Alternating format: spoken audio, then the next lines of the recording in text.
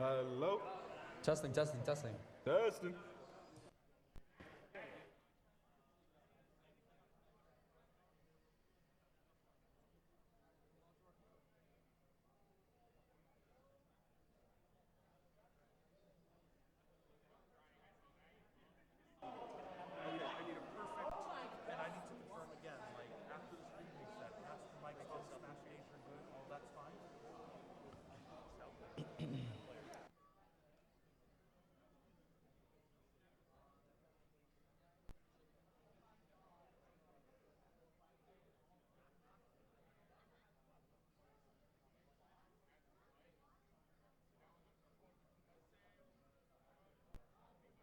Hello, hello, hello, hello. Hello. Hello, hello. A B C D E F G H I J K L M N O P Q R S T U V W X Y and Z. Now I know my ABCs. Next time won't you sing with me? Oh, let's go. That was tough. That was tough for us. Ladies and gentlemen, hello, hello. You want to welcome them back and say sorry? Yeah. 1 second. Did they start? We're gonna go over there and point. Okay. So we're gonna make sure they start. All that fun stuff. Okay. Give us a second to make sure that. We're not on? We're not live? We're not live? Not yet. Okay. Just mute. Okay.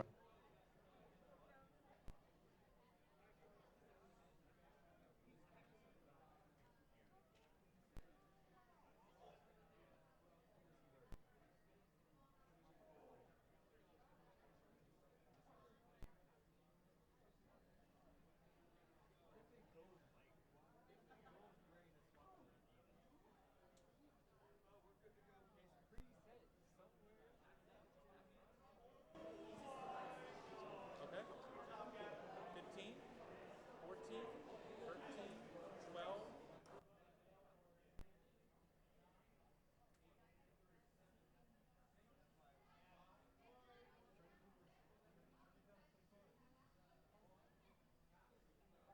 Ladies and gentlemen, we are back. We're so sorry for the inconvenience that we had here. We had sort of a technical issues here, but we are back to show you some wonderful gameplay of Smash Bros. We have here Compton versus Plainfield, the main stage, the main show of today's tournament. Compton has flown out from California to compete in our tournament. But can they bring it home for their team? That's the question.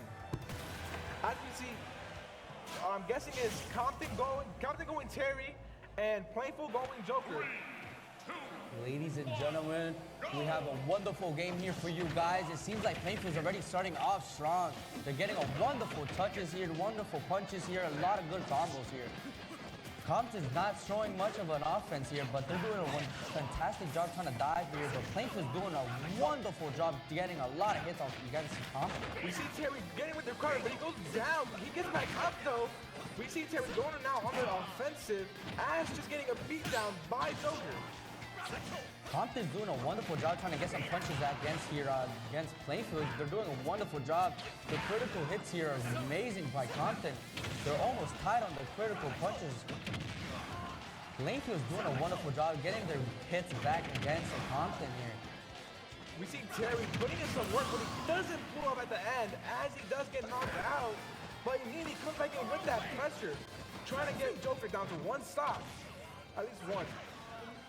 Compton's doing a wonderful job here, trying to get some punches against Plainfield, but Plainfield's playing very, very smart here. They're doing a fantastic job here. They're good on offense. They're doing amazing on the defense as well. They're trying to avoid as much punches as possible here. Now, coming from Compton's perspective, I would assume they have a lot of confidence and a lot of, I wouldn't say ego, but just belief in their power to be able to fly out here and be able to compete in this competition. I feel like Plainfield is doing a fantastic job to hold back Compton. He drops Compton down as soon as we speak. Compton is down to one stock here. Plainfield's doing amazing with still 3. We have 5 minutes on the clock here. Ladies and gentlemen, can we see Compton get their first stock in for Plainfield? Beautiful job by Compton here. They're trying to play so aggressive here.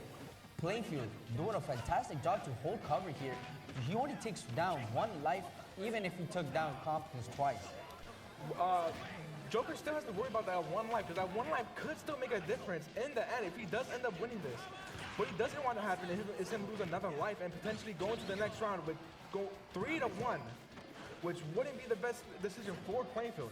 I see where we're coming from, but I feel like Plainfield's getting a maybe But he too does cocky. get in the end. But I may be wrong, since he's able to get away to secure the win. He's able to dodge the punches from Compton, and they're doing a fantastic job. Joker and Plainfield take round 1 home. We've seen good gameplay from that Joker last game, but we've seen him end up losing. But we see that a little bit of a shift in his gameplay. Plainfield was yawn at the end. They were messing up on a lot of plays, but they seemed to secure the win. No struggle there. He managed to get a good KO against Orochi.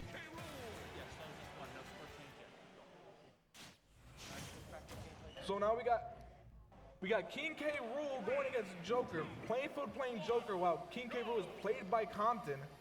We see him resetting his stocks. He doesn't have 1 stock, but he does have 2, which could be an advantage for him going into this.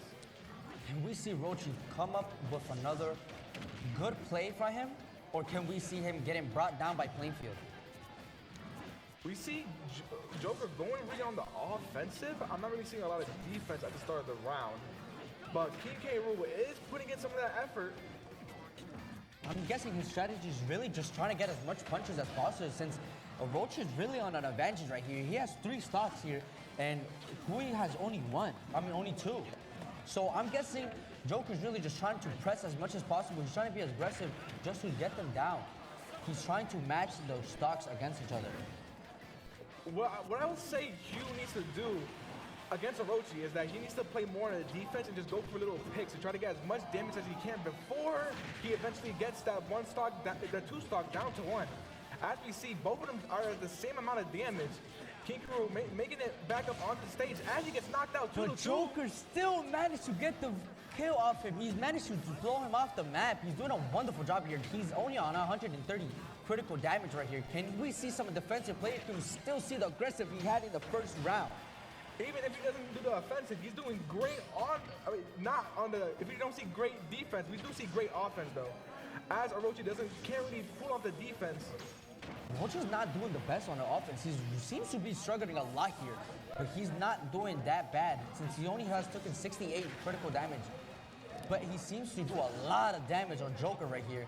Can we see Joker take him out again? Unfortunately, we couldn't. Now, Ladies and gentlemen, look at Joker playing one fantastic job. He's doing a lot of damage on Orochi. Orochi seems to struggle a lot against Joker. Joker's not giving up on 200 critical hits. He's doing a fantastic job. Can he take him out? Or does he get blown out too? He managed to get back up and takes away Orochi from the map. He's doing a fantastic job here, ladies and gentlemen. This is an incredible gameplay by Compton and Plainfield. They both seem to fight for their life here. Somehow, some way, he still manages to survive on 211 damage. No clue how is he pulling this off. Made a 2-1 comeback, but we see him go down to 1-1. Ladies and gentlemen, it is tied here on stocks, but ladies and gentlemen, Orochi seems to struggle a lot getting back up there. Could it be a mistake on our eyes, or could it just be a strategy on him? What we need to see Joker do more is really go on the defense, because we see him do good on the offense, but he needs to do good on the defense. As they near going to, that doesn't knock him out, but that was close. But Joker's such a greedy boy. He goes after the kill. He goes even after he gets tossed around. He doesn't care if he's on the urge of falling. He wants to make sure he connects that punch. He does not care if it's 50 damage, 100 damage, 200 damage. He's still going to pull on the offenses and pull on the aggression. Joker's doing a fantastic job here for Plainfield. He gets 2 victories for Plainfield. The way Joker was just battling out there was inspirational, I'm not going to lie. Hopefully, Compton could learn from how he was playing and possibly turn it into the gameplay on more defense strategy instead of going on the more offense. Ladies and gentlemen, it seems like Compton is switching their players. They're bringing in Dumpster here. That was the first point of the series going. 1-0 Plainfield right after that.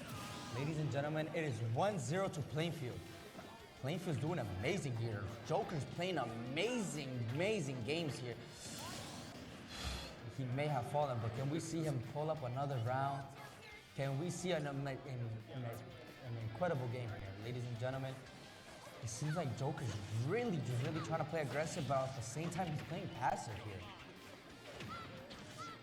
So as it switches from passive straight to aggressive again, after you see Joker going in on the aggression, can Dumpster possibly work on his defense? Can he work on his defense from what his last two performed? Dumpster doesn't seem like he's getting that big punches on Joker. He seems just to hit some a little bit, but Joker's really going for that strong, aggressive punch. Oh, he almost falls, but he gets right back up. Now, what I see Joker do a lot is really play the edge and try to switch his opponent to the edge, trying to hold him there, which could be a good strategy, but could end up, I don't know, not working in his favor if he does get caught off guard. Dumpster seems to take a lot of punches. Joker seems to play like an amazing player. He seems to be a wonderful player here for Plainfield. He's doing an immaculate job. He's only had so many good punches, so many good defensive plays right here. Plainfield seems to have one of the best players in this tournament. Now, as Joker nears that 100 mark, he does have to worry about going more on the defensive end instead of going the offense. But it does not matter, as he does get the knockdown on Dumpster. Wonderful job by Plainfield. They're doing amazing here, just playing so aggressive against Compton. Compton seems to be struggling so much against Plainfield. Plainfield's going with so much confidence. They're going with so much dominance in this game. And somehow, some way, it is working out. But can he hold on with that aggression? Can he not switch up on defense and just keep on going on aggression? Or will it switch up on them? I feel like it won't affect them as much. It really won't, because Plainfield's playing amazing games here. They're playing so well. Oh, but he gets brought down by Dumpster.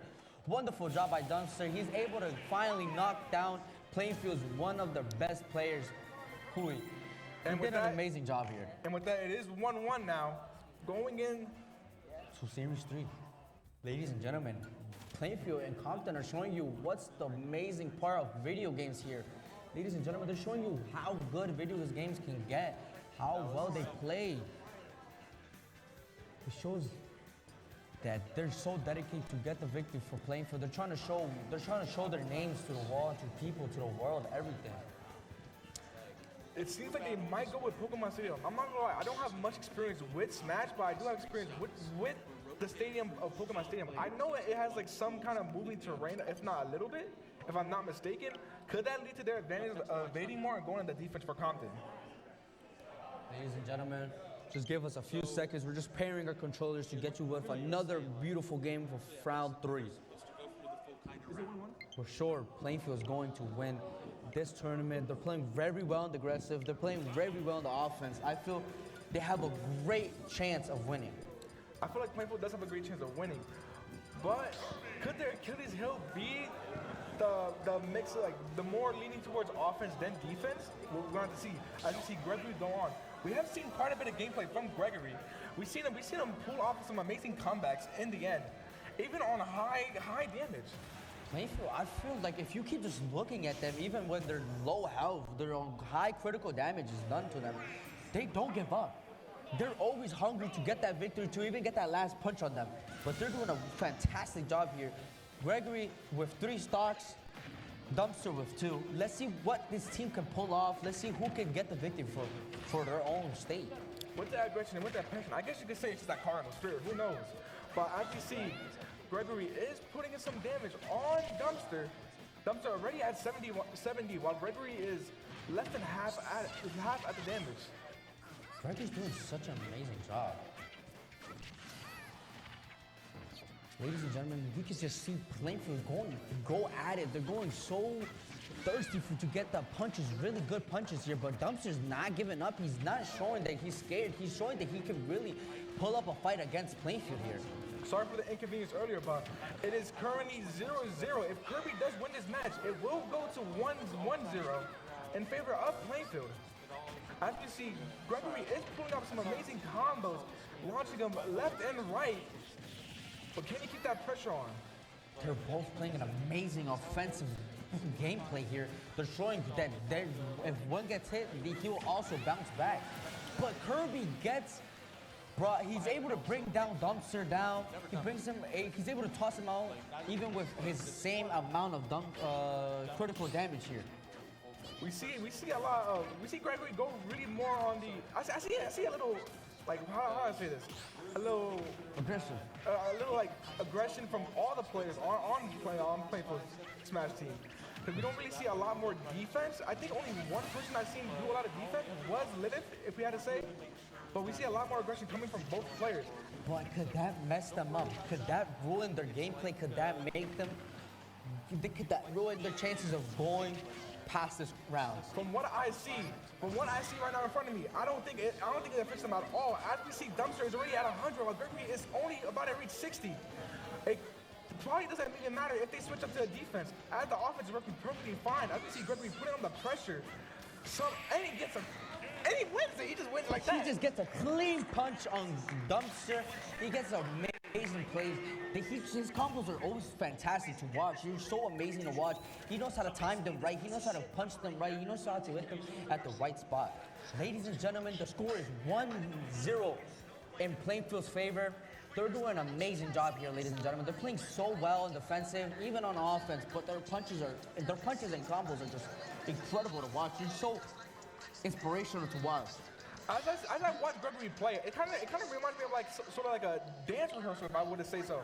The way he just combos and the fluidity into another combo and able to hold his ground even while getting hit or is in the hundreds, it's just amazing to me. He does not care if he has a high damage critical hits on him. He does not care. He's thirsty. He's hungry. He knows that he can avoid his punches. He knows that he gets a beautiful clean punch on him. It can fly him across the map. He's doing a fantastic job.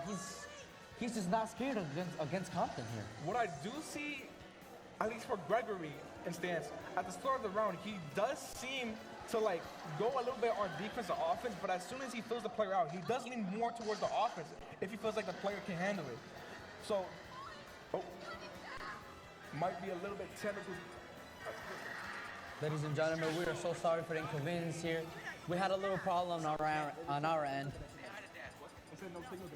Ladies and gentlemen, you can see them all gathered up, watching through the coaches, talking to them, everything. They're doing a fantastic job here, ladies and gentlemen. They're giving us the best gameplay in this tournament. We see Orochi pulling up with Hero, and we can see Sora going with Ami. Let's see who can pull up a crazy gameplay here, ladies and gentlemen. Orochi's with the first touch on the game. They're getting already with the first punches. You can see Lilith is trying to get back there. He's doing an amazing job. His combos are just connecting very well. He's not missing a combo here. Look at him. He's already on 100 critical damage here. It's actually crazy. But Orochi, he seems to do a good combo here, but it doesn't really affect him. Orochi putting on the pressure now. He seems to be doing, I have no clue what this character does or what he is doing, but it seems like he has a little wide variety with his abilities. He's showing some crazy gameplay, but Lilith does not care. He doesn't care. He's not scared. He's ready to get them. He's ready to get another win for Plainfield. Oh, just as that. Unfortunately, he does get brought down by Hero Orochi.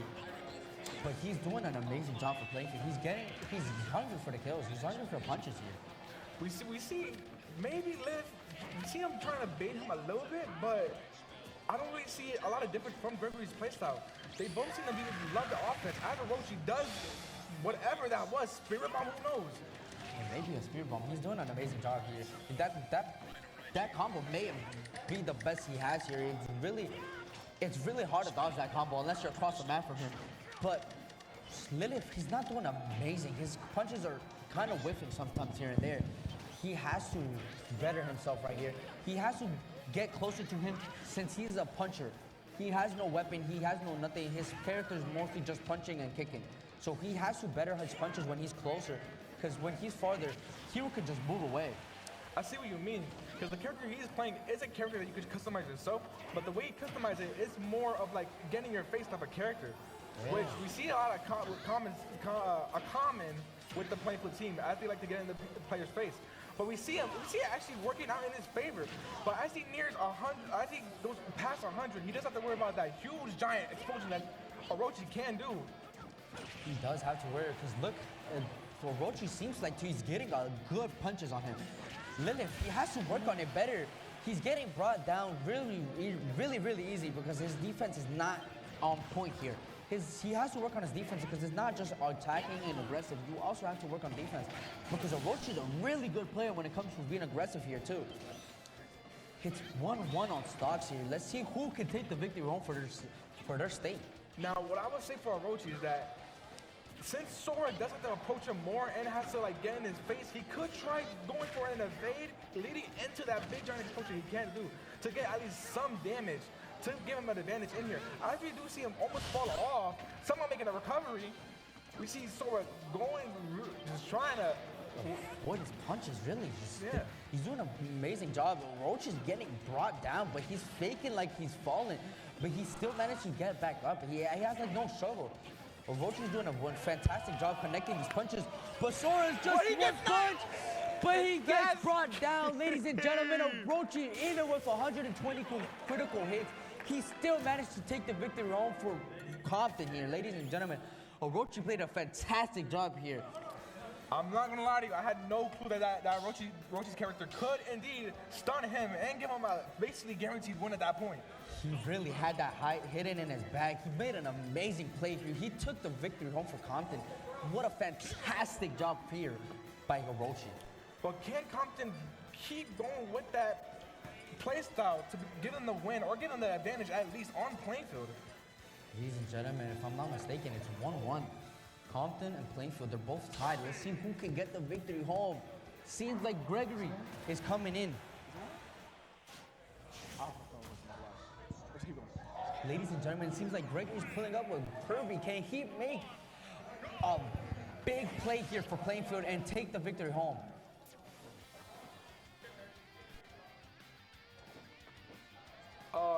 As we see a little mistake in that hit that we seen there.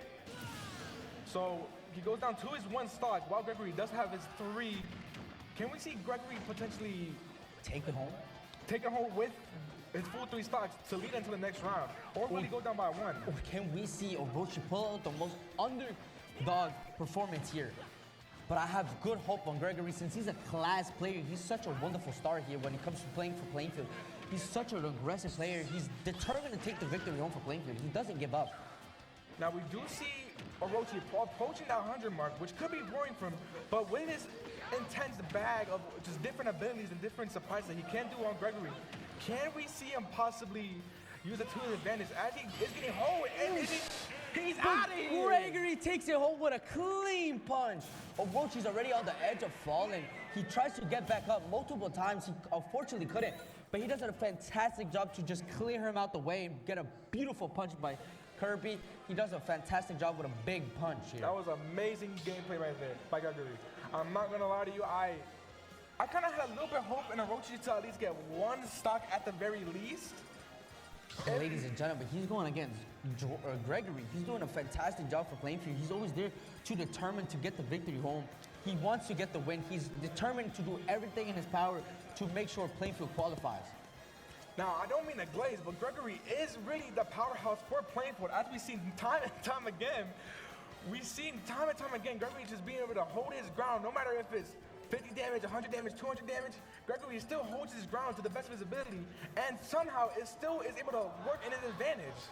He mastered Kirby's playstyle. He knows how to play Kirby so well that he's determined to, even if Kirby is a slow player, not a far reach player, to able to hit, he's determined to know how to play him or her. We're not too sure what the pronouns are, but he's determined to show that Kirby is one of the best players in this tournament here. What I don't see a lot of what I don't see Gregory doing a lot of is what I've seen of like other Kirby players. For example, when I went to the GSE, I don't see him doing a lot of the one move that he has where he can like suck the opponent in, pause, and use his ability. I've never seen that play coming out from Gregory, but he's fantastic. I feel like that play right there is one of the best plays we have to see on Kirby, that it's really overused on a lot of plays. But Kirby is such a wonderful player when it comes to getting a good punch a critical hit, a crazy big punch to knock him out the map. That's what I was thinking. Since that move that Gregory does is so overused by other Kirby players, maybe he's trying to trick them up by not using that move and possibly going for a grab or trying to get the KO in the end. Yes, of course. So Dumpster's taking a lot of damage here. We see Gregory indeed putting on the offense, while Dumpster is indeed taking a lot of the damage. He might have to go on the defense here to try to switch it up a little bit as we see Dumpster get annihilated, as Gregory is still at below 100, which is surprisingly. Gregory's such an amazing player to watch. He's such like a star boy in a lot of perspectives here. He's so well. He knows how to play the game well. He knows how to avoid tags here and a lot. Dumpster's doing a fantastic job. I won't lie. He's doing amazing, but unfortunately, Kirby's just he's blocking all the shots here.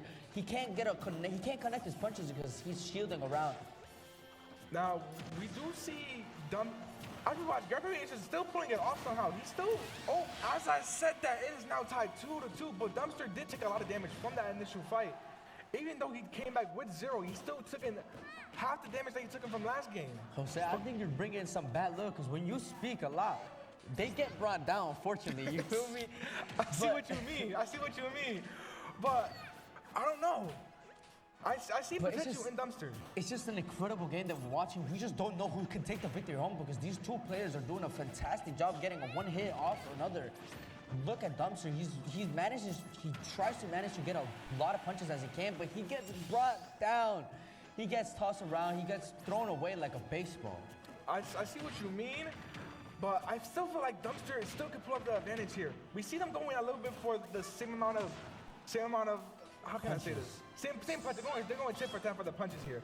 We see Dumpster going on the offense and defense, but we see Gregory more going on the offense, which is putting the pressure on Dumpster to lead him to get out and all that. If Dumpster can possibly get a defense on here, he could win. I feel like Gregory, he just tries to bait him to get as much as close as he possibly can, for he can just pull out a crazy punch like that.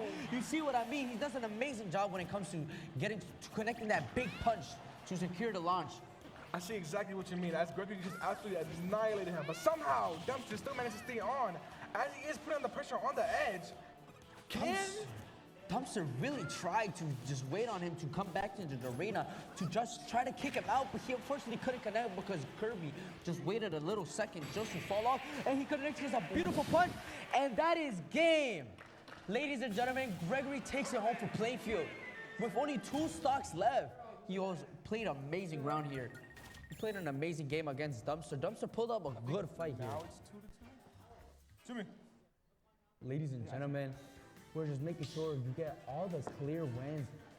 Ladies and gentlemen, Plainfield just played an amazing game here. They made sure they had no worries against Compton. They tried to pull up an amazing fight here. They tried to make sure they didn't seem intimidated by them. It is still 1-0 as we see Orochi going for, what is his name again? Kaiser, if I'm not mistaken, yes. All right. My bad, I'm not really good with the pronunciation of these characters' names. They really do got a lot of crazy names. But anyways, as we saw, can Gregory bring it home? It is still currently 1-0. Can Gregory possibly pull off a win here for Plainfield to make it 2-0? Or can Orochi seem like make a comeback to make it 1-1 tied up? Orochi was getting the first punches in, but he doesn't seem like he's connecting. He's able to connect because clearly, Gregory's just so good at playing so well in aggressiveness that he's not able to get any hits on him. Right now, he's able, but Orochi's doing a fantastic job making all the hits connect right now, try to get as much as damage as possible. Because Gregory, he's very well when it comes to connecting one punch. As soon as he hits you once, I don't think you can never hit him back. Now, as much as we like to glaze with Gregory, we can't deny that Orochi is putting in the work as he does get that hit on Gregory, knocking him out of the stadium. But we can't deny that Orochi is putting in the work, putting in the effort, possibly leading him to win this round. Orochi's playing a fantastic job right here. He has 2 stocks left. Kirby's just on 1, but Kirby's he's getting all the damage possible right here. Orochi's playing a fantastic job. He's really determined to get some punches in, no matter if he's only shielding around. But he's doing a fantastic job here. Kirby's doing a fantastic job just connecting all those punches in. He's trying to get as much punches as possible just to make sure he can get the last KO here. Now, from my knowledge of You see what I mean? Look at Gregory just doing a fantastic job. He's trying to connect all the punches possible here. Gregory is absolutely, I want to say destroying him because Orochi is holding his ground, but Orochi's character, as I'm not mistaken, is from Tekken. And I know a little bit about Tekken that his character is again in the face, like a bunch of the other characters that we've seen either Plainfield or Compton play. And Gregory, But Gregory, with only 1 life left and 112 damage done to him, he doesn't matter. He doesn't care. It doesn't bother him at all. He doesn't worry him. He can still connect the last punch and clear him out and KO him. Now, as we saw, Gregory did bring it home for Plainfield, making it 2-0. Plainfield bringing in the win for their team, which is actually inspirational to see. It's just incredible watching these players just perform at this level right here. They're playing with a team away from their state, flying over from California. They're doing a fantastic job here. Just making sure they can secure the win with no struggle, making sure they show that they're not intimidated by no other team here. Now, what we see, Plainfield definitely did redeem themselves from last game, because we saw Plainfield on the basically losing almost not all their matches, but I would say a good majority of them. We saw, but in this new round, we saw Plainfield absolutely make a comeback and absolutely show up what they're capable of and what they're able to do as a group. Plainfield, they made many mistakes last round, like last game, I would say. But I think they learned from it. They learned how to manage to compete against this team. They played a fantastic job here, ladies and gentlemen. They played so well. They performed at this level, at this great level against Compton. They played an amazing round, able to connect these punches, connect the KOs, even on the defense. That was where they lacked last game. They played amazing. They were able to dodge a lot of punches, move around, try to connect anything they possibly can to make sure they can secure the victory for Plainfield. Now, while Plainfield did win, we can't deny that Compton did bring in some of that. They did have passion and effort, which led them to get most of their knockdowns. As we saw, we didn't see a lot of defense in the first couple of rounds, but we saw more on the offense from Compton, which did get them a couple wins, to be fair. Compton played an amazing game. We won't deny it here. Ladies and gentlemen, Compton played so well. They were able to perform against Plainfield. This Plainfield that played so well. They played so well here. Compton did a fantastic job. Even if they weren't able to secure the win, they did a fantastic job making sure Plainfield struggled to not secure that easy win for them. I see what you mean. Ladies and gentlemen, we'll be passing over to the interviews of the winners of this game. All right, ladies and gentlemen, how are you guys? I am your interviewer, Alejandro, for today's event. Now, can I get your guys' name? I am Gregory. My name's Diego. I'm Lilith. Nice to meet you guys. I see you guys just won that match. How do you guys feel? I feel very great about that one. How about you? I feel so proud, especially that first match. I feel pretty proud, especially because I hit something that I don't know how to hit at all. Yeah. All right, that's nice. What was your guys' strategy?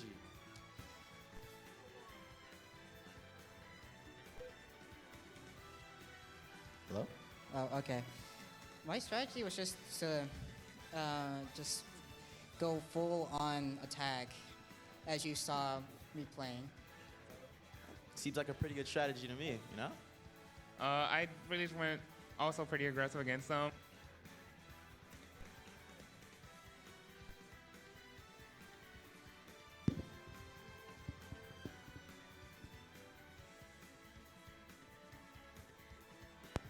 Hello? Okay, yeah, I just went pretty aggressive against them, and they didn't really just have much defensive options, or at least they tried, and I just ended up winning against them. Hey. I just waited and then I tapped the button. Well, I love today's strategies. A little bit off topic. What's your guys' favorite food?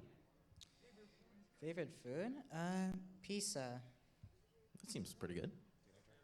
I'd say rice, for sure. I would say. Baleada.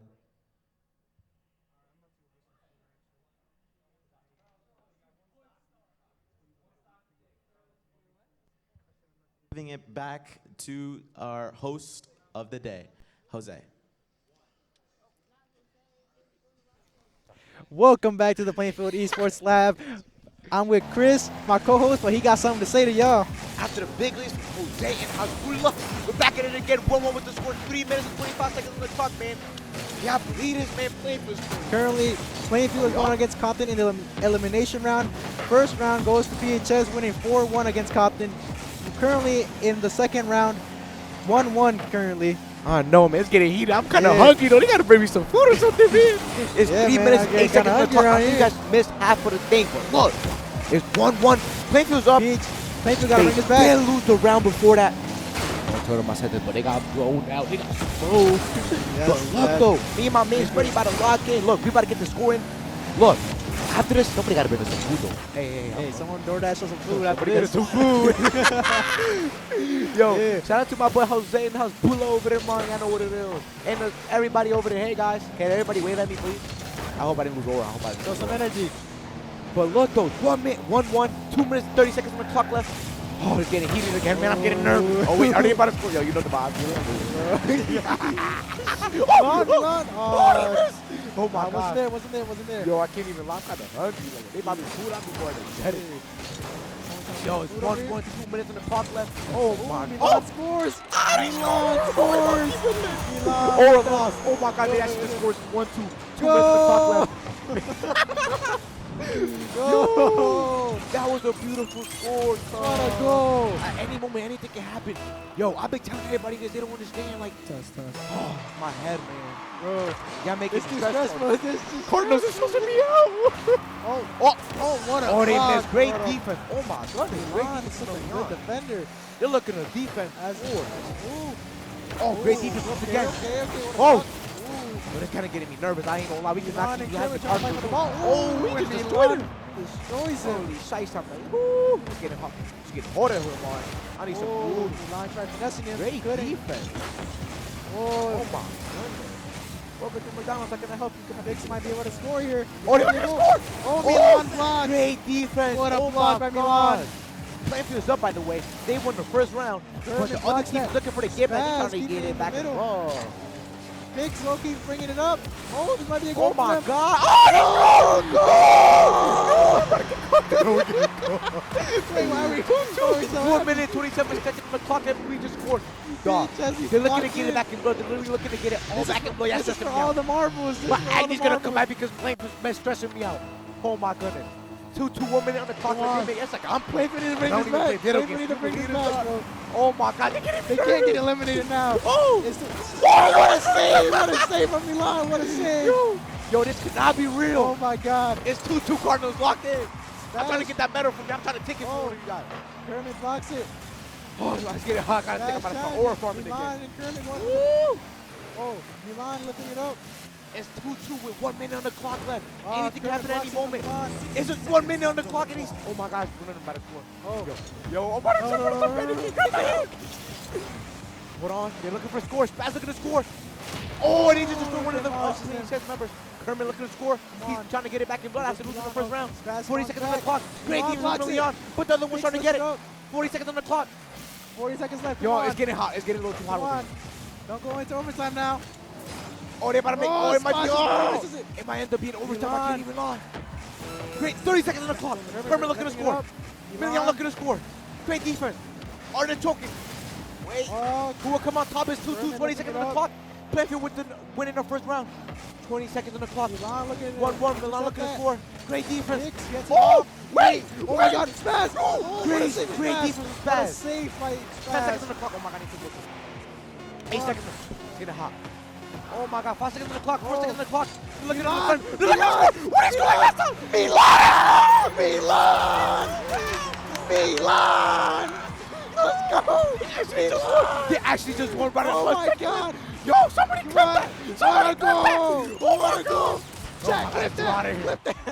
Yo, can y'all believe it? Yeah. They just, yo, oh my, Oh yo, my God, I don't even play what video a games. goal. Oh my goodness. That believe was this? a crazy play. They just came on top. It That was was a 2-2. crazy 1 second on the play. clock, and they came on top. Yo, chat. Chat, that was a great. You can't. Yo! That was pretty. That was It pretty was intense. 2-2. And That they was scored a in the really last intense second. moment. Last second. Last second too. Yo, All right. yo, that was a clutch. I remember All right, that one third time when I round. clutched when I was Third round. wrestling. I was the best. I was like, shot on them. Yo, Cardinals, I am proud of you guys. Not trying to be biased. I'm being biased. I'm being biased, too. Oh my gosh. Come They on. just won by Go 1 Cardinals. second. Go Cardinals. Yo, Cardinals. Yo, somebody clip that chat. Somebody clip that. Oh my God, please somebody Chat, clip. clip Oh my that. God, clip on me. Oh my goodness. Flip that, Oh my God. please. And we're back at it again. Last round. If, well, Peach has What a come on ball. top. Hold on. I think it's a score already. Oh my gosh. Pass I'm making my on heart the drop a aggressive little too side. much. Oh, All that yapping on me. Ooh, a Right. little thirsty. yeah, I'm thirsty So look, too. they won both rounds. They won the first. They won the second by 1. Will the other team come back? We're about to find out, man. Guys, looking to put the Holy pressure on. shite, man. Oh my goodness. Oh, this might be a goal. Oh! Jones just barely misses. Oh, Oh, they scored! Thompson scores. Wait, we score could not is lose. 1-0. Wait, I think my teammates' Wi-Fi is not working. They're lagging. Because one top of team is good. Hey, man. Hey, how's Bula Jose? Come to the street, come to the street. So look, 4 minutes and 30 seconds on the clock, stream on. Wow. Come on, man. Yeah, I believe this. Ooh, great defense, straight for the ball. Plainfield currently The up other by team looking 2. to score. Williams Oh! locking it. And they Oh, what scored! a goal from Milan. Plainfield What a scores! goal from 1-1. Milan. Ooh, it's getting Oh, my spicy. goodness. Yeah, I believe this is the last match. Oh my God, I getting me nervous. I'm not going. I'm Yeah, nervous. I'm not even playing. I'm low-key getting. Because look, if like, the other team wow, wins, Everything's it's on the first to line. 3, right? Huh? It's first to 3, right? Yeah, first to 3. Oh my God, if the other team wins, it's gonna be another win, and then oh my God, we can't do it. They can go on for a long time, They're man. looking for the score. Oh, and they Oh, missed what a by great 1 inch. defense. Great defense from the team. Spaz Great looking to defense defend by it. Milan. Spaz looking to. Kermit looking to score. Oh wait. Kermit's trying to Oh, bring it back. great Milan defense blocks from that. Leon. Well, Pix Loki. Pix They Loki trying got to pick it it up. Oh, back. great Milan. defense. Great defense. Wait, from Milan Leon. Loki got. Loki They're looking for the picked score. up. Oh no, Kermit. Wait, great Bringing it back. defense. Oh wait. Oh. Whoa. 4 minutes on the clock, 1-1. At any Spaz. moment, y'all saw what happened. 1 second they score. Are they about to score again? Oh! Oh my Oh, he God. almost scored on himself. He almost scored on himself. Oh, I think his Spaz. Wi-Fi not working again. Oh my God. Oh, they scored! Spaz Spaz scored! Oh my God. 2-1. Holy Teamwork man. makes the dream work. Yo. Look at that. Literally, Look at that. teamwork makes a Teamwork. dream work. Look at that. Look at that. Well, look at that replay. Oh, Wow. wow. Yo, after That this, was- I'm not going to lie after this lunch break. I hope they give us all a good meal. Hope he all eat good. 'Cause I'm a little fast kid. Oh, and he going back at it again. Spaz looking to score. Oh, 3 minutes and Kermit 50 staying seconds on in the clock. for that rebound. Yo, this getting, yo, I'm sweating. This is my first time ever sweating like I'm a workout. I never worked out in my life. I'm probably working out, man. First time commentating, looking nervous. Oh, I'm actually nervous. Woo! Oh, wait. Ooh. What happened? Why can't I hear it? Oh. My fault, guys. Technical difficulty. Whatever you say. Oh, my goodness. I lost the world. Milan. Yo, they looking to score. Pix playing Pixie to win looking to again. score. It's 2-1. Pix playing to They're win looking to again. get it back in blood. Oh, wait! Spaz. Oh! Milan blocks it. Wait, Spaz wait, gonna when he kick come it back in out. blood. Oh, Kermit. he missed by an inch. Oh, They're Milan looking to picked it score. up. What they defend it? Oh, They're looking to score. They're looking to get it back in blood. Oh, they great defense. Oh. Hey, Oh, Spaz coming. Spaz. Wait, Spaz Spaz. coming. Oh, I Spaz saw is the doing vision. I saw teamwork. the vision. Oh I my saw the goodness. vision. Wait, oh, Ooh. they just crashed. Milan demolishes Kermit. Oh, he just missed. Oh, No. Milan 2 minutes and 55 seconds trying on to the fight clock. for the ball. Wait, we're about to Milan find out lifts who's it come up. on top. Oh my God, moving on. Wait, oh, great Kermit tries to defense. defend it, but didn't It's go. getting pretty spicy out here, man. I can't even lie. Wait, Wow, might we're be- playing to come oh, on top what and a- beat the what team. nice defending by Oh, but they Spaz. getting eliminated. Oh the my final? God, what a save. Oh, Big and time this is a defense. what is this right now? Milan. Finals, pre-finals. What is it? This is the elimination round. This is Whoever the loses here elimination gets round. eliminated off the tournament. Woo! So this is for all the marbles. So this is even worse. This is Like, worse. if we get eliminated, we're done. Yeah, we're Shout out done. to you guys. Hey! Yo, 2 minutes and 12 seconds on the clock left. Oh, wait. I lost it. 17 seconds on it. 2 minutes. Oh, my God. They look at the score. And they missed. Great defense. Spaz looking to score. Spaz and Miliano trying to team break, make the dream work. by 1 on Compton. They're looking to score. They're looking to score. They're looking to Oh, score. wait, this might be a goal. Oh, they might have This might scored. be a goal. Oh, they scored. Spaz. 3-1. Yo, 2 Spaz. minutes on the clock. Oh, my God. Spaz P is going scored. on top. Spaz Oh is my cooking. God. I'm Spaz not is trying to cooking. blaze nobody, but Peach is on top right now as we speak. 3-1 chat. Oh my goodness. 3-1. Take the L. All I'm right. sorry. Oh my God, look, they back at it again. 2 W's in minutes the on chat. clock. W's in the chat. W's in the chat, please chat. Please do W in the chat. Spam W. Ooh, I hope I get a free meal after this. Wait, they looking to score again. Wait. Okay, Pixie and the Kermit not good. They trying to get it back in blood. They're not liking it. Ooh. Wait. Great defense from Milian. Spaz going back to defense. Center it. Milian just Oh, work Milan right misses now. it. Ooh! Pix looking forward to bring it back on Plainfield side. That's what Milan I'm blocks saying. that. Oh my goodness. Oh my goodness. Oh my goodness. Hold on. Wait. Oh my God. 3-1. 1 minute 30 seconds on the clock.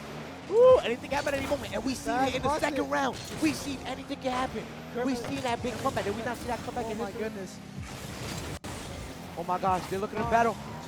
They're looking to score again. Oh my gosh. Up by 2. Come They're on. looking to score.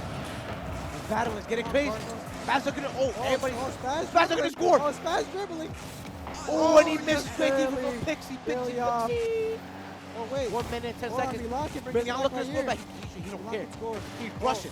Oh. He's rushing, but he's missing. What's going on? Is he lagging? Oh, Relax it, bro. no. Oh, and Pixie Spaz. looking 1 minute on the clock.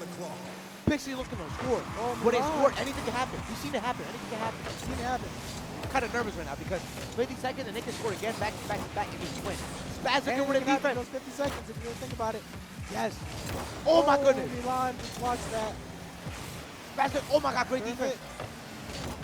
All right, pick. Oh, they about to score. Wait, was Spaz scored? Oh, Spaz Oh, got Spaz it. was too late. He's too late. Pixie looking to score. Wait. Oh, good defense from Milano. 30 seconds on the clock. We're playing to come on top of the elimination round. Oh, and Milan just denies that. Man, I wish I was playing. My I would've been goodness. scored. Milan I'm playing fine. insane I'm fine. I'm defense. fine. Spaz Spaz looking to fighting score for the again. ball with Kermit. Oh my. Spaz. Oh, Spaz. 14 seconds on the clock left. And they just tried. Oh my Wait, God, where did he go? wait, are they about to score? Oh, Yo, I love seeing these last seconds. Last second Oh. be the best last second. Last seconds, last Yo, make seconds. this count. Wait, Come on. why did the Come on, audio come stop? on, Oh my God, the Wi-Fi not working. my And God. Plainfield comes And- on top. Oh, wait. Oh, my wait. God, wait. Wait. Oh, okay, never mind. I mean, wait, they lost, but It was happening. They keep going. And 3-0. congratulations to Plainfield High School. Congratulations, They Plainfield. keep going, man. Plainfield Oh stays my in. God. Can't believe this, GG's, man. Compton. GG's. Oh, I didn't mean Thank like you that. so much for But look, participating. thank you for participating to our match. Now, Plainfield, let's get that medal so I can flex it on the haters. Appreciate that, man. Come on, But man. look, they won. That was all an 3 matches. amazing, outstanding Second match, match. beautiful. Second match was one of the What best a- that matches was a I crazy ever elimination had. round. Yo, last second, 1 second on the clock, Was 2-2. it- And, Plainfield comes down, and boom. Milan just And scores. I'm like, damn! Like, what a goal. Yo, I Yo, was like this this, game was I'm such looking a at it like this. beautiful, exciting game to watch. Huh? And look, And like, I'm not gonna lie, I was too excited for this. Like, yo, bro, the way they like, my scored. heart is racing, bro. Like, Bro, that was. yo, them whole rounds. I'm thinking we're about to Bro. lose the second round. I think it's gonna be 1-1. They're about to score. Boom, Plainfield comes and just rocket ship, really. winning. He hit him, bow bow, and he just Bro. won. Yes, bro. Can you like, believe this, bro? that was a crazy round. Yo, Like, oh my Oh God, my bro. goodness, like- Everything was on the line on this game. yo, and then they And- come back yeah. for the third round, and boom, boom, boom, and he And wins. Plainfield stays Okay, yo, in. Shout out to Plainfield. They're currently doing great. They lost the other matches. Plainfield is currently so locked in right now. Yo, they're They locked really in. need to keep the same mentality. I'm not gonna lie though. You know what they really need? They need us in there. You know what I'm Oh, saying? yeah. And we Yeah, was in yeah, there, yeah, we winning, they I need go us on. in there. But Yeah, they look, need though. us in the game. Look, beautiful match. Beautiful match. Yo, Honestly. everybody in the audience, stream, everybody out there, man. Shout out to you guys for coming. Thank you for the support. Thank you for hearing us Thank you for yap. coming out. I know we yap a lot, but it's okay though. Yappers get yap. So we're all yappers. I lost aura. Oh my gosh, I lost aura saying that. Oh my gosh. Chat, don't clip that. Chat, don't Nobody clip that. Ladies, please don't clip that. Ladies, if you guys are watching this, please don't clip that. But look, though, thank you guys for supporting so much, man. Like, I don't understand. Like, I am a social media guy. I do TikTok, I do YouTuber, you know what I'm saying? But I lost my camera in a wrestling match. Somebody stole it. I know this is off topic. I'm so sorry. But little kick story time for the people listening. They stole my camera in a wrestling match. And I was like, dang, I'm a YouTuber. During the so- wresling match? Yes, Where'd you during a leave it? wrestling match. Where'd you leave your camera? Bro, so boom, I'm in the wrestling match. I was winning the match. 2-1, by the way. I'll be all over it. Look, I put it in my bag. I Right. come back. I'm like this. Camera was gone, man. Camera Gone. was gone? My heart dropped. $2,000. Wait, they took it out your bag? $2,000, dog. 2,000. Oh my Yes, God, sir. bro. They took it Look. out your bag? But look, if any of y'all want to see where we be at, my name is Chris Dope. My boy Freddie. I'm about to be back on YouTube. Look, this is a comeback in history. Biggest comeback in history, though. We seen it in the second round. Beautiful match. If you guys clip it or go back to the replay, because I don't even know we go back to the replay. I don't know how to go back. Amazing Chat, match, clip chat. that. Yo, I'm talking about. What he's doing? Literally, like, I don't even think. I don't even. Oh, my fault. I wasn't even. I lost Oregon. I wasn't even doing that. Like, I wish I could have did that. Like, he literally went and 1 second on the clock. I think we hyped him up. I think it was the Yeah. commentators. Like, Yeah. you know what I'm saying? I think we gave him the motivation to keep going. Yeah, if you guys want to recruit us, just hit us up on the gram. At Chris X Dope, my boy. Shout out to your Instagram. Yeah. At one and only Freddie, you feel me? Go follow that. Trying to hit me up or something? Yo, I'm about to clip. I want to give you a second. Clip one. Clip on, clip on. So look, right, that amazing match. and so beautiful, perfect.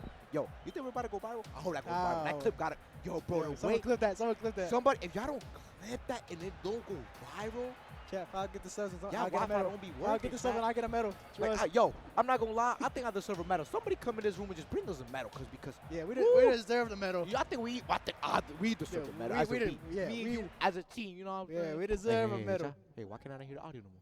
Oh, okay. Nah, okay. we can I hear know us. better. Yeah. But look, that amazing match. Yo, we gotta get somebody in here. Would anybody like to come over here? Nobody.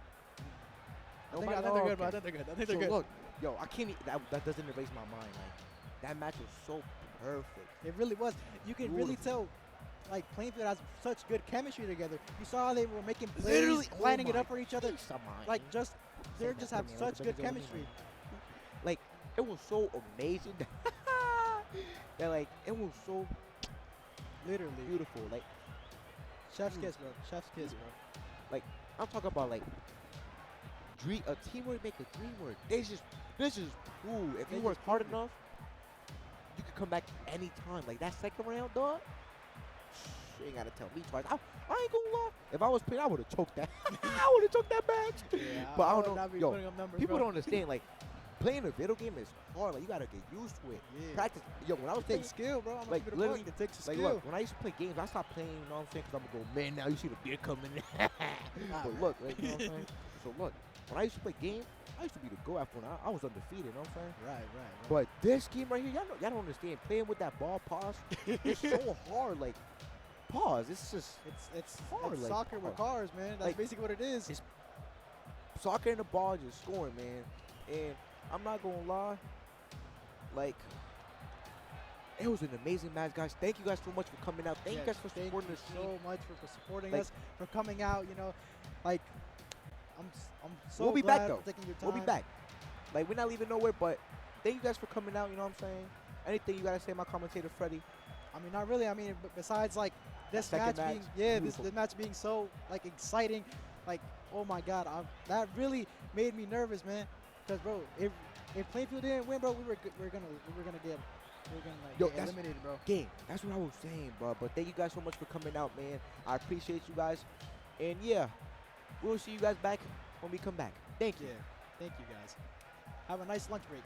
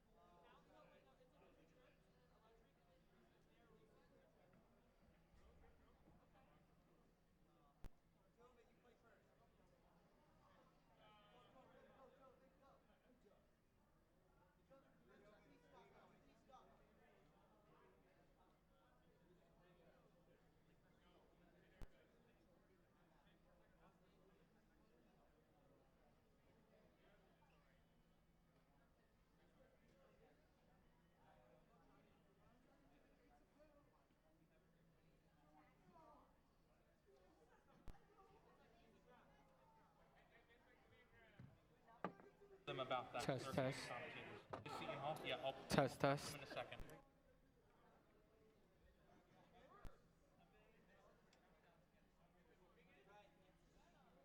Let me get down from here. So I assume we're working with this? Yeah, we're working. We're good. You want to put it get out of here so you get a better picture too. I mean, this is fine now. Oh, if you want to. The tiny microphone?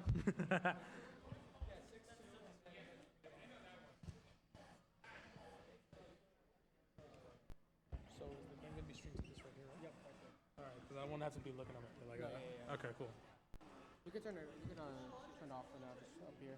That's the mute button.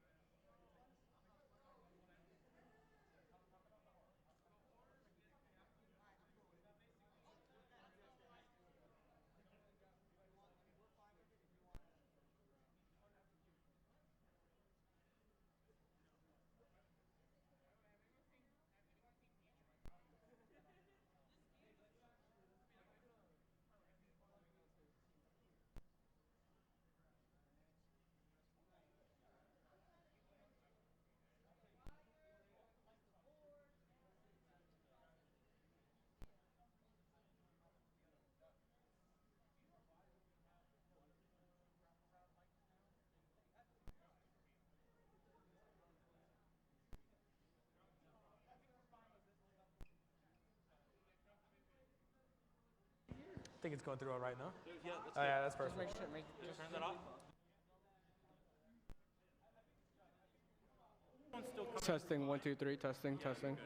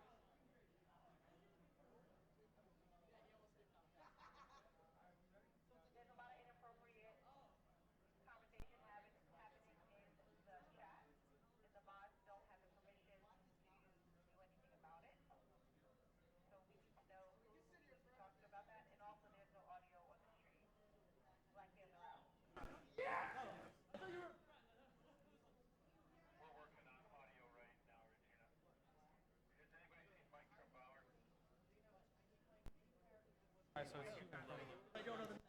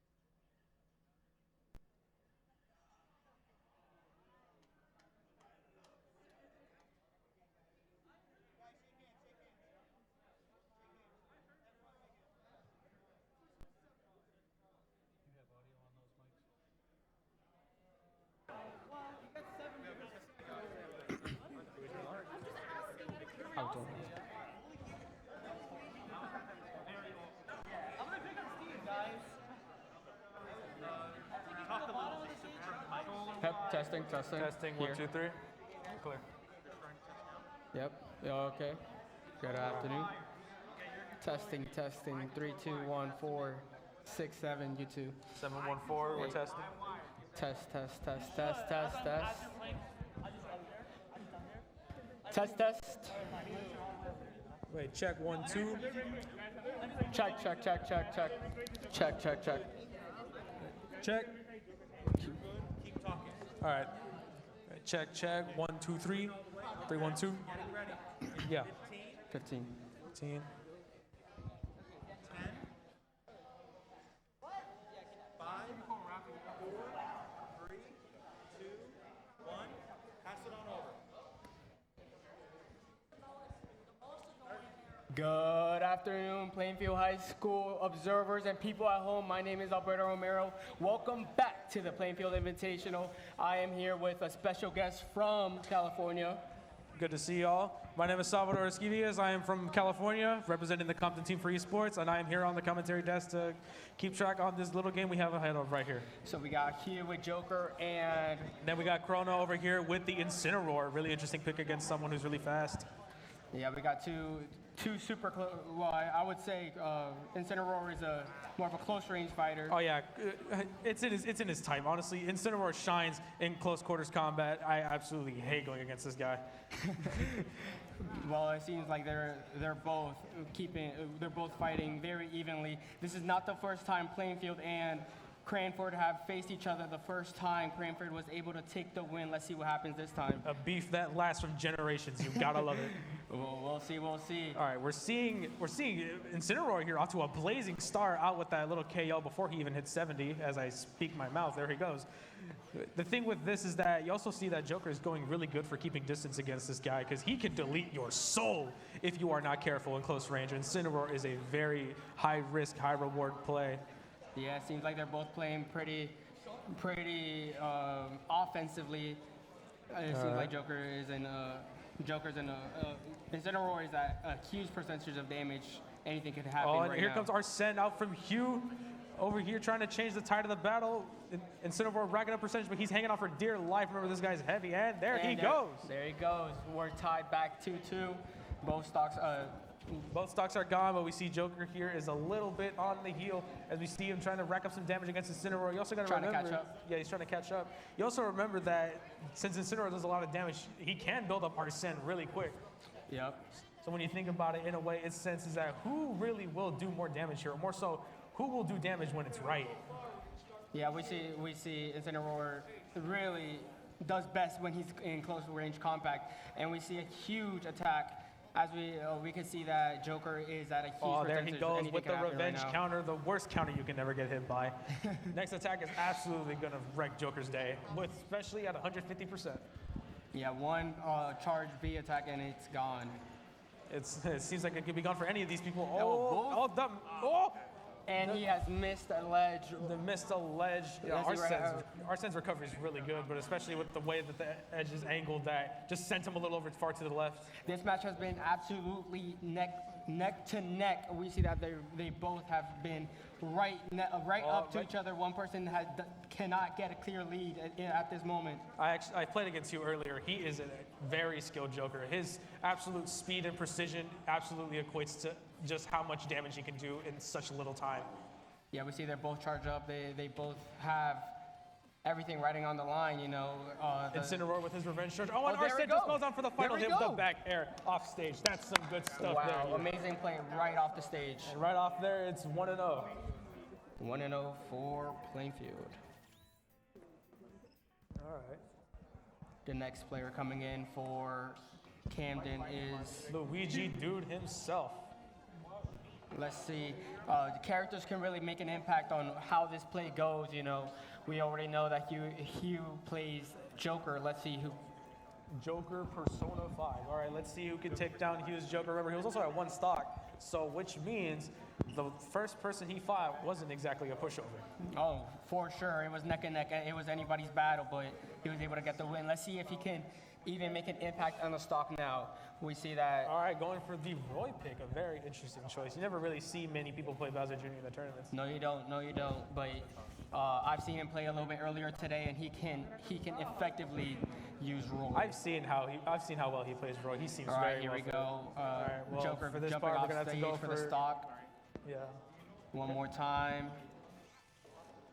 And don't exactly let that free stock, in this case, that you would see free stock fool you, because as you saw earlier when I was fighting one of the other players, that the stock advantage barely matters in some sense. Yep. With how anyone can just bring it back from Wow, the brink of death. we are neck and neck. Oh, there's the first little points of damage done by Joker. Joker right now, I seriously don't see him winning the match, but he could definitely take away some stock. He could definitely at least take some pressure off from whoever is up next if he plays his cards right. And already there, Arsene is out. Let's see how far he can go with his little helper over here. But you also see, he's a Roy over here, I should say, not really Bowser Jr. Roy out here trying to play his cards more so on defense as he is on offense. Trying to get some hits in whilst also being able to duck for cover. Oh, and he gets it out. Game is over. He has immediately. It didn't take one stock. Both of these characters are amazing right off stage. They can both have amazing recovery, but it seems Joker wasn't able to make it happen. Looks like the Phantom Thieves will have to look for a new leader this time. And next we have, if I'm correct, that's Gregory stepping in. I would say some people are calling him the ace of Plainfield. Let's see if he can make it happen. If I'm correct, he plays a Kirby. Oh, yeah. I played against that, in this case, light blue menace over here. Yeah, no, I have played him. If they call him the ace of Plainfield, that's a very proper name, if I'm going to be honest with you. Honestly, I believe this can really make an impact on the rest of this game. The winner of this game will probably decide who wins it all. We have both point players down. We're down to both in the middle. Got two little guys, except one of them looks like he's in a stolen shopping cart. So who knows how this fight can go? Okay. We see some impact. We see some action happening already. So we see Kirby going in for that little rush down. You see, and Roy is already attacking straight on. You can already see that Roy actually made some really good pressure off of Kirby trying to close the space by getting in all of that extra damage. Yes, he did. But he just made an attack that will cost him. It's all about knowing when and when to attack, as also where. You saw As honestly, as someone who is inexperienced in this game, just seeing how they can recover is honestly phenomenal. But yeah, Kirby is an especially amazing pick if you're going for recovery, since the multiple jumps and the high going up B will absolutely assure that you get back on stage. Both these players are neck and neck right now. Actually, no, never mind. Down Kirby. tilt, the freaky down tilt. Roy is at 56% of damage, but he can still make a comeback if he's able to make damage happen right now, as he is right now. There he goes. There he goes. Oh, up wow. into the air, eject out the clown car. What an a play. amazing combo by Roy. Absolute risk right there taken. It could have been a very double-edged sword, but it seems that he aimed that sword in the right direction. In this case, I think it would be a fork, but... Hey, fork, sword, it's got points on it, and he pointed it right. Yes, sir. Right here, something could happen right now, depending on who gets the recovery. There Oh goes my God! the long-lasting forward smash. Gregory picking up the win. Still, that is not Gregory. I just don't- realized. Is it? That's the wrong one. No, it is. And I believe. And I believe he was only able to take one stock away, if I'm correct. I don't know. We'll see at this next one. Yeah. Move it so that way the microphone is closer to the clip. Somewhere. No, man. Unclip it from you. Okay, now we have, if I'm correct, this is Lilith playing as 2332. That's got to be some kind of special code there for me, Brawler. Maybe this is a secret. This is his secret weapon. Oh wow, we're already starting off. Already off to a roaring start with the Mii Brawler pick. You gotta remember, Mii Brawler can be customized to the player's will, so who knows? It could be absolute trash, but who knows? Or he can make an impact like he seems to be making right now. Already having, or never mind, Roy has him on the ropes currently. You gotta admit, He's already. if you're able to play someone like Roy, you gotta have a lot of brain power for that. Not as much as a lot of confidence with that. Being able to use a little guy like that confidently is a hassle, you know. But Roy is absolutely destroying the Mii player currently. Just talk through it if it's anything weird. Yeah. Okay, there we go. So we got the first stock off early off of Mii Brawler. You also got to remember, a lot of people really don't play Mii Brawler because they really don't think he's as good, which I think is honestly not the case. Look at that. Oh, there we go. But he can recover. Like I said, Roy's recovery is one of the main reasons why people play him. Yeah, I mean, it's either that or his really long-lasting forward smash. You saw how earlier when he was throwing it out, Kirby got hit from behind after he went and dodged. And there goes Mii Brawler out. There goes another percentage. We have not seen Roy take a single stock. This is Mii Brawler. Or it's okay. But yeah, so far we have yet to see Mii Brawler take a single stock. Roy is hanging on for life right here, taking all of these hits to the face. And there he goes. The blink on finally, DP. a stock is gone from Cranford. The DP. And you see here, we see Mii Brawler trying to pick up the pace a little more, trying to see where he can pick up where he left off. But Roy is out here not going to let that happen. You see, he's playing back a little bit, but also trying to keep him away. I mean, this is one-place attacks. This is the third player for Plainfield, so this is a win at all. And already, Roy, no matter what happens, has made an impact. He's going to start off the next game at one stock if he can take it away, which it doesn't seem like it already being 150%. Mii Brawler absolutely breaking his back out here with the DP to finish it off, and it seems like Roy is still hanging on. Hanging on by a thread almost. There we go. The mock there we punch. go. The mock no, punch. Still. Nice neutral, and he still persists. You Roy see how just you noticed simply that? Cannot die. The side special into the up that really lets him get back on. He has a lot more of a recovery option than some other characters, to which blowing yourself up is a viable option. Oh wow. But I mean, even after this, even if the Mii player, even if someone can take a stock from Roy will still have another life left. It appears that this. There we go. Oh, the spike. It appears that this fight may not be in Mii Brawler's favor, but he's not going down without a fight, and there he goes, crumbling down with his fists up. We are now Cranford 1, Plainfield 0. This is a best of 3 series as we know, so let's see what can happen next. A lot of things could happen next, honestly, but here we see Roy took that in. Hey, for Mii Brawler, he really kept it going. Yeah, let's see who can start off the next match. They can really make an impact. because they really have to make a dent on Cranford, really make their statement made for them to be able to continue. And so far, it is 2-0 with Plainfield in the lead. As No, far as Cranford. Cranford's in the lead. Cranford has won the first match, and we saw Luigi Dude absolutely destroy 2 players. Let's see if he can do it again. All right. Right now, the teams are speaking about who they will send out next to start the second match for today. Having Chrono fall first with Luigi Dude backing him up, taking out 2 of Plainfield's guys out in 1 bit is actually a truly amazing thing to see. And this Really is a win or lose situation right now. No matter what happens, one team will be eliminated in this quarterfinals. We also got to remember Luigi Dude is having a really good run over here, but we also have to remember their extra guy, Miso, over there. Yeah, I think, if I'm correct, Miso will be starting off the next match. We have not been able to see him so far. Miso over here saying lunch. he is. Oh yeah, you're right. Misa, I saw him practicing earlier, being one with the Mishima style. Let's see what he could do. Absolutely.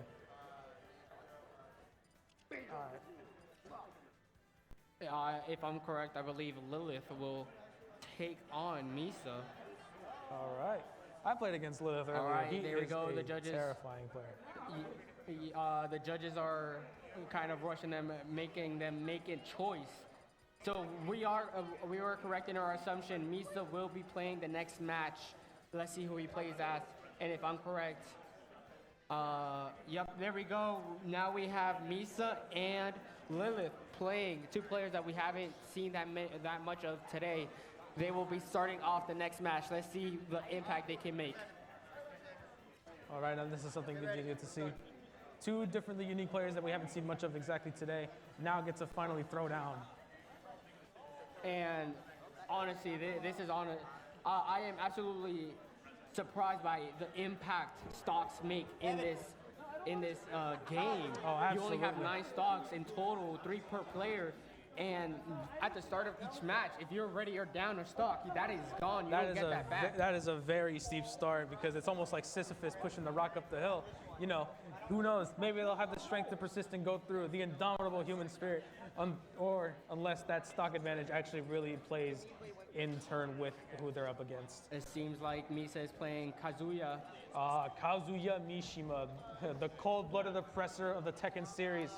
And Gotta love it. we have Lilith playing as Sora once again, as the Mii Brawler. Let's see. I've seen the Mii Brawler make an impact. So. We saw how Mii Brawler can throw down. Now let's see how he goes against someone who throws down purely for the love of the game. Mii Brawler versus Kazuya. I almost threw my son off a cliff, Mishima. And the characters, changing the different outfits on the characters. Oh my God! Kazuya! We were not even able to start a conversation. Kazuya coming out the gate swinging like this is an actual Tekken game. You need to remember, this man's damage output is absolutely insane. He may be slow, he may be heavy, but good God, can he punch? Wow, I am perplexed currently, seeing as though the suplex gonna be feeling that in his leg. 2 suplexes in a row. Like he's fighting 09 Randy Orton. And there he goes. Oh my God, You notice how Kazuya is making a huge impact, hasn't lost a single his stock. impact about hurting as much as that uppercut. You know very well his jaw is probably a liquid now. And there we go. And there we Finally, go. Mii a Brawler stock trying to is pick taken up a away little from- bit of pace right here. A stock is taken away from Kazuya. Kazuya still has that really big start, especially 2 stocks down, but that means that Mii Brawler is not going down just yet, coming in with the extra stock taken off from Kazuya. Yeah, There but goes. he is still making it. He is still making. It doesn't matter what amazing spot on the sta- tier list you are on, you can still win it if you're good enough. Oh, for sure. We've seen somebody be down entire stock and still been able to bring back what that happened. all and still win the match, even though the other person had started with 3 stocks. They were able to come back with only 1 stock. Anything can happen, honestly. Absolutely. I was interviewing one of the players earlier, and they really said, it is not the character, it is the player of the character. But Absolutely. we see here, and we see here Kazuya with the Hell's Gates, And that just is game. absolutely throwing him off the stage like he owns that property. that is And game. there we go, absolute game going towards Cranford right there. Kazuya handing them away on a plate as silver as one can be. But a stock has been taken away from Cranford, so let's see. All right, yeah. All right, see We who do have to Plainfield's remember next that, player yeah, is. Kazuya did have a stock taken down, but with how potent this man's attacks is, it's going to be really hard to see if anyone can truly close that gap of just how hard he can get those stocks out. So it seems like we're gonna have Hugh play, as Mr. Game Oh, Watch. Mr. Game and Someone Watch. we have not seen today. Smash's greatest gambler in history. He is a huge damage dealer, is he not? If you can hit the 9 on that hammer, you can delete somebody out of this existence. Like Okay, it's there we Thanos go. snapping There's- his gauntlet. There's the stock delete. Okay, now All we right. can start the match. Now it's fair game with Kazuya down a stock, but that doesn't matter. And Can the king of the Iron Fist beat today's current gambler? We'll see with this match right here. And we already see Kazuya getting in there that we go. first hit. You know, in most games, you usually get that first hit advantage. If you usually play something like Mortal Kombat, you get a meter bonus. And there he goes, Yes. starting off a combo with the electrical. Okay, he is making an impact with Mr. Game Watch. Oh, there it goes. But of You course, notice- Kaizo always makes will always make his Kazuya. presence known. You also notice how in just 5 hits, Kazuya's already gotten them over to and the spike from hell with the down smash. I didn't even see that happen. I honestly did not even see that happen. But of course, Kaizo makes a huge impact. Giving that down smash some justice. Funny enough, with it being called Lion Slayer, at that point, call it the Ace Slayer. So with what how would you say would hard be he spiked. what would you say is a good strategy against Kaizo, who is just such a huge damage dealer? Would you want to go with someone speedy? Yes, the key against Kazuya is that he's very slow. Yes, he can really delete your stocks if he catches you, but that's the thing. He can't touch your stocks if he doesn't touch you. And there we go. We're now 2-1 for Hugh. Hugh Currently against has the Misa. advantage, but he has a huge amount of percentage. And So espe- anything could happen. He Anything really- could happen, especially if it's against Kazuya. Of course, if it's against the Cranford's Misa, who destroyed Plainfield in the first game. Call them the Gambit of Cranford, the way they're making a name for themselves. Oh, the side beat to the Oh, dragon wow. uppercut to the back of the head. No amount of Tylenol is going to be fixing that, I'm going to tell you now. I don't know, maybe some ibuprofen. If it's doctor recommended, maybe, but honestly, any kind of hit from Kazuya, if you've ever seen the series, this man just absolutely hands out CTE like it's Halloween candy. And it seems like Kazuya has a kind of stun feature on him. He does for the, okay, the stun. There yeah. we go. You notice that on that little uppercut he does on the crouch dash, hitting it perfect will cause stun and Oh, extra wow. damage, which really helps with combos. Whoa! But he shoots it from out of the sky. Can he get back? Can Mr. Game Watch get back? I never trust those crit screens because they never tell the truth. He's trying to I've catch. seen that a few times today where it seems like he got fully crit and he was able to make a Oh, comeback. But that is game. The absolute Plainfield spin down to from their Kazuya. last The player. heel to the face, shin meet shin, good night. Cranford is still on their first player, and Plainfield has to make a comeback with the ace currently. That is the only Gregory. player they have left. If they can make an impact, if he can beat Kazuya with 1 life, then he might be able to take this home. Jin, Kazuya's son Jin is probably looking at this somewhere, punching the absolute hell out of the air right now with how much his father is absolutely wiping the floor. And what game is Kazuya from originally? Kazuya is from the Tekken series, former Okay. pro tag turned antagonist. He survived being thrown off a cliff, a volcano, but will he survive against the ace of Plainfield? We'll see that right now. I've always found it funny. Absolutely. Oh, yeah, Misa has to lose the stocks there. See him out there trying to get that first cheap shot, but nope, those 2 stocks are his. Oh, All yeah, right, wait, it's a that 3 to could've 1. been- It's a 3 to 1 stock advantage. Let's see Well, how we know this goes. that Gregory can absolutely destroy with this Kirby. He knows how to use it effectively. We see already.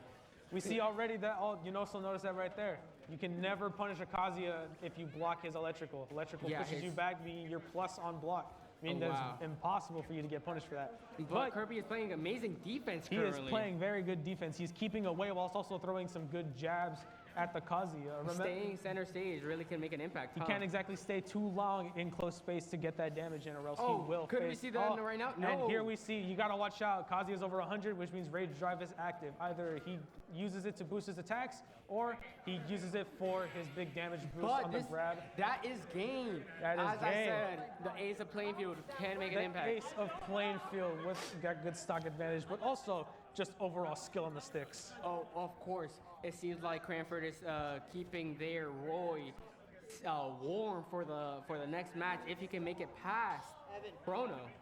All right, yeah. Cronford sending out Chrono while Plainfield is sitting up there with their anchor out. May the best man win. Okay, so it seems, of course, we have Kirby for Greg, and then we have Incineroar for Chrono.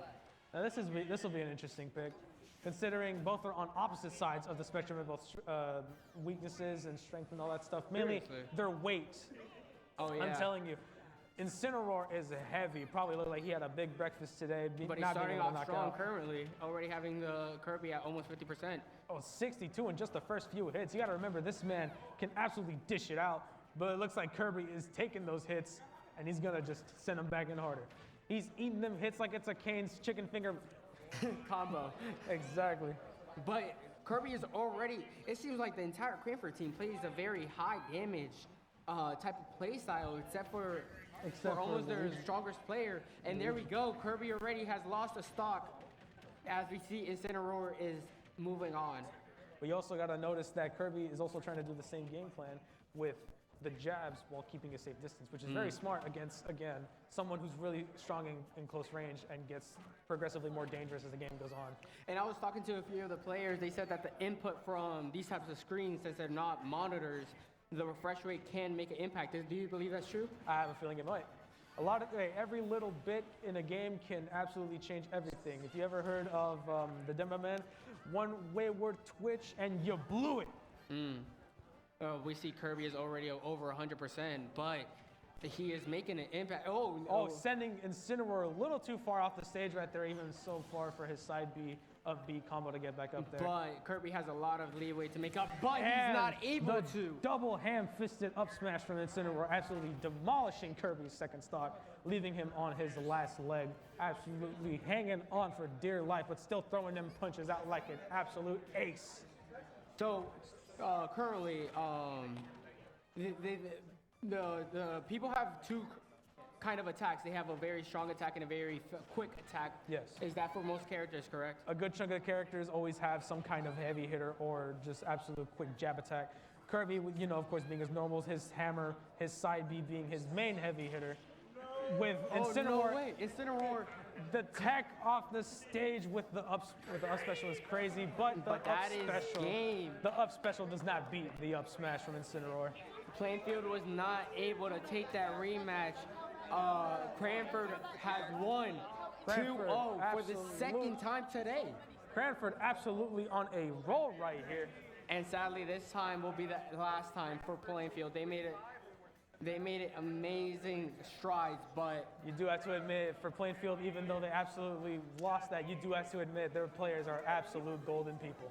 And that is the end of the day. Yeah, everybody here is absolutely amazing, just open people that you can talk to at any moment. Exactly. I've been able to. It's kind of crazy to think about. You can talk to someone and you won't even know that they're probably the best Kirby in their current state. That is true. That is true. You can never judge a book by its cover in esports, which I absolutely love. You have to treat everybody. You can't take anybody lightly. You have to fight everybody. You truly got to treat everybody like a box of chocolates. You never know what you're gonna get. That is correct. So we're gonna continue on. We see that we have a few more matches going on. Old Bridge versus, if I'm correct, that's Hillside maybe, or South Plainfield. Well, we may never know, but we sure hell will. But there is many fights still going on. Of course, we have the Rocket League tournament, and we have still brawl tournaments going on at this moment. So talk to me a little bit. I am new to this entire Brawl or Smash Bros. Game. Could you tell me a little bit about it? Well, in this case, the set that they're doing is they're doing 3-on-3s with crews, which basically means that it's 1v1s. But there's a bit of a twist, as you saw earlier, with stocks carrying over from rounds. If you ever played any games like King of Fighters or Fatal Fury, you'll also see that fights progressively go on through 3 rounds, but you'll see that as far as you go down, your health carries along with you. Like how you saw earlier where Kirby got that head start against Misa in the final round that you saw earlier. Which he was able to take that life. He was able to take that, exactly. But it really does just matter about the player, because the characters, they haven't seemed to make that big of an impact. Of course, we saw in this last match, those heavy dealers were just able to absolutely destroy the players. They can absolutely dish it out and tank it, I will tell you that. But again, it truly depends on how that player is utilizing all of that tech that they got. Well, it seems that we're going to have another match coming up.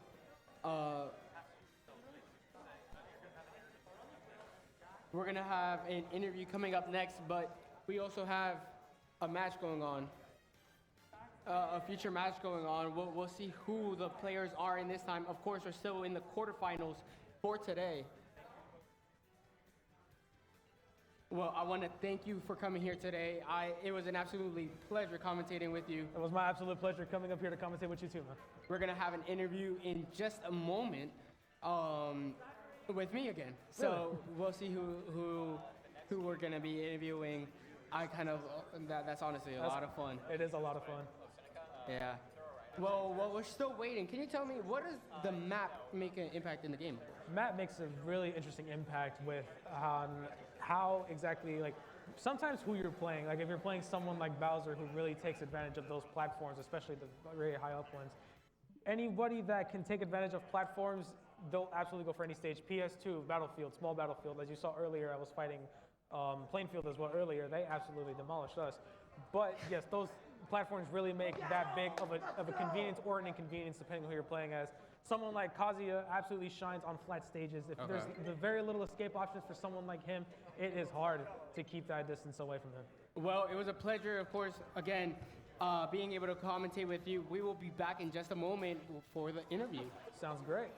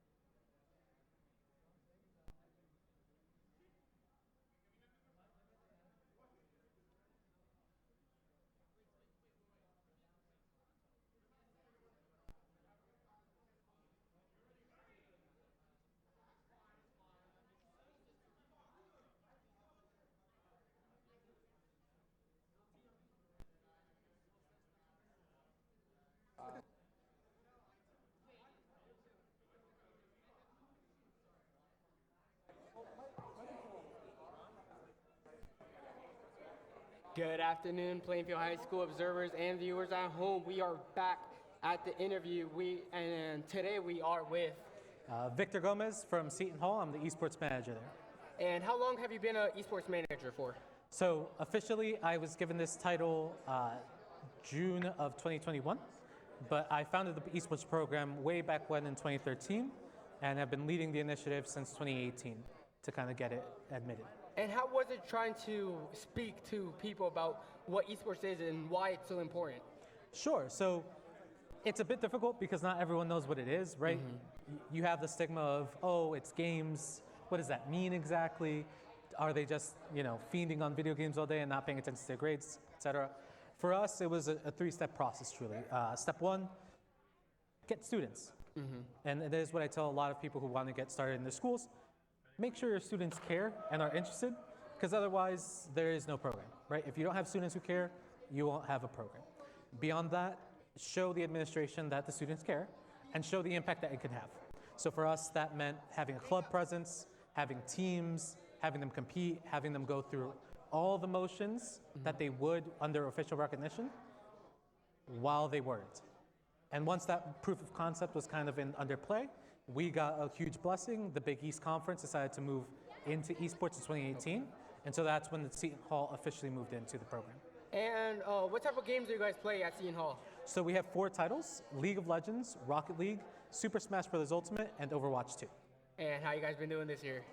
This year has been a little bit rough. We're suffering from success. Our Rocket League players are graduated, so we didn't field the team this year.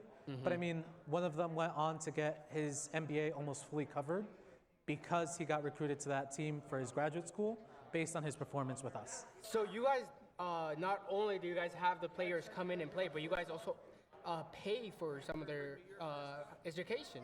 Correct. So we do offer scholarships. It is a maximum of $5,000 a year, but that's for all 4 years. So if you get the maximum amount, you actually get $20,000 total. And the reason for that is we truly believe in players and investing in our players. And again, within the means that we have, we would like to support players in their dreams. And what is kind of like the recruiting process in getting these players? I'm guessing you go all around the country finding these players. Yeah, so we either use a resource or we look locally, but the big process for students themselves, if they're interested, step 1 is reaching out, so esports@shu.edu or any one of our socials. And then we have an interview for culture fit.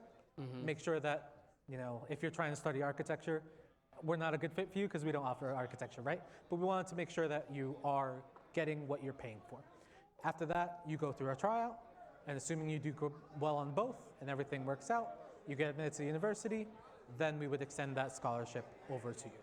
And I mean, it's not just, we have a lot of people here today that don't really know what esports is or what an esports manager would be. Do you want to kind of speak about what you kind of do in your day-to-day? Sure. So esports is just competitive video games at the end of the day.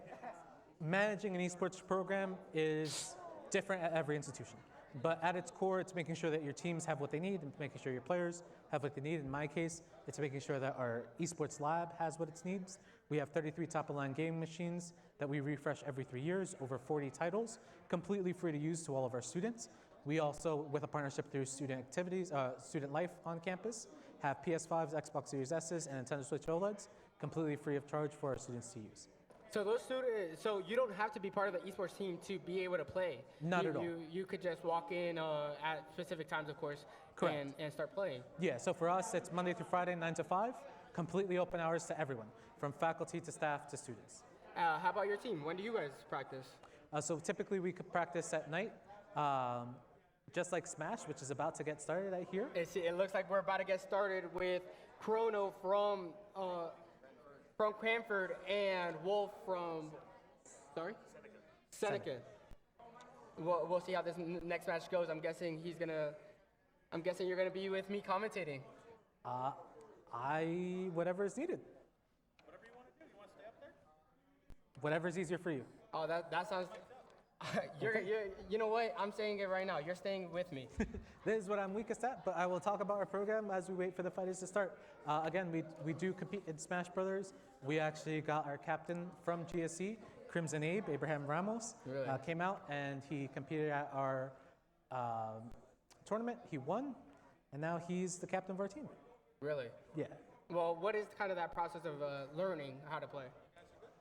It's Goldbridge, right? Gold.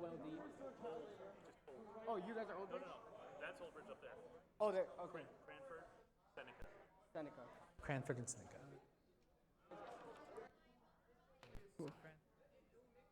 Well, right now we're kind of trying to look through our notes, see where they are. We of course already know that Chrono from Cranford can make huge impact just because of the damage output that he has.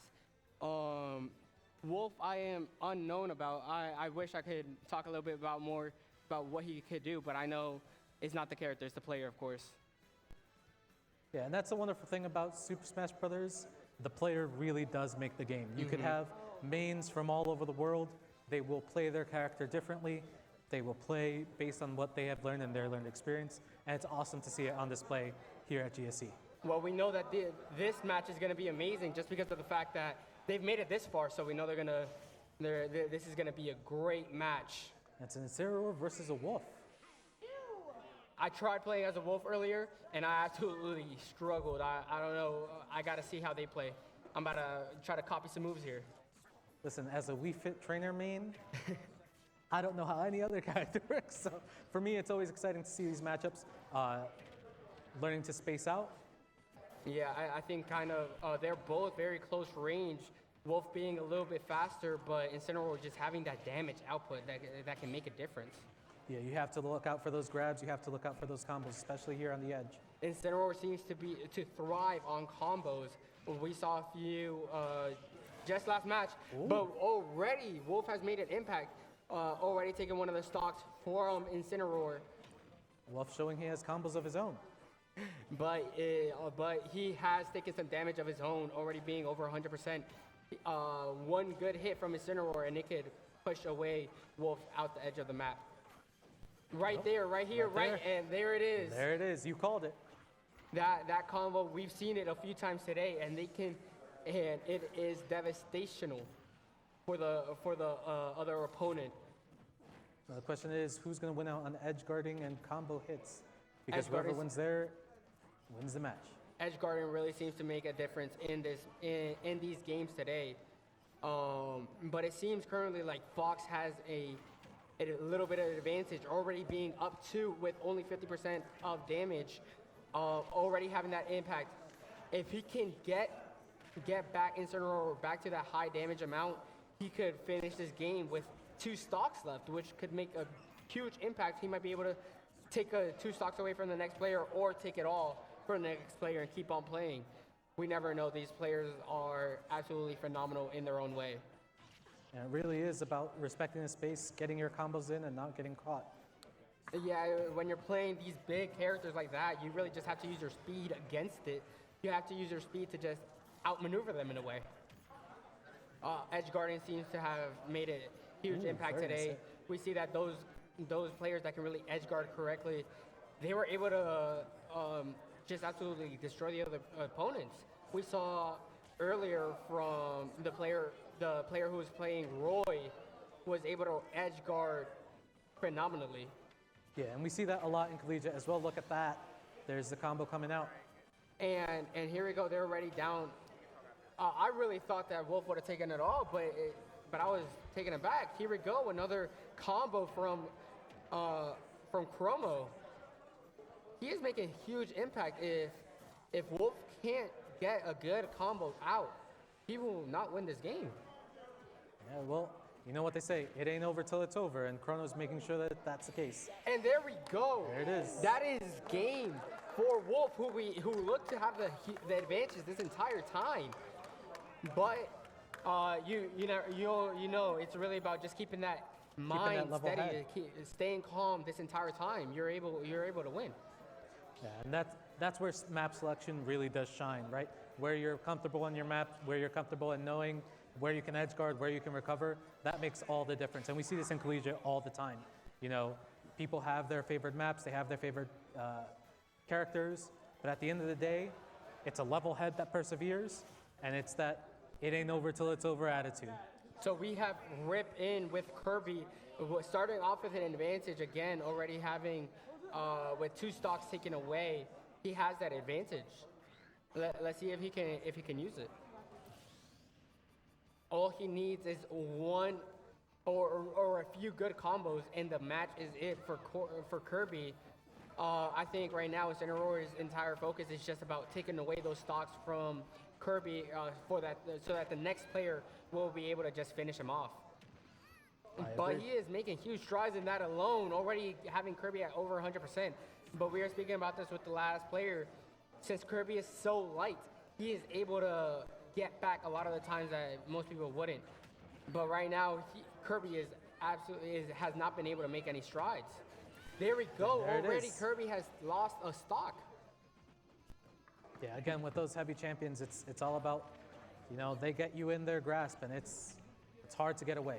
Especially on a light character like Kirby, it's just up, and away. Yeah, Incineroar is not even at that much damage already. Kirby has already passed him in Damage on the second damage. stock? correct? Oh, There we there go. goes. There's another stock taken away from Kirby. They are now at an equal playing field. Of course, Incineroar had that extra damage, but it doesn't seem to matter for Incineroar. He's able to just make it work. And Chrono said, this is my map, this is my stock, and I'm defending it to the last. Yeah, he seems to be super comfortable in this map. And Well, there there it is another is. combo ending the game for Rip. Let's see who the next player is coming.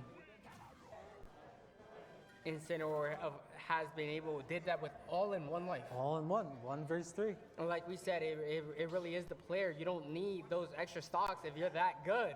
And really that comes down to training. We make our players do 1v3 drills all the time, just to simulate this exact scenario, right? And we have one of my favorite characters coming out to play, Little Mac. He is not looked at as that good of as a player, but just like Incineroar, he's just one of those high damage players that if you let him get close, he will be able to take it away. Here we have the stock taken away from Incineroar. Little Mac only needs one. Yeah, it's interesting because he has to get close. Both of these characters are very close range characters, so we'll see how that turns out. Yeah, we see already, of course, Incineroar is already making huge strides in damage, and there's another combo. Little Mac, of course, being one of those players, never mind, it doesn't matter. It doesn't matter for Incineroar. Incineroar is barely at 70% of damage. And here it is, Hold edge on. guarding. There we go. Is that it? It is not It is not. for Incineroar. He cannot die. He will keep on fighting. That was a Little very Mac nice is, of course, prediction. making some strides. Both these characters are known for having a little bit of that really bad recovery. We have right here, Little Mac has his KO set up. His next punch could end it all. But of course, Incineroar with that same combo that just keeps on working over and over. There we it go, is, another again. life taken away from Little Mac. And there it is. There it is. The KO punch. Incineroar was, of course, able to make a huge advantage for the next player, A taking away true titan. 2 stocks from Little Mac for their last player. Right here, he was absolutely able. He made that impact. Yeah. He made his presence known right there and then. And again, it came down to that same combo. That same combo can absolutely destroy those players. Of Let's see course, who now we we have have. Little Mac for Jay, and for Cranford, we'll see who comes in next. And it seems to be the man with the Roy coming in. The man with the Roy. Roy, of course, being quite opposite from Little Mac, being able to effectively use those recoveries. Recoveries and range. Yes, Right? yeah. Projectiles are big, especially when you want to have that spacing, when you want to guard that edge, when you want to make sure to just not get touched. Yeah, Little Mac right here is, of course, getting his stock taken away. But here we go. Now is the start of the match and draw. Okay, so Little Mac was able to make that damage. If Little Mac can stay close, he will be able to just overwhelm That the Roy. Roy. Yeah, But but of Roy has course- tools of his own. But of course, Cranford's player, he's absolutely phenomenal with this Roy, being able to use him in every single way. Let's see right here if he can take a few stocks away. He needs to win it all. This is not and There it is. that might be it. That might be it, ladies and Recoveries? gentlemen. That is That game. is game. Cranford on a 2-game winning streak hasn't lost. I believe they have not lost in more than than these last 2 games. They have absolutely. 0-1? This is of course, we have the second match coming in. It seems like we will have Roy stay in for this next match. For the next round, we are 1-0 for Cranford. Of course, it really does make an impact who you send in first. Yeah. If the person you can send in first isn't Incineroar like they did and just makes that impact, it is extremely difficult for the other team to get back. And equally, your anchor matters a lot here, right? If your anchor could be that Incineroar player and Yes. turn the situation around, we'll see who it is. And it's Little Mac v. Roy. Once again, we can see let's see what happens when Little Max has those extra stocks. Of course, it'd be amazing if they didn't have to use them, but we'll see what happens. Okay, well, we're seeing a few good defense by both players. Little Mac, of course, making his impact known. And getting ready. Absolutely love the moveset for Little Mac. His speed is just incredibly hard. Here we go with edge guarding, but he's not able to use it. Little Mac is just one of those lower players, but he's able to make it. And those Roy combos are proving lethal. Those Roy combos are absolutely phenomenal. Right here, that is it for Roy. We are now back to 1-1. 2 stocks left for each player. Let's see if he can make something happen. It is really anybody's game currently. We're still, We're still sub 30. Yeah, we're still sub 30. We're still in the beginning of this match. Not only of this match, but this day we have other matches going on to see who advances to play against the winner of this match. If I'm correct, we are now at the semifinals going on. Correct. And whoever wins this will advance to the finals. This could be the end. This could seal the deal. This could seal the deal. One of these teams will be hoisting up the trophy for the first ever Plainfield Invitational. There we go. Roy takes another stock from Little Mac. And Little Mac looking to equalize. Oh, and he's able to make that recovery. Little Mac, Roy, like I said, that recovery from him is absolutely phenomenal. He can take that recovery. We are now back to 1-1. Evens it out. Like the last match that we had against Plainfield, they are going head to head, stock for stock, percentage for percentage. It is really anybody's game. And is this it? That is it for the KO. Roy. Wow, he was able to take those 2 stocks away, but like we saw with Incineroar, he can still take that match away from the next player if they are not careful, if they don't take him as seriously as he should be. And this is where the question becomes, right? Can that Little Mac prove to do the same as that Incineroar? Can he keep that pressure up? Of course, now we see they are playing. That is a tough matchup. Damage dealer for damage dealer, speed for speed. Kazuya versus Little Mac. And both these teams are here to brawl, and it shows. Yeah. There we go, the first. And the second. And the match begins. All right, there we go. And right from the get, Little Mac pounding in that damage. But of course, Kazuya has that stun feature in his up B that really just takes it away for a lot of these players. They cannot get back from that stun. As soon as he gets that stun off, he can really just, there we go. And talking about stuns, talking about combos, talking about damage, there's that Little Mac with that knockout. Little Mac, of course, being one of those characters with the huge defense. He's just able to stand there while you punch him, and he'll take it off. There we go. Will this be it for Little Mac? And that is it for Little Mac. And you were talking about it earlier, that Little Mac recovery, it suffers. It really does. But he was able to take a stock away from Kazuya. Setting up his teammate. Let's see if his teammate can take it away. Next from the opponents, we have. Let's see, are we staying in Pokemon Stadium 2? We are changing maps. Let's see how this can impact the game. We are now in the Pokemon map, which is usually known. We have a Kirby. We have a Kirby. Kirby versus Kazuya. Kirby versus Kazuya. We have seen this about 3 times before now. Since I've been up here commentating, Kirby can really make a difference. It can. If a player really can use that Kirby efficiently. Well, the thing is, a lot of people aren't used to facing Kirby, right? So their moveset seems a bit off, a bit weird. But we'll see if that makes a difference here.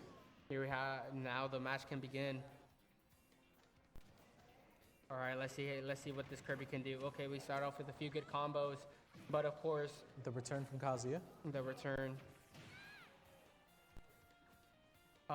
Kirby being one of those players that can really recover well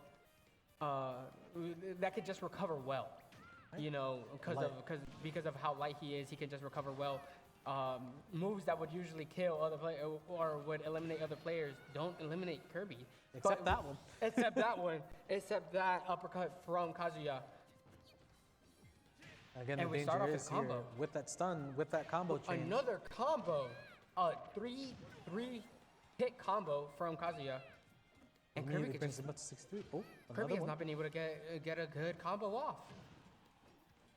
What we're seeing here, what Kirby can do. You know, Kirby. Oh, here we go. Nice grab. Let's see what Kirby can do here. Okay, they're both keeping their distance, being careful not to get too close from one another, but it doesn't matter. Kazuya, as soon as he grabs you, you are done. As soon as he grabs you, he can pull off one of those combos, like right there, and it is extremely hard for you to come back from that. We are back 1-1, Kirby being at about 50%, Kazuya at 0. And in just a moment, we will get back to what happens in this next game, but we will be heading back to the Rocket League to see what happens there. Hello, welcome back to the Plainfield Esports Lab. Currently, we're watching Seneca versus Woodbury in the semifinals. Waiting for Morris Hill versus Plainfield to see who will face off Morris Hill in the semifinals. And we're going to be throwing it back to Smash. So we'll update you guys later on the game.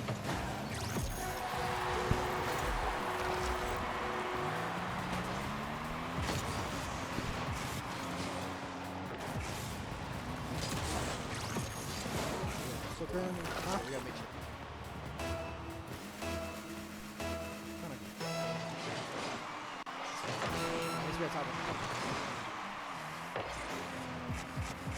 Alright, bro. Real butter.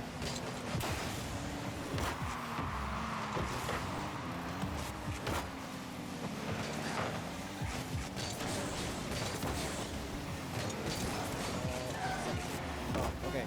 Seneca currently in the lead. Winning by 1 round. 4 seconds left. Ball is currently in the air. Seneca wins 2-0. Oh,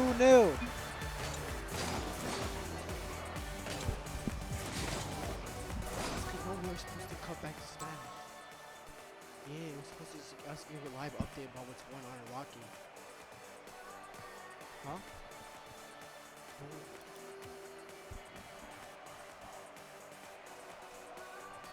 Yeah, we're supposed to cut back to Alright, bro.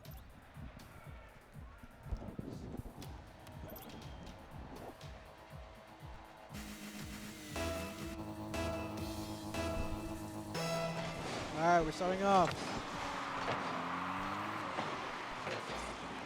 We're seeing really crazy match here in the semifinals. Seneca seems to be in the lead from Wilbury. Honestly, this game is kind of crazy.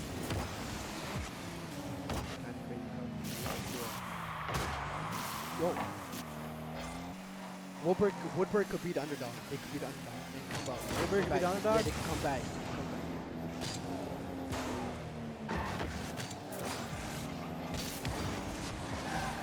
Honestly, I feel like Plainfield is gonna be in the semifinals with Morris Hill.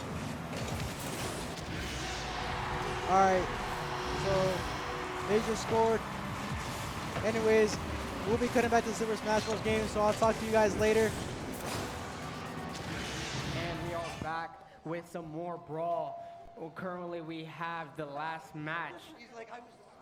We have Incineroar versus Fox. Fox had just beaten the last player, but he had a stock taken away. You know, funny thing, you say fox, that's actually wolf. The Oh, that is complete wolf. opposite of a fox. It's okay. Oh, we see here Wolf absolutely going in with those punches, sending in Incineroar down to the face of the screen.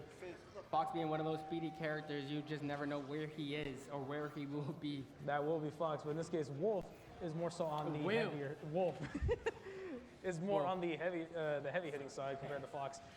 That being said, Wolf is no pushover either. He will absolutely shred if left unchecked. I'll leave Wolf to you because I keep messing up that name. No, it's okay. But that still doesn't take away the threat of Incineroar, however. How powerful he is, yeah.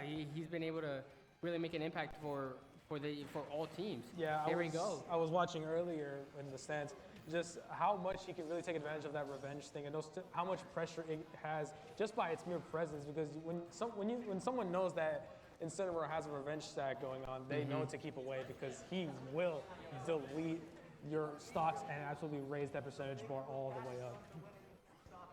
But you see over here, the shield discipline is absolutely amazing from these both players right here. Yeah, the shield really can make an impact.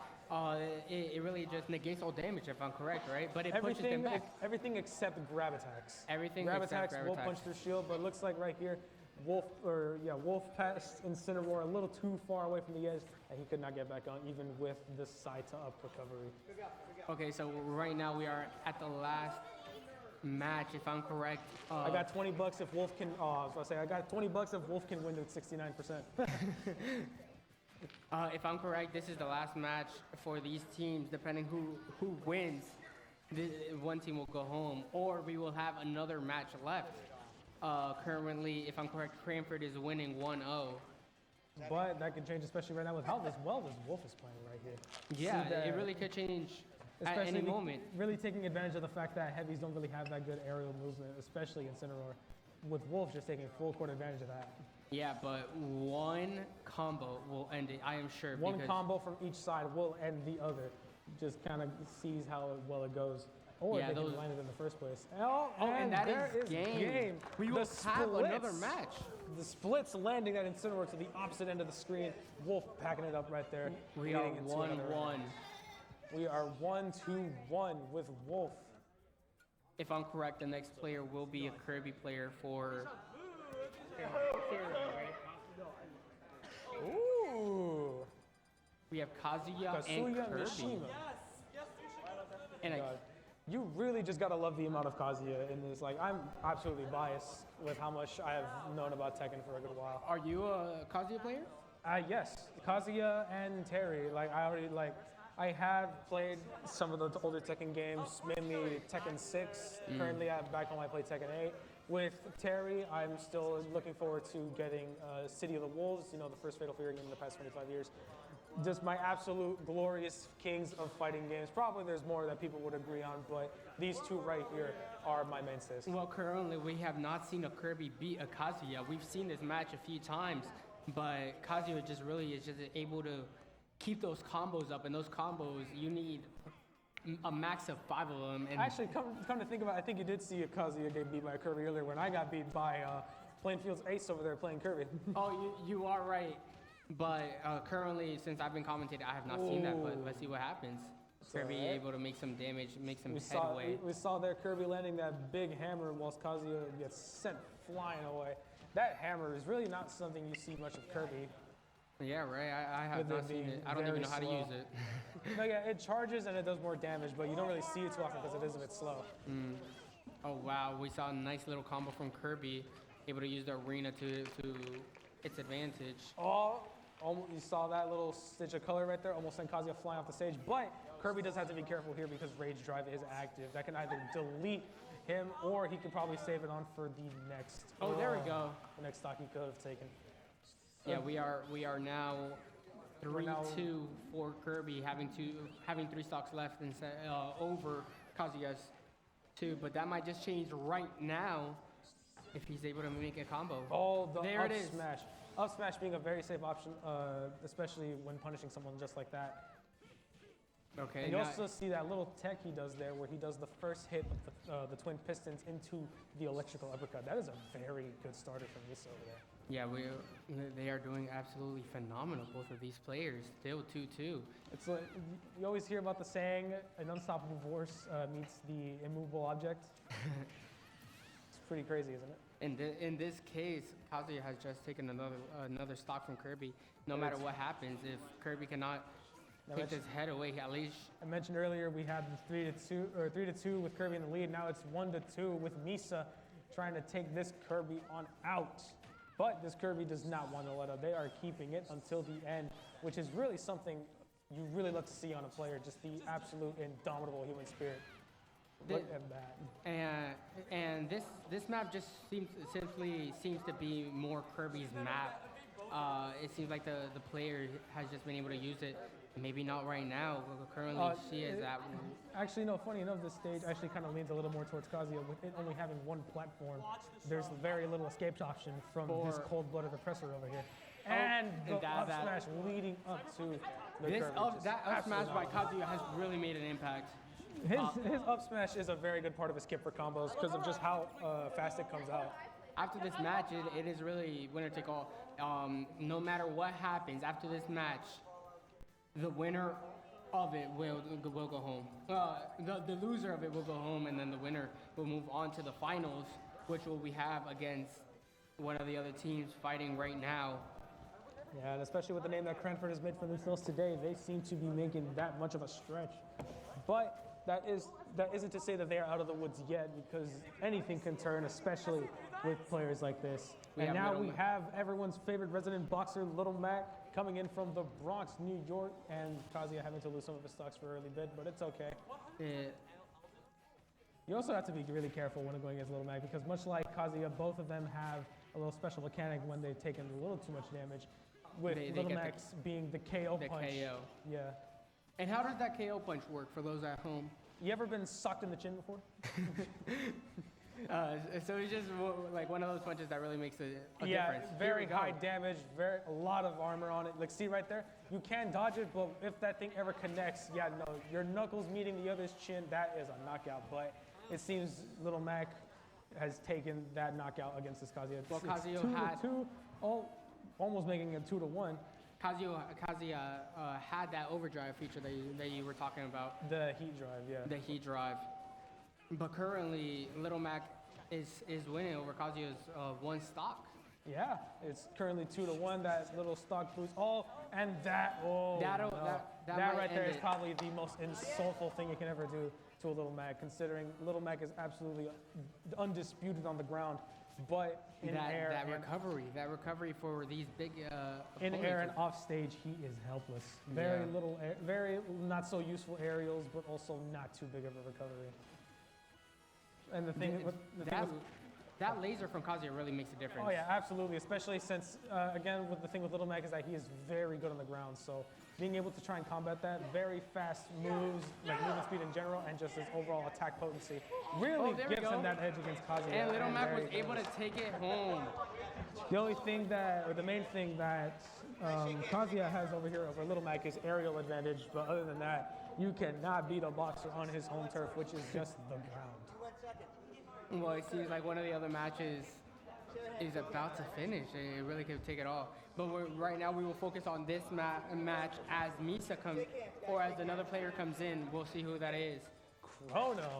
Little Mac and Incineroar. Of course, we know that Cranford, they love their heavy hitters, and they have that one Roy that just makes an impact. What is kind of funny is that what they consider their best player doesn't actually use a heavy hitter, rather someone who's more on the medium side. Yeah. But that is not to say that heavy hitters have their moments, especially considering a lot of the heavy hitters, especially someone like Ganondorf, one of the heaviest ones, is very low on the tier list. But put a good enough player on the sticks and they will absolutely run through an entire draft of people.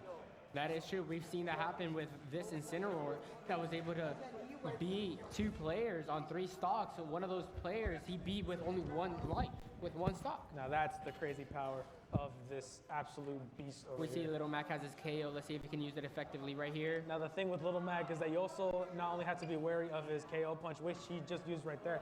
funny enough, that thing has a bit of range to it, so you can really trick people with that. But Let's see if Little Mac can get his recovery, but he is the not able to. recovery. Incineroar stays with the 3 stocks. Exactly. But you do have to know if those early stock advantages really do mean a lot to either side. Those heavy versus heavy matches are simply super fun to watch. Yeah. Well, the thing with Mac is that he's also a very light character, especially considering how fast he moves. Only difference is that sometimes he feels like he hits like a heavy hitter or like a tank. All right, now we have Wolf against Incineroar. In the last match, this Wolf was able to take it away from the Roy, if I'm correct. Yes, the Roy in question. But they did end up losing that eventually to Kazooie, I believe. Mm-hmm. All right. All right, let's see how this match goes. Now, one thing you note is that he really took that blaster into account. One thing that Wolf has is, he just besides commitment to that neutral off stage, yikes. So that was a mistake by Wolf. It was a mistake by Wolf, but it's all right. We don't make mistakes. We just make happy little accidents. That is correct. It's correct. Wolf is a heavy hitter, like you said. Yeah, definitely slower than Fox, but does make up for that in his attacks. Gotta really appreciate Wolf, especially, how you say, long time ago. Longtime Smash Bros. Fan, Etika, if you ever heard that name, sadly passed before he could ever see Wolf come onto stage. Really? Yes. He made it a whole bet. I'm not going to exactly quote how he said it, but he really said that he had the high hopes that Wolf would be in Smash, to which he is here now. Well, maybe it was kind of like a little farewell for him. You know, that is absolutely terrible that he wasn't able to see one of his favorite characters, I'm guessing, make it to Brawl. But as we're going onto the stage, Wolf seems to make some impact right now. Oh yeah, absolutely. But it doesn't matter with Incineroar. There goes the clothesline from hell from Incineroar, absolutely wiping. That clothesline has made an impact today. I have seen it. That clothesline is an absolute record if you know how to time it right. Thing is, you either send them up flying or you send them past you with that clothesline. Currently, it seems like we have Cranford just absolutely just running through these teams. Yeah, Cranford has been making the biggest name for themselves as of all of today. Overall, I feel like Cranford's players are really well disciplined in this case. They are looking like a little bit of a favorite, but I sadly have not seen the team that they will be facing. It has been decided. As soon as I get word, I will let you know who the team that wins this match will be facing. Yep. But I have not seen them before. Hey, but that's the suspense of it all. That might be to the advantage. That might be to the advantage. That might be to the advantage. They don't want to exactly know who they're up against. They could probably get a little bit of thinking going on. But there is that suspense in fighting an opponent that you do not know anything about. The suspense that builds up until you eventually find out who it is. But so far, it feels like Cranford really has that spot held up for them in the #1 spot. But as Incineroar takes this round and with that is an amazing game neutral. for Wolf. Incineroar stays at 2 lives. And here is if I'm correct, this is going to be the last player for the other team. Let's see if Cranford can finish the game. I have a feeling Cranford is really going to be making it big with this one. I mean, I have not seen the Roy yet, so they still have 2 players left. They do. They still have the ace up their sleeve, but we'll see who else the other team has. Oh wow. For a second, I thought we were playing a different map.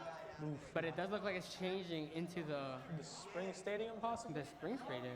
They really got to think about who they're playing, but it also depends on the players' agreements. Like earlier, one thing that people note is that they will never play a flat stage against someone like Kazooie. Cranford won.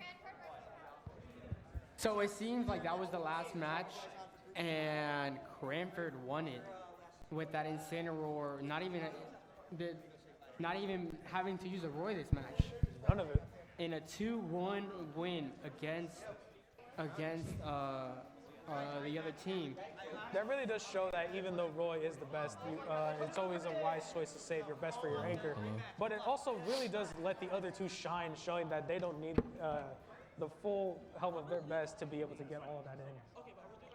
And it seems like Old Bridge has lost their match to the Chiefs. So it seems like the last match of today will be Cranford versus the Chiefs. Fuck on. Ooh, that'll be a very interesting one. That will be a very interesting match. for today. Right here we have. So Cranford, the Cranford Cougars will be facing the Hapakon Chiefs. The Hapakon Chiefs versus the Cranford Cougars. The Chiefs versus the Cougars. This would be a very interesting matchup. They have beat Old Bridge, which I was watching Old Bridge earlier, and they were doing absolutely phenomenal. Oh yeah, absolutely. I will say though, every team here has had their time to shine.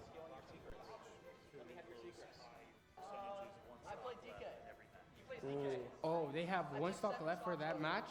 Now having close matches up until even before the finals is really saying something, considering that these players have just been absolutely fighting tooth and nail to get up here to Old the top. Ridge must have made an amazing effort. Yeah. You always feel bad for the losers, but you just feel great for the winners. You know, You really do often feel bad for those who end up losing, but you also do have to realize, depending on how much of a person you are, losing can mean a lot of different things. It could be an opportunity for reflection, an opportunity for learning more, which is often something what I take into account. Like our team, we got absolutely wiped off in 2 games, but that does mean, because I do have to put a little more time into cultivating my skills and how this all works. Yeah, you are a junior or you're a senior? Senior. Senior, so sadly this is your last year. Luckily you were able to make it to the first Plainfield Invitational. It is a really good send-off, I will say that now. It seems like in about 5 minutes we will have the next match. But in the meantime, we will have an interview soon with the winners, Cranford with Luigi Dude. Oh, the Luigi Dude is a very interesting player, I will say. He is. He plays Roy, which is a very unknown character. It's kind of ironic for the guy whose name is Luigi. He's not even playing Luigi. It kind of is. It kind of is. But as we go into this next match, I think the heavy hitters will really make the statement of who wins. I have a feeling so as well, but there is one big thing about these heavy hitters that they might run into, and that is Bell over here on the Hapatong Chiefs. Because take a look at that. Earlier. And here we go. These, right here, we have the trophy that the winning team will be receiving. We will show it off to you guys a little bit. Right here. Now wow. That is a beautiful piece of work right there. You know, we got to hit it with the along with some medals for the winning team. These are hefty too. You wanna? Yeah, those are fairly heavy. These are some hefty medals that the winning team will be receiving. Of course, the captain gets the getting the bigger trophy, of course. Of course, but these say Plainfield Public Schools, Rocket League. Oh, these are the Rocket League. Those are for the Rocket League champs. Okay. And then here we have for the Smash tournament, which is kind of like the staple for today. Right here it says Plainfield Public Schools Super Smash Bros. Invitational Champion. Yeah, to admit, being able to show that off, saying you won an invitational must be a very big flex. It really is. It really is. I mean, not only that, but being able to take this home to your school, I think you got to come into the school with a parade. I mean, look at this. This is an absolutely phenomenal trophy. Being able to walk into school, just having everyone else look at you, just being like, there's that guy. There's the guy. I saw him earlier playing video games on Twitch. Exactly. Hey, I mean, as we keep on moving, you can really tell that this really makes a huge difference. You know, esports is not just for today, it's for the rest of the future. Absolutely. We will be moving on to the interview with the winners, Cranford, of this last match. We will go ahead. Hello, everybody. My name's Alejandro, and I'm interviewing Zach. Ryan. Welcome, Zach and Ryan. What school are you guys from? We are both from Cranford. That's awesome. So you guys were just playing Smash, correct? Yep. What was your guys' strategy? I really just continue to believe that success is just built on team chemistry and just having that confidence that, get over here. Freak, you start without me? Don't use the bathroom then. But like just having the confidence to believe in your teammates is essential to being able to win. Just because then like that translates back to your teammates and then they're able to do better because of that. Yeah, dude, that was awesome. I saw you playing. Low-key, you were destroying the other team completely. Thank you. Thanks. What was your strategy? I kind of just hold shield. I go in. I kind of just do my stuff. I keep my combos. I put them in a cutscene, and I kind of just win. Seems like I should learn from you. Very hard game. Yeah. What was your strategy? I like to play more of like wait and see what the opponents do, and then I kind of react accordingly. That's kind of my game plan. Oh, I need to start playing this game a little bit more. It seems a lot more interesting than just just viewing it. What are your favorite character in the game? Pyro Mithra? No. Probably just Kazuya. I just love Kazuya. I played Tekken 8. I loved it. Dude, I played Tekken 8 a lot when I was younger. I'm not really into it now, but it's definitely a good game. What was your favorite character? Obviously, I main Bowser Jr., but I do enjoy a lot of the more simplistic characters, like some of the swordies, as well as ones that just function similarly, like Wolf. I'm fine with most of the cast though. I don't really have a problem matchup in particular. It's just I go based off of vibes. I don't really have favorites though. Yeah, in terms of casually, I love me some King DDD. Just a lot of big, heavy moves that are just really fun to land, personally. I also really like Hero. Very fun character to play. Yeah. True main is man. You see, I'm more of a Lucario guy. I love my Pokemon. It's the only character I've always been good with. So, I kind of love it. By any chance, is there any other games you guys are good at? I play Rivals. I'm really good. I'm kind of good at Rivals. Got a Rivals fan up there. What about you? I did dabble in Halo 2 speedrunning over the summer for a little bit. That sounds very niche, but it is pretty enjoyable to find something you enjoy doing and then push it to its limits, which is also basically what I'm doing here as well. What about you? Yeah, speaking of Pokemon, I love me some Pokemon games. Favorite game series ever. I also really like me some Mario Kart. Very excited for Mario Kart World to come out. Yeah, me too. With the Nintendo Switch too. Amazing. It's way too expensive. It's so expensive. It's not worth it. Don't do it. I'm gonna buy it. Anyway. What are you guys' thoughts on the, what's it called, Mario World, I think is what it's called? Yeah, it looks really fun. I think I like all the new character additions. There's a lot of silly characters, and it seems very casual, while also changing a little bit for competitive play. The new drifting on walls and the rewind feature. It'll be really interesting. What about you? Yeah, I didn't see too much of it, but I am excited if I do end up getting the Switch 2 at some point because it's obviously just a way bigger expansion on Mario Kart 8 in comparison to pretty much a lot of the core game mechanics. I feel like it's going to be a lot of fun to play that with some friends. Yeah, that seems fun. It's too expensive. It's not happening. I don't have that type of money. Something I did hear is that the Nintendo Switch 2 is going to be around the same performance as a PS4 or PS5. Is that true? Well, if you guys know. I have no idea, but I seriously doubt that. That is definitely not true. 100%. I mean, new graphics card with AI is always a thing, Yeah. What's your guys' favorite map on Smash Bros? Oh, well, if we're talking about competitively, I really like me some Smashville. I like killing people at 50%. What can I say? I really like it. But from a casual perspective, give me some Super Mario Maker. I love that random stage designs. Competitive Town and City, I am everyone's favorite Bowser Jr. cheeser. But when you're playing more casually, I kind of enjoy King of Fighters Arena, just because it's so different compared to the rest of the stages that you can have casual fun on it, in pretty much any way. What about you? Probably Town and City. I just like Hell's Gating in and just killing them at 50. Wow. It's fun. What do you mean, wow? Don't. Oh my god. Honestly, I think I'm very basic for liking the Pokemon map, a little flat map. What about favorite items? Ooh, the big. I don't play on items ever. So the big hammer, the big hammer thing. It's just fun. I don't play on items ever. My agent tells me that if I say Mecha Koopa, I will be in big trouble. So I do enjoy. I think what was it? The Scythe. Sure. I definitely play with items a lot and definitely know all of them and definitely know what they do. I feel you. Well, as the items professional here out of the group, I gotta go with the Pokeballs. I also like the clock, the slowdown clock, very funny. But Pokeballs, I like Pokemon, they're very fun. Like, give me some Kyurem, give me some Darkrai, Keldeo. All right, well, honestly, it was a great time interviewing all of you guys. I'll be passing it back to Jose at the front.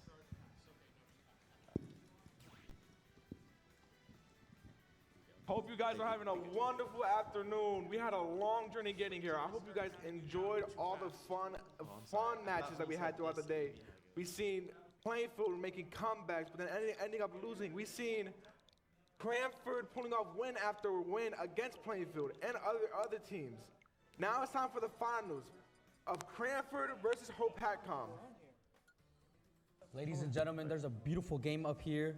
We have an amazing finals. We have Cranford, my bad. We have Cranford pulling up a crazy record against this tournament. In this tournament, we have Hope Hakon ready to see if they can pull off any crazy plays here, any crazy wins. Let's see what they have in store for us.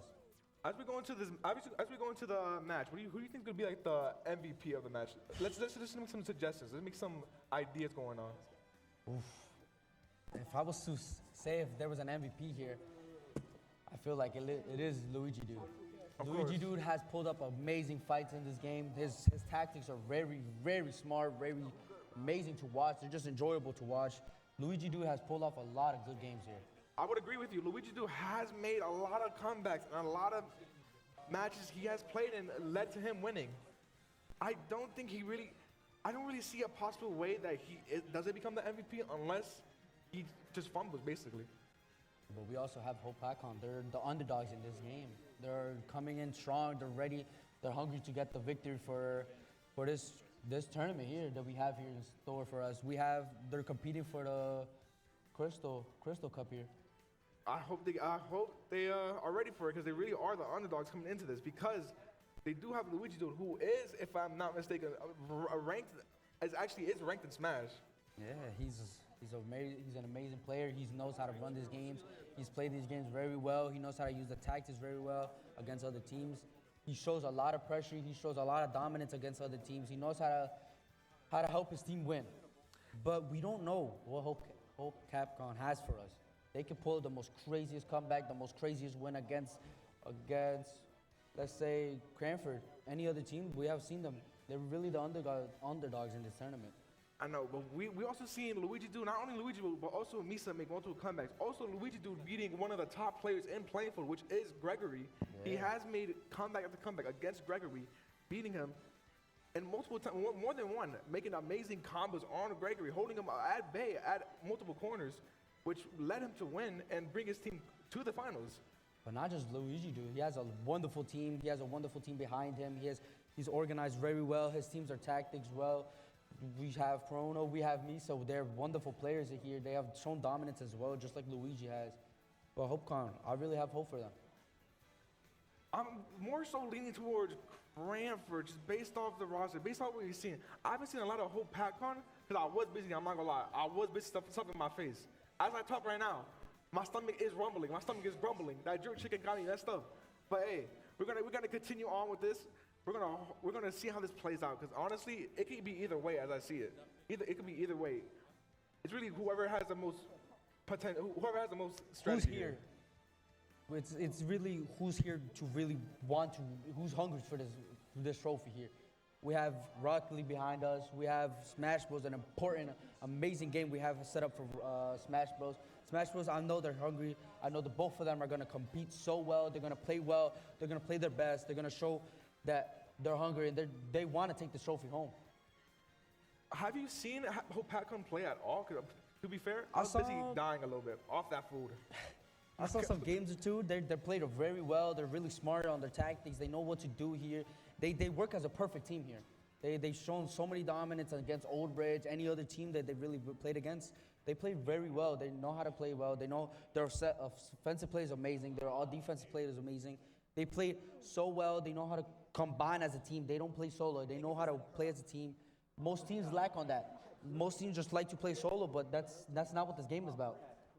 I don't see. I could actually not. Let me rephrase that. I could see how they could probably fight against Luigi Dude's impeccable offense and also defense also, but I don't see how they could like collectively be able to save their stock, save their lives to be able to push on forward onto the match. Luigi Dude, he might be the best player. He might be the player to watch for this tournament, for this final. But there's a lot of comebacks we can see Mr. Bell come up with the most craziest play. He's smart. He knows how to play. His team is amazing. Luigi Dude could flop, and he could lose because, as you said, Gregory was the top player in this tournament. But he also was able to take down Luigi Dude here. He played amazing. They know how to play. If you play as a team, you will end up on top, in my opinion. I agree with you. I do agree with you. I'm not gonna lie. I agree with multiple points that you have made. I just see it going either way at this point. I see it going either way. Whoever, as you said, whoever really wants it more. Whoever wants to win more. Wants it more, really. Because if Hope Capcom really made it this far, the two finals, they can show up to be the underdogs here. They can become better than Cranford here. Because they have gone against really good teams, Old Bridge, multiple teams like that. They have gone against really, really good teams. Cranford as well. They've both done an amazing job this tournament. They have done so many good plays, so many good tactics. They worked as a team most of the time. But we have to see who can become the winner. It's really who's more hungry to get this, who take it home. That jerk chicken is talking to me right now. I'm sorry to go off track, but that jerk chicken and that oxtail is really talking to me right now. Yeah, they had good food here. I'm not gonna lie. They have some amazing food here. Might be a little bit on the pricey side, but you know that food is like. Side, but it was worth it. It was really worth it. That food got me. I almost had to tap out. I almost had to swap out, but you know I gotta be dedicated to this. Yeah. You know what I mean? If I had some water, it would be great. Oh my. These are some amazing looking trophies, though. I might say. I'm not They're gonna well lie. made. The medals too. The medals are really beautiful. They're really made. They're well made. They did a spectacular job here. Amazing job. Me and Mr. T, we were looking at through the inspos, the little what they had preparated, but they were not hidden like this. These are well made. These are well created. They're well designed, really. He must have really said something to inspire them to go well Go and beyond. on, yeah. Because They really these did. are like, you can see Chris, I can see Kristen Plitter here. I can see his whole entire facial features. Oh my God, I can probably look through this and see the whole gameplay. I'm not gonna lie They've to done you. a wonderful job here. Ladies and gentlemen, we've done a crazy games here. This was all student made. Hope you guys enjoyed the tournament. Hope you guys had a wonderful time. I hope you guys was inspired to see that you could go out on and beyond in these tournaments. You can always apply. No matter if you're new to the game, you can still try. You know, there was multiple games here that was really not, we really didn't think they were gonna go far, but they did. They really did. Just to bring a little bit off the sidetrack, as we heard from our other commentators from Rocket League, we heard that their Plainfield team ended up losing. I know that you know quite a bit of people on the Rocket League team, so I want to get your little input as to why you think they could have lost. Unfortunately, you can't win them all. Unfortunately, they did lose multiple games there. They did lose badly as well, horrendously, unfortunately. But I think it was mostly one of my friends was in that team. They didn't play. They didn't have time. They didn't practice. They weren't really warmed up. And then, unfortunately, they didn't know each other, so they did horribly against in the same team. They weren't really chemistry. They didn't have a good chemistry. They weren't calculated in all their plays. Unfortunately, the other team was dominant because they were known. I do agree with you there. And as we wrap that up here, we're gonna see Brandish going with the Isabel and Chrono going with Incineroar. Chrono being from Cranford and Brandish being from Hope PatCon. We have to hope for the best for both teams. We wish them the best of luck. You guys know if you guys play with hunger, if you guys are really determined to win, you guys will take it home for your team. Can't really speak much on the start of the round, but I have seen Chrono play with Incineroar, and his tactics are really more like evading than getting in your face, which is like really interesting, as Incineroar is a getting in your face character, but he loves to like sort of evade and kind of like juke up his opponent a little bit. Chrono's really a close range person, a close range fighter. He's not able to fight as long range as most other characters will. But both of these players, they seem to know what they're doing with both of the characters. They have no struggle. They know how to play the characters right. They know how to play the cards right. They know they can take it home for the team if they really determine and play very well. as we, how long it's been like 20 seconds already, and we already see Chrono already almost 150 basically, and Brandish just barely going to 100. We could see Brandish really has the upper advantage at this point in the game. Brandish doing a wonderful job. She's making sure she gets hits on Chrono. It's a beautiful play right here. Oh, gets the knockout. Incredible. You see what I mean? Brandish is doing a wonderful job. She knows, they know what they're doing with their character. They making sure they get the punches, the good punches. They know they connect it. They know they dodge the plays as well. They're doing a fantastic job. We see Chrono kind of sitting back a little bit here. He has to go and look on the defending as he can't really get hit. He's already almost tied up with the amount of damage that Brandish has. He has to do something on his defending side to try to get the advantage here. Brandish is hitting, they're connecting some beautiful punches here. They're getting some hard hits. Chrono as well, but it's not doing as much effect as Brandish's punches are. We see Brandish is doing really well on the offensive while Chrono is just struggling to get on the defensive side. Chrono is trying his best, but it just looks like whatever he's doing is not working. He's going to have to try Not working on his favor, yeah. I see where you're coming from. Chrono's really trying his hardest to stay in the ground, but unfortunately he's not working as much. He does get the knockout, but would it be enough with only 200 damage away? No, it's not. We see Chrono just get absolutely obliterated by Brandish. Brandish connects a beautiful, fantastic job here. They're doing an amazing job here, connecting some hard punches against Chrono. Chrono's struggling very hard to stay in the arena, unfortunately. Can Brandish finish the job and take it home? We see a lot from what I've seen from Gregory at best. There's a lot of side control, and Brandish is really holding that side, getting Chrono on and off the ledge multiple times throughout the match. Chrono's struggling really hard to stay in the stage, in the arena as well, but he's starting to connect, he's starting to get his home again, he's making sure he can connect the last punches right there. He does a fantastic job right there to make sure he connects that hard punch, tosses it around. Can he finish there? Oh, is he gonna fall? No, he stays back up. Can he get back up though? Brandish is just waiting. They're just waiting there for him to get there. Chrono's trying to get back up, but he's getting blocked every minute. He can't get in the arena. Oh, he gets it! Absolutely destroys Chrono! Brandish does a wonderful job to connect that last hard punch. Perfect job, perfect placement. They know how to play this player very well, that they're sticking on the ledge to making sure they can't hop on just to connect another punch there. Wonderful job. It's something that I've seen a lot from, I say Chrono is like, they do good on the offense, but when it comes to defending, as you saw from the match against Plainfield, it wasn't really all there on the defending side. Brandish really made him have a hard time trying to get on the ledge, trying to even connect any single punches. Brandish did a fantastic job holding, waiting, and just connecting some good hard punches to be able to knock him out.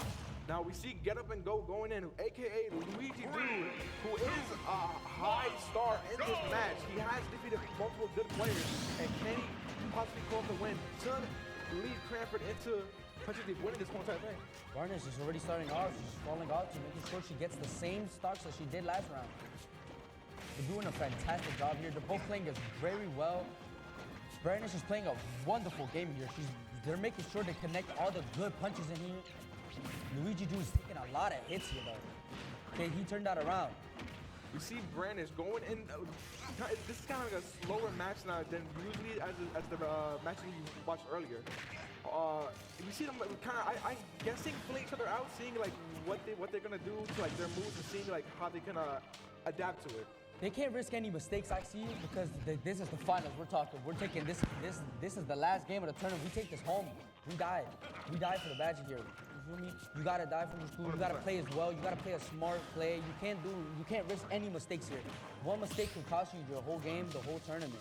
I completely agree with you. This is a stakes. This is everything. It's all or nothing. All your training, all this time you put into this effort, it all goes off here. You have to go all or do nothing. You have to either win or go home and lose. Go cry. Get Up and Go already got one knock off Brandish. He's doing a fantastic job, even with him taking a lot of damage. It might be a bait. It might be just for him to come closer to be able to connect those hard, good punches. Now we see Brandish. He is pulling his own against Get Up and Go. We see. I don't know how to explain it, but when I seen him first play, like let's say against Plainfield, when I seen Get Up and Go play, aka Luigi Dude, when when I see him play, he was more on the offenses, but now I don't really see that much of aggression in Luigi Dude. Yeah, Luigi Dude, he's done a fantastic job. He really tried his best in the beginning of the rounds, at the beginning of the matches of the tournament. He did a fantastic job playing so well on offense. He plays so aggressive. He makes sure he can connect it as many punches as possible. Right there, he gets a wonderful KO. He finishes the round for Cranford. Wonderful job. He does an amazing, good combo right there to make sure he gets out the arena. That was an amazing job by both players. Brandon's holding his own for as long as he could, but Luigi did anything up pulling out the win for Cranford. Luigi did a fantastic job there, just holding on. He makes sure it was more as that player to come up to them, make sure he gets as many connected punches, as many combos possible. He did a fantastic job. He may have played slower than his other matches, but he did a fantastic job just to secure the win. And now we see Luigi going in with the same character that he has been playing with, which is of course obvious. But now we see also Goggler, is what I'm guessing? Is that how you pronounce it? Goggler? Yeah, I think so. Going with the with Dark Summer. Summer? Dark Summers. Dark Summers. Dark Summers, I'm not gonna lie, he's one of my favorite players when I play this game with my family members, any other my friends. I love playing with him. He's an amazing player. I like to spam a lot of his buttons, I'm not gonna lie. It's a really fun guy to do because that kick move right there, it's wonderful to do, just spam it on the corner of the person. I know you're talking about, but I did play Samus. I think that's like this other type of play style. But I'm not gonna lie to you, I didn't know exactly how to play him. All I did was spam that exact bomb that he just spammed right there. I'm not gonna lie to you, all I did was really spam that bomb, which ended up working out. So I might be, varsity material. Who knows? Sign me up. Luigi Dude's doing a wonderful job. He's making sure he connects a lot of punches on Dark Summers. He's done a fantastic job. He's making sure he gets him out there. Making sure he doesn't stay in. Making sure he has a hard time to even connect the one singular punch. And we see that it's 2-2 with Luigi Dude kind of at a disadvantage, but we've seen time and time again, no matter how much percentage damage he gets, he always manages to tie it up with the amount of damage from both sides. Yeah, you're right. Gurgler's doing a fantastic job. He's trying to connect as many punches as he can. He's struggling a little bit, but he gets it here and there. He's doing a fantastic job. Luigi Dude is really playing aggressive, just like how we used to see him in the other matches. He was trying to go for the side control there, but he seems like he couldn't pull it off really, as he almost did get eliminated himself. As we see Gurgler kind of pulling up some offensive plays, but also going on the defensive forward up. But Luigi Dude is just putting off a great offensive plays. He's doing a fantastic job just holding up that side.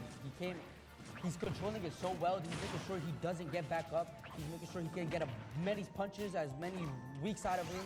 He's making sure he gets him with the hard punches, just like there. Luigi Dude is doing a fantastic job, making sure he can connect the biggest punch of his life, just to make sure he can get that KO and finish the game. But now we see that he is nearing critical damage at this point. Practically, I would assume an out smash or a counter smash could possibly knock him out of this arena, and it would be tied 1-1. Can Gurgler possibly knock him out, or can Luigi Dude stick to it and possibly win this match with 2 stocks still? I feel like Luigi Dude is doing a fantastic job. He's doing a well played. He's making sure he gets as many punches as I've repeated multiple times. He's doing a fantastic job on the offense. His offense is so well that he doesn't even seem like he needs the defense here. We see Luigi Dude practically almost at 200 damage, which is entering dangerous areas, but we also see Gurgler at 102. And he gets knocked out! Luigi Dude finishes the game well played, well done. Everything was organized very well. He knows how to control that left side. He does a fantastic job. He does it with no struggle. He makes sure he's never able to control back up in arena. The fluidity in his combos and just his play style, being able to control from the right, control from the left, even control from the mid, and even going on the defensive at times, it's just actually spectacular. I never really watched Smash, but watching his gameplay makes me want to watch Smash more and more. It makes me even feel like I want to play it. I might even, who knows, me and you might even come to GSC, who knows? We might make it to the big leagues. Ladies and gentlemen, we still have Luigi Dude here. We also, as well, we have Gavin, which is he likes to be called. He's Gavin. Let's see what he has in store for us. Let's see if he can perform to a high level. Let's see if he's able to knock out Luigi Dude. Side note, that drip chicken is talking to me about my stomach. I'm not gonna lie to you. crazy. He's taking a lot of hits by Luigi, dude, unfortunately. But can he switch it up? Can he start doing all the damages now? We see Luigi doing as he always does. Good side control. Keeping him off the ledge. Trying to go for the knockdown. Can he get back up? He manages to get up.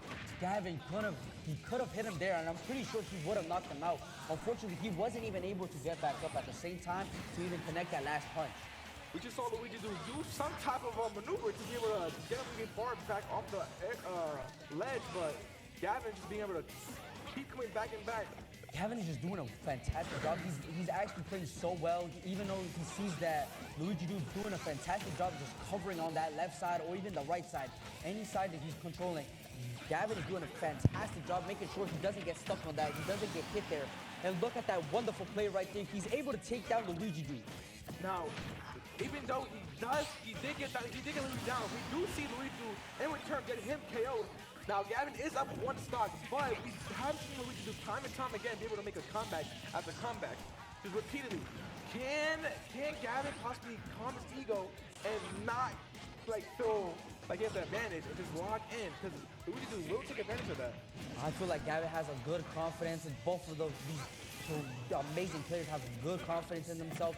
I know that Gavin is trying his best right now. He's making sure he doesn't fall off on that ledge, since Luigi dude is doing a fantastic job just making sure he falls or he even gets thrown away. He gets that KO on Gavin. Gavin is doing a fantastic job. He's making sure he connects those punches that he needs to make sure he gets on a high critical damage.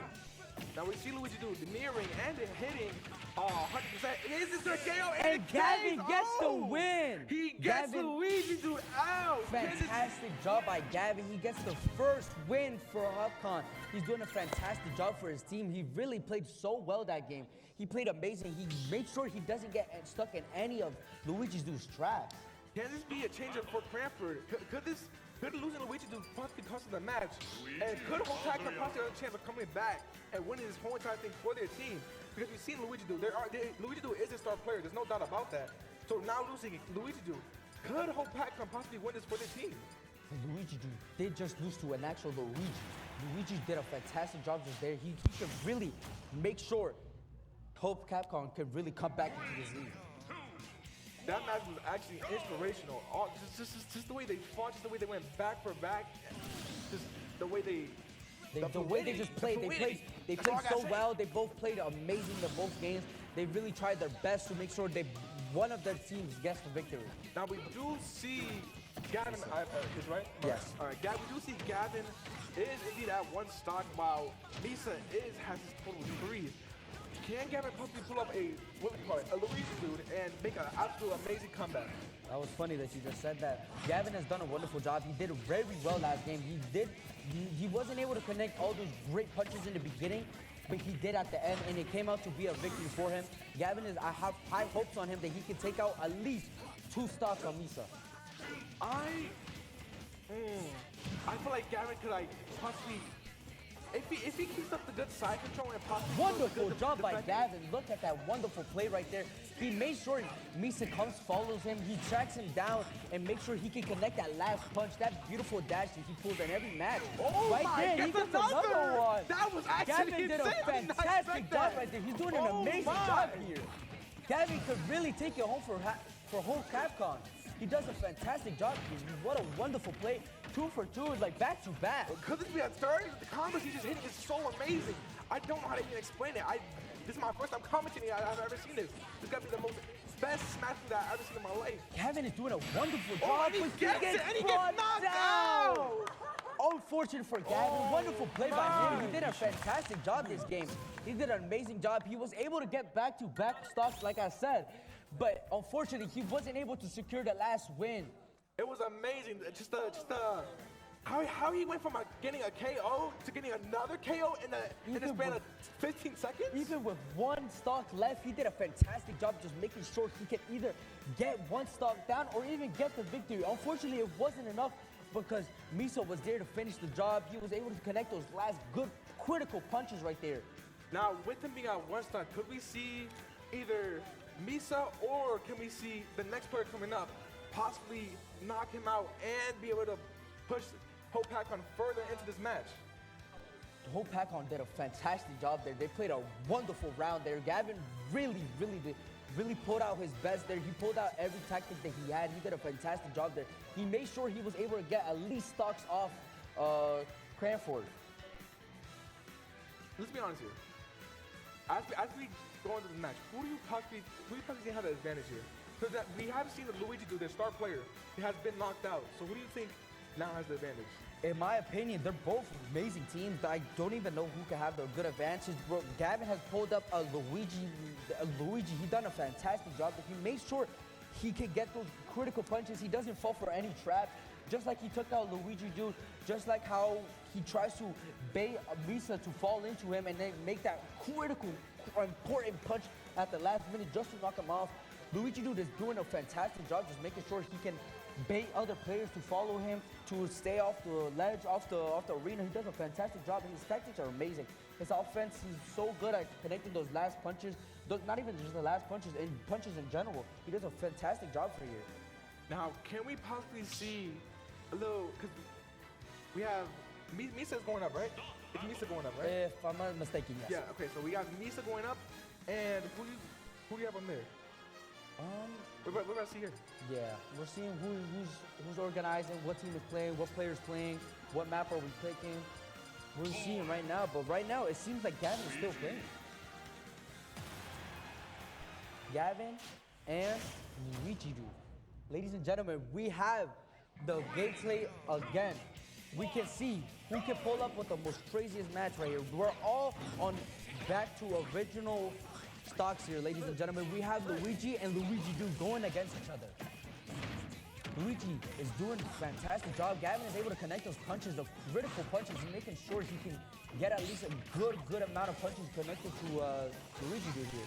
Now, can we see possibly Luigi do pulling it off and getting the revenge that Gavin has done to him, basically? I don't know. I think we can see Gavin go 2 for 2 against Luigi.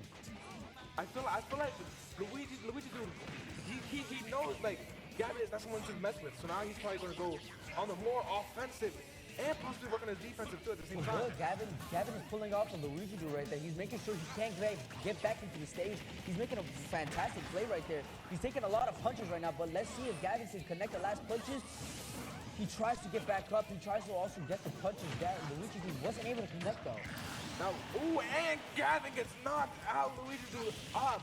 And Luigi dude gets knocked out. Oh no, my bad. You're mistaken. My bad. You're confusing, man. Gavin was able to knock out Luigi dude first, but Luigi dude did a fantastic job. He was able to, the minute he drops back down, he's able to connect a beautiful punch just to kick him out. You see, Luigi dude, and then somebody playing Luigi is kind of confusing, but you know, let's get back to it. We see a lot of basically they're going bar for bar for the damage, not only the damage, but for who has side control. Punches, yeah, they're doing a fantastic job here. They're playing really on the left side, not on the right side, if I'm mistaken. They're playing a wonderful job. They're really controlling that right side. They're making sure no one can get back into the stage. They're both competing for who can stay up there the most. No, I didn't know Smash Bros. Had this key like that. Cause I'm watching these fights. It's actually interesting. It's getting me like excited, basically. It gives you all the energy. It gives you so much energy just to even commentate, just watch these games. I know their players are they're hoping for the best. I know their teammates are rooting for them. They're trying to motivate them to compete better. They're trying to play some better styles, give them the most. Look at Gavin doing one fantastic job. He's able to KO Luigi dude. It's KO now. Gavin did get that kill, but he also is like critical, so he's gonna have to watch it for that. As I just said. Luigi dude, but Luigi dude fell off the map. What just happened? Luigi dude was unfortunate. He fell off the map the minute he hit Gavin. Gavin gets a really easy win there. Oh my, that's actually like crazy. We have never seen that before in this whole tournament. He couldn't No recover. mistakes like that. Unfortunately, it was a hard punch. It was hard to even recover off that punch. He just couldn't get the recovery off that. Ooh, could this be a change-up? Could this possibly be? Gavin is 2 for 2 against Luigi dude. He did a fantastic job. He did very well, He did a fantastic job against Luigi dude. He played very well. He knows how to dominate each side just like he always does. Now let's see what he can pull off against Misa again. Could we possibly see the underdog, Hope Pac-On, possibly pull up the win here against the rising star of Cranford?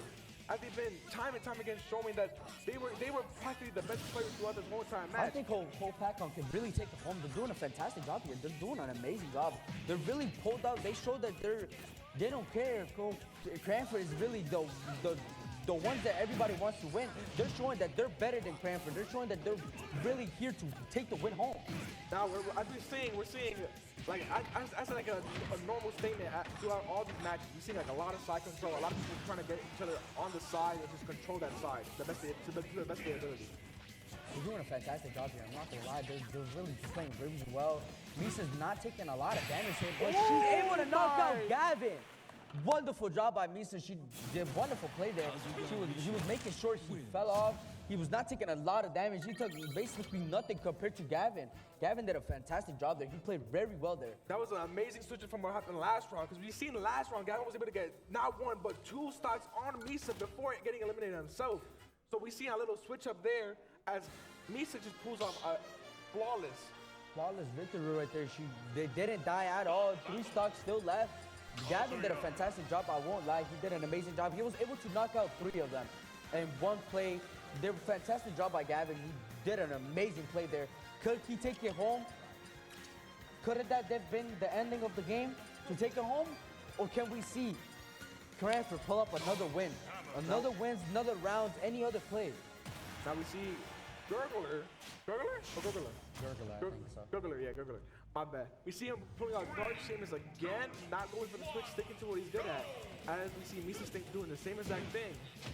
Now, from what I've seen, Misa's character, Kazuya, I haven't seen like very good side control, so I don't think side control is the best play here. He's really more dominant on the middle. He's making sure that he can clear both sides out. He's very well in the middle. He knows how to clear both areas, and any area possible, even on the sky, bottom, anywhere.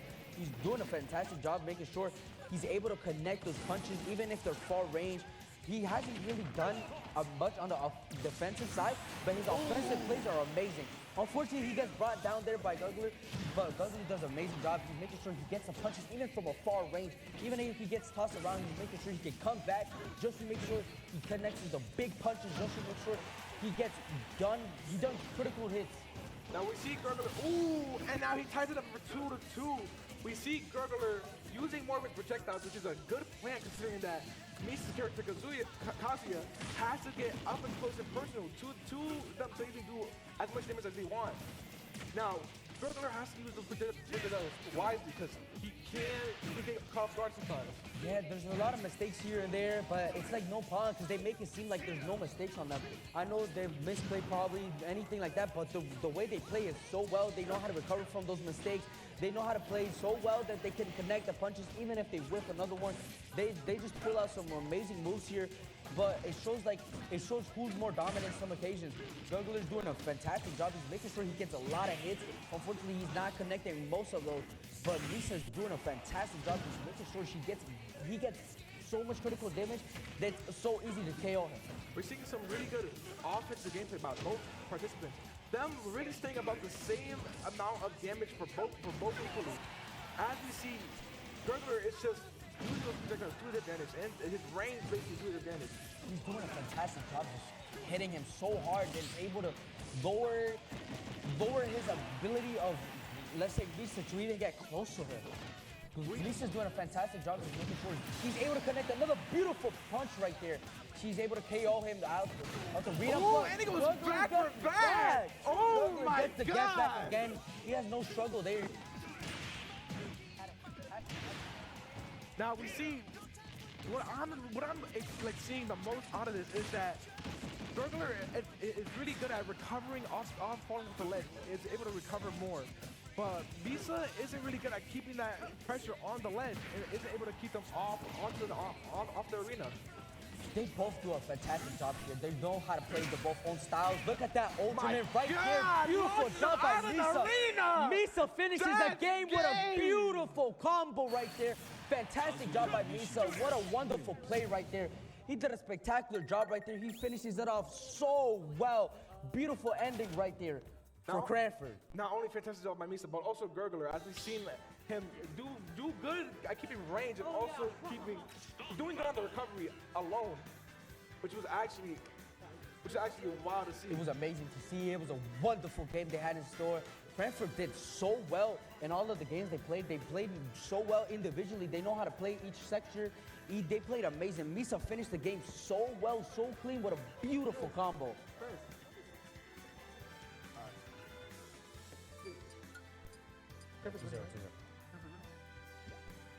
Ladies and gentlemen, Cransford's on the favor with a 2-0 lead. They're doing a fantastic job here. They are doing a fantastic job, but can Hope Packard possibly make a comeback here? Can they possibly see? I feel like the main target has to be Luigi dude. It really is a comeback. It really is, because Cranford was losing a couple seconds ago, but look at them. They're just getting a 2-0 lead. They're doing a fantastic job. All the teammates are really motivated to really take this home. Even if they're losing a couple seconds, they're not done. They're not giving up. They're really here to win it and take it home. We see Cranford, as we saw for the first match, we didn't see them crumble under pressure as they were down a couple. We didn't see them actually crumble at all when they lost their star player, Luigi dude. They actually saw them perform probably even better, I would say, by getting the motivation to fight back even. It shows that they're not depending on one only player. They're showing that they have their own magics as well. They just have to show it off on another player. They're doing a fantastic job here. Ladies and gentlemen, this is an incredible game that we have had here. We have comebacks and comebacks and comebacks. And it's just incredible to watch these two amazing plays, two amazing players go at it. Now, I see the same thing with Dark Shame is, was Douglas player. We see the same thing going on with Varnish, my bad, with Isabella. Keeping a good range, keeping a good distance from Misa, being able to do more damage at a long distance range. Misa's player has great punches. His punches connect so well that your really good punches are right there. It shows that his punches are so strong, it could really knock you out. Varnish is doing a wonderful job, keeping her distance right there. Right there, it's a game. Ladies and gentlemen, it's game for Varnish. Varnish gets the one win for Hope Capcom. Wonderful job by Isabella. Isabella did a fantastic job. We see Luigi dude coming in. Oh, my bad, not Luigi dude. But that was an amazing match. We saw wonderful great match. combos, great play style. I feel like if you're on that one stock left from last round, it's really a disadvantage for you. Because they can show that. Not if the Gregory. But, ladies and gentlemen, it shows that if you're really on that last stock from last round, it shows if you're just on one, it can really show the difference. It can show you're on the disadvantage because even with a hard punch, even for Misa's played so well that even if you hit them very well, very sharp, it really connects that hard punch and it can really knock you out. Now we see Chrono going for Incineroar here. Varnish having to go down to, what was it? Was it 1 or 2? It's a 1. It's 1. So we see Varnish going down to 1. I don't know. No, he fell 1. Oh, he yeah. has to fall. Chrono's doing a fantastic job here. He's making sure he can connect those punches, but it's not really connecting. Varnish is doing a fantastic job. He's doing all the punches here. He's really showing that even with the height difference of these players, of the pair, they're doing a fantastic job. They can show he's more dominant in the game. Now, we want to see, Chrono wants to try to get close and personal to Varnish, try to get in that damage, get in that impeccable damage that Incineroar has. Be able to possibly do enough damage to the point where he can knock him off. But Varnish is just not giving up that space. He's keeping going back and using his range to his advantage. And even when he gets close, he manages to pull up a combo to get even farther away. Varnish is doing just a wonderful job of avoiding as many punches as possible. He's getting a lot of punches of Chrono. Chrono unfortunately has to fall because that was a beautiful punch by Varnish. Varnish did a fantastic job of making sure he can weave off the dashing, weave off the punches, to make sure Chrono is the one falling and not him. We see a lot of great, excellent distance control by Varnish, which is like, Incineroar is basically kryptonite. Because he needs to get close to do any sort of a major damage to be able to do enough damage to knock him out of the arena.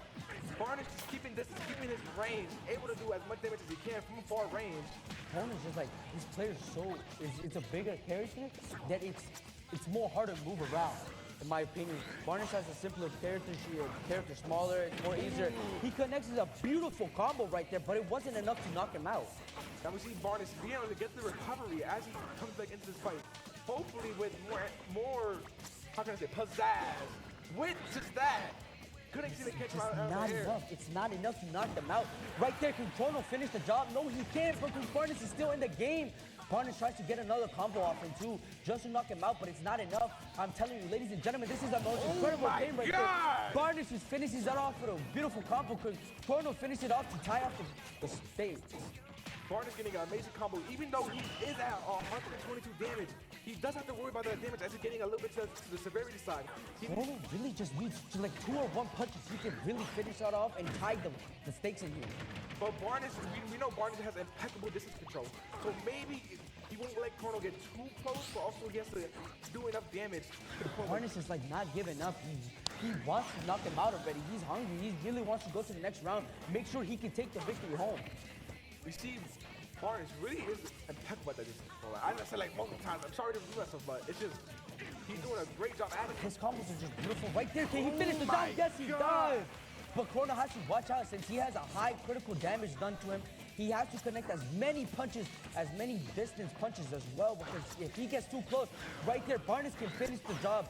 It wasn't enough to knock him out, but it might be next time. Can Barnes finish the job as he tries to go for the side control, gets him to get it, and Cinnamon going on the more offensive side, which me personally, I wouldn't recommend since he is at that almost He's at that state 200. of getting knocked out, yes. Exactly. So I would recommend more. Oh, as I Barnes said! finishes a game for whole Capcom. Wonderful job by Barnes. He played amazing right there. He played so well on the offensive that it made sure he got no damage touched to him. Ladies and gentlemen, we're seeing Gavin come in. Let's see what he has in store. Can he take it home for whole Capcom? We've seen Chrono not worry too much about his damage, but he should have been doing, because we've seen it get to that severity side where it was at like 200, practically almost 200. Chrono needed to worry about his damage and possibly defend more, but also still working on that offensive, while Brandon didn't let him get any chance to get close. Ladies and gentlemen, this is like the most craziest game. We just saw Cranford pull up another comeback, and look at whole Capcom. They're doing a fantastic job. They just came back again. It's impeccable. It's going back for back. Even though Cranford is up 2, Cranford is up 2. I feel like whole Capcom could possibly make a comeback here. I'm being honest. Ladies and gentlemen, the score is 1-1. Ladies and gentlemen, it is tied. Let's see who can take it home. To be Who honest, can be the 2025 Plainfield Invitation champion? I like that. That was a nice one. I'm not gonna lie. But I was so certain that Cranford was gonna pull out the winner. But to be honest, at this point of the game, I can see anybody winning.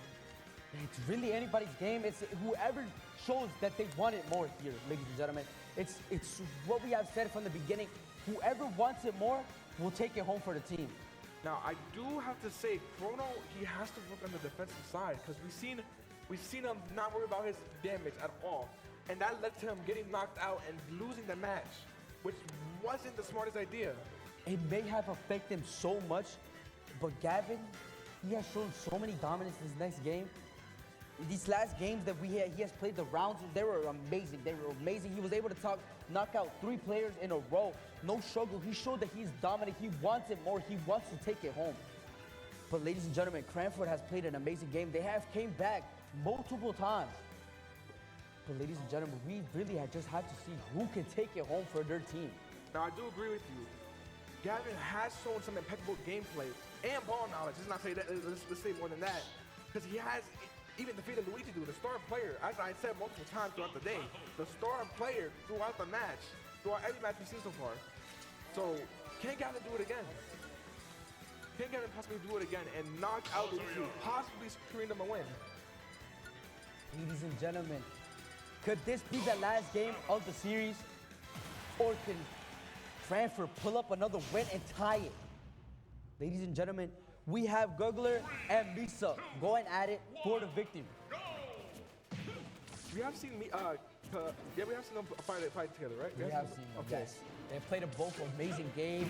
Misa has came up on top. Wonderful punches from him. His character is just so strong when it comes to punching and those hard touches. Like right there, he's already off the screen, ladies and gentlemen. Ladies and gentlemen, Misa's doing a fantastic job, just taking so many punches off Gugler. Gugler's struggling so much just to try to even connect one punch. Gugler cannot seem to land. Misa's really hungry to take it home just like that. He's able to knock off one. Ladies and gentlemen, he just needs to take out 2 to even tie the game. Gurgler cannot seem to. He has to try to get an advantage. He has to use his range to his advantage because Misa's character is predominantly getting your face and has to basically just stay next to you at all times to do damage He's just like a that. fantastic job just taking those good advantages, his punches, his advantage is so well when it comes to getting in close range with Gurgler. Gurgler's just struggling so much. I think he needs to play more far. Because once he gets so close to Misa just connects those hard punches, able to knock him out the mat. We see how broken Misa's character can be with the close range. But Gurgler has to try to stay at the distance that he needs to be. Gurgler he's taking some good punches right here. He does an amazing job. He's making sure Misa's taking so much damage that it's easy to knock him off. We just see Misa with an impeccable combo on Gurgler. As Gurgler launches them to the side. Oh, Misa just takes it. Misa just manages to get the hardest punch to knock him out the mat. It's an easy KO right there. It's really whoever game. Misa can take it home. Can Misa possibly and get tie the game? A flawless win here with all 3 stocks available? I think Gurgler knocks him out right here. I think Gurgler knocks him out, but Misa's doing a wonderful job right here. He's making sure he doesn't take any damage. Right there, as I said. Unfortunately, I jinxed it. Unfortunately, I jinxed it. Misa was unfortunately taken out. Gurgler's really on high level. He's on high stakes right here. A couple punches, he could be out. We seen this great on the offensive. And as I said right that, there, ladies and gentlemen, I said that. Ladies and gentlemen, Misa is able to get a point on Cranford's lead. Ladies and gentlemen, wonderful job by both players. They did an amazing job. Misa was just so much dominant in that round. Misa did a fantastic job right there. It was amazing gameplay by both participants. We see a lot of new strategies. What strategies don't say, and a lot of new confidence going into this next round here. Every game is just like a new game, and we're just starting off a new one. They don't do the same strats. They don't do the same movements. It's just different. Each game, they do different combos, different move around. They're just so well coordinated in this game that it's really whoever's game. It's really whoever's game. It's really who can ever make the first mistakes. Now we see Chrono and Misa both favor characters that are mainly predominantly in the getting your face type of category. While we have Hope Pacon with people that use Isabella and Dark Shamus who are predominantly long, like, brain type of characters. Misa, he's doing a wonderful job, really just, even with a close range fighter, he's doing a fantastic job making sure that he connects those punches, making sure the opponent doesn't get a punch on him, because if he gets a punch on him, it could really cost him the game. Now we see Gavin winning, the star for Hope Pacon, I would say personally. I would say also, I do want to see Gavin with 3 slugs and Luigi with 3 slugs for it to be a fair match. I want to see how would that end up. Gavin really be able to connect his punches even after Misa connects his him. Wonderful job right there. Gavin is just like, he's simply so he's so concentrated in this game. He wants to end the game already. I think he really wants to go home already, guys. I think he just really wants to take the trophy home. He's able to connect his hard punches on Misa. Misa's struggling right now to even come back to hit 1. I know I want to go home after that food I ate, but anyways, we see Gavin really, oh my God! Gavin finished it off on a flawless victory right here, ladies and gentlemen. Gavin finishes the game flawlessly. Only 10 damage done to him. I couldn't even get my point across. That was so fast. Ladies and gentlemen, Gavin did a wonderful job that game. It's just impeccable gameplay by Gavin. It's just so amazing to watch him play. He knows how to play so well, even with Luigi. A player like Luigi that I've never thought could be well used in this high level. I'm not gonna lie. Luigi dude might have his work cut out for him. I won't lie to you. Luigi dude definitely has his work cut out for him. If he possibly wants to try to get to win this whole entire thing, basically. If he wants to try to win this whole entire thing. Ladies and gentlemen, Gavin just really has to win this game to basically be nominated the champion in the MVP of 2025 Plainfield Invitational. Now, is it bad that I was hoping that they put a Luigi dude instead of Kona? Is that bad? I want to say Kona shows a lot of dominance in multiple games. He shows that He doesn't care if he's doubted. He knows that he can play at his own level. We see Chrono taking some major damage. I'm hoping that he could try to build on his defending trait a lot better. Luigi does a fantastic job just holding him off, pushing him away, making sure he connects those hard punches to make him fly. We need Chrono to try to work on his more defensive, to try to make some kind Build of up. counter, He has to basically. build up. He has to counter something off the punches that Luigi does. Right there, a wonderful combo right there. Unfortunately, he wasn't able to connect that last punch to make him fly. But Luigi does. Luigi does make him go away from him, makes him separate, have a good distance. I never knew Luigi could play like this. We see them barely at 100. Wonderful job by Chrono. my God. Wonderful job. He's able to come back. He's able to come back. He's concentrating. He's taking all the doubt into motivation right here. Impeccable KO by Chrono, as you see Luigi do coming back in with the offensive. Gets the KO himself. Ladies and gentlemen, Gavin really has the game in his hand right here, ladies and gentlemen. Chrono's doing a wonderful job, but it's just not enough to finish off Luigi. Now we see Chrono still at 0%. While Gavin, my bad. I almost said Luigi do. Gavin, my bad, is nearing 100. Really at 70, he's doing a fantastic job. They're really trying to avoid touching each other or getting even close to each other because it could really cost him the game because Luigi, as we've seen him play so well, even with a close range fight, he's very good at connecting those hard punches. But Chrono, don't get him mistaken. He really knows how to connect those beautiful combos, even to knock out any opponent that he has. It doesn't matter if you're the world champion. He can still connect those beautiful combos and it can lock you out. Now we've seen Gavin do multiple times. Oh Right there, my as God. we speak, Chrono does a fantastic combo just to knock out Gavin. Ladies and gentlemen, it is 1-1. We seen Gavin do a lot of times where his Chrono would be not so high damage, but he still managed to get the KOs either way. Can he possibly pull that off right here, right now, to make it a lead for PacCon? My bad. Ladies and gentlemen, Luigi has so much advantage right now since Chrono has taken so many damage from last round and this round. Ladies and gentlemen, who can take it home? Luigi is doing a fantastic job right here. He's just making sure he can get as much punches.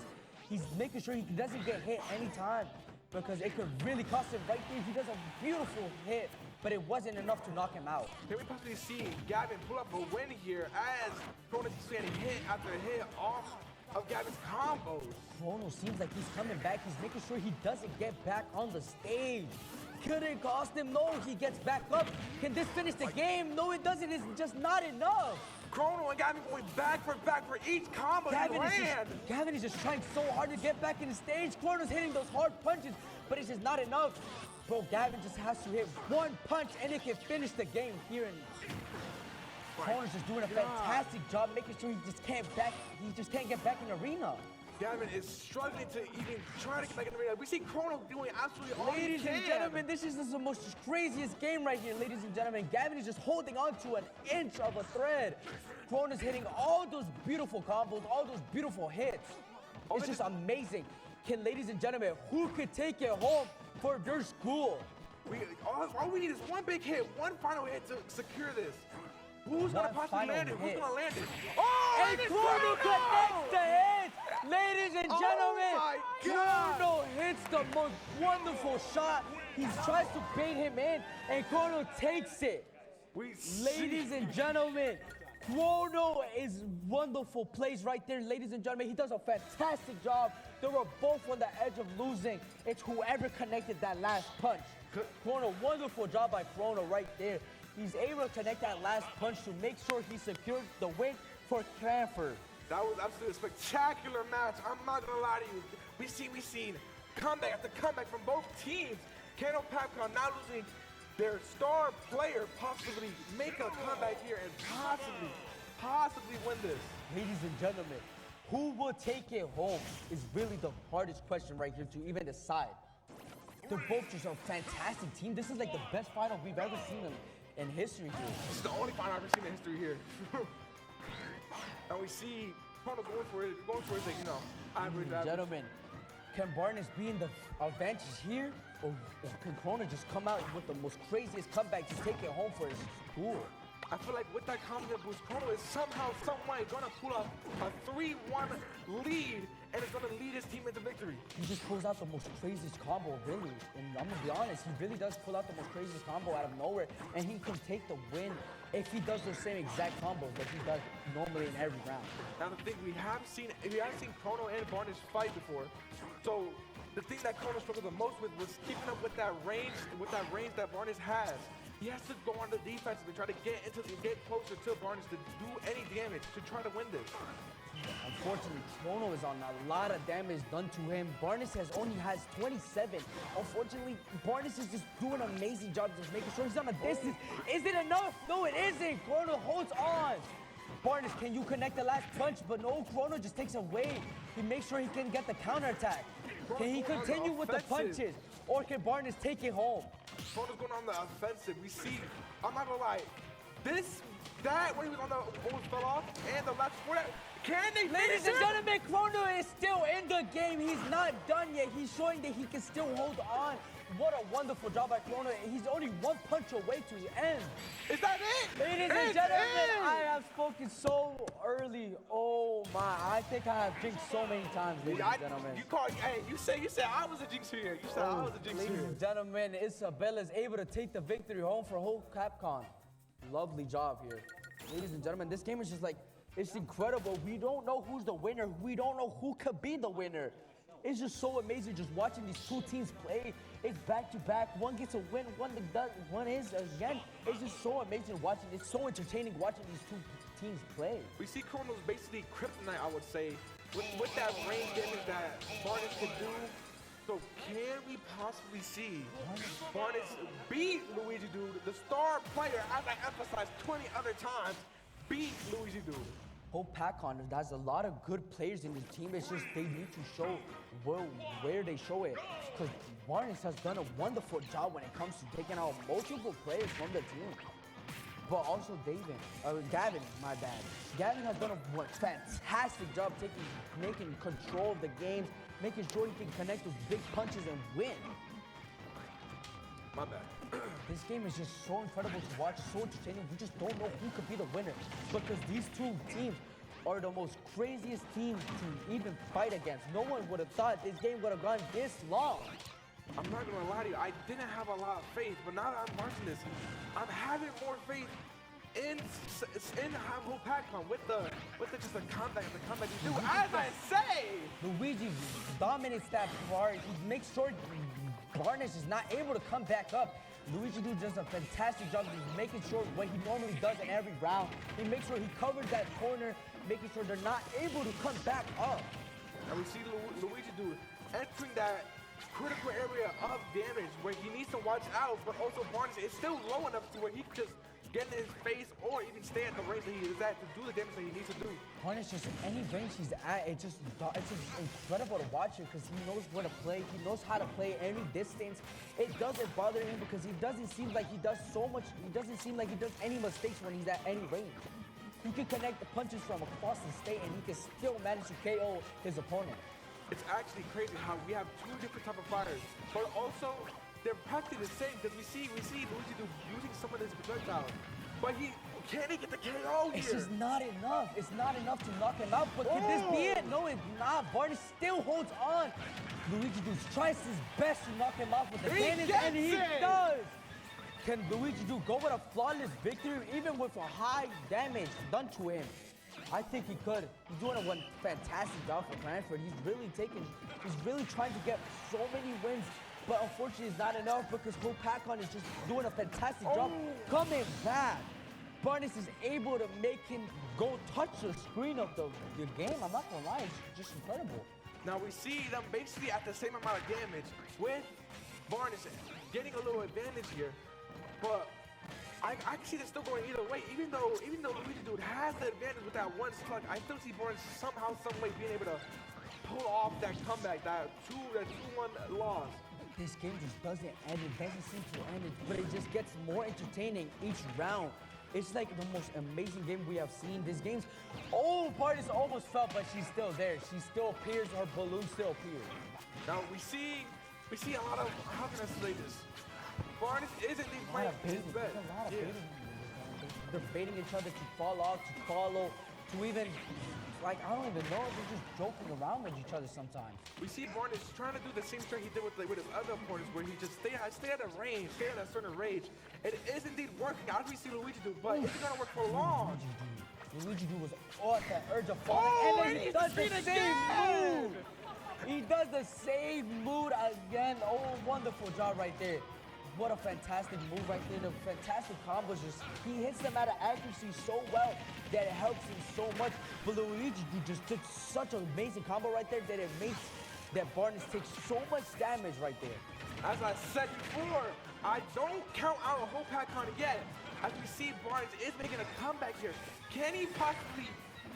He is changing up his strategy a little bit, as I see. He's not going for more range, a little more on the offensive, but still using a little bit of that range to his advantage. But these two players are so dominant when it comes to holding on a site or even to holding on at any area they have there.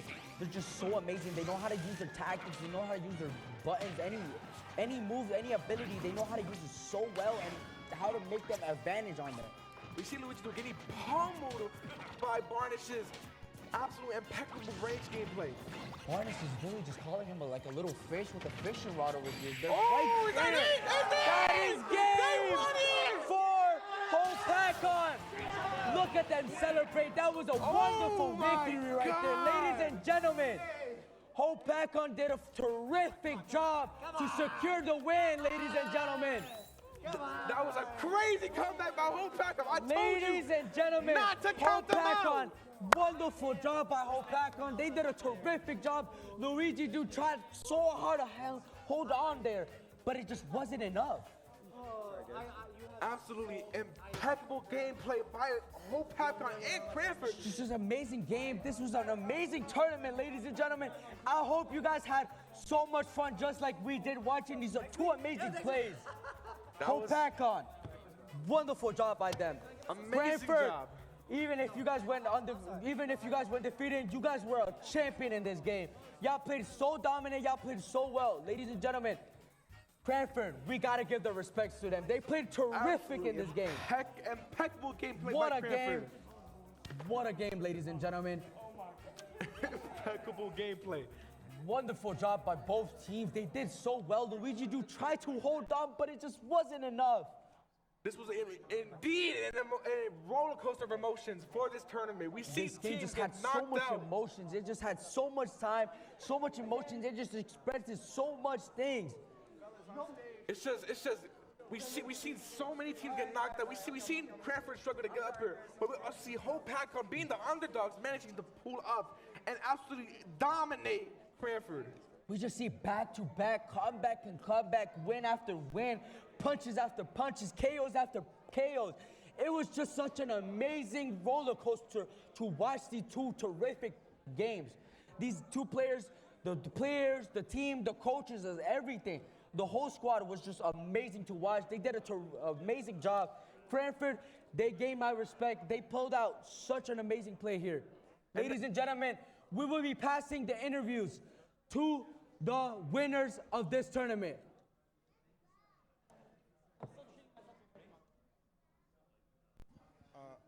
On behalf of Plainfield Public Schools, we are proud to present you with the championship trophy for Super Smash Brothers here at the inaugural Plainfield Public Schools Esports Invitational. We'd like to present this championship trophy to the team from Hopakon. Congratulations. Come on, guys, come on, all of you, come on, we're a team. Hold the trophy, hold the trophy. Get a hand on the trophy, come on. Right here, we're all here.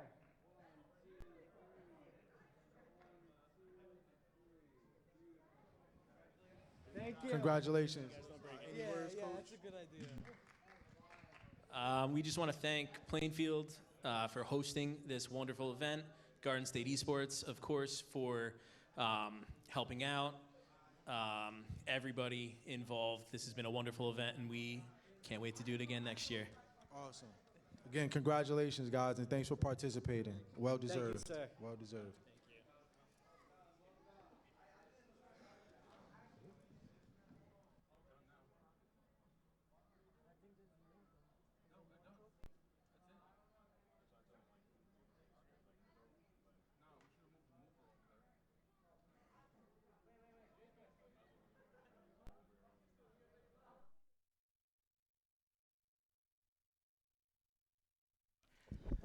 Welcome back.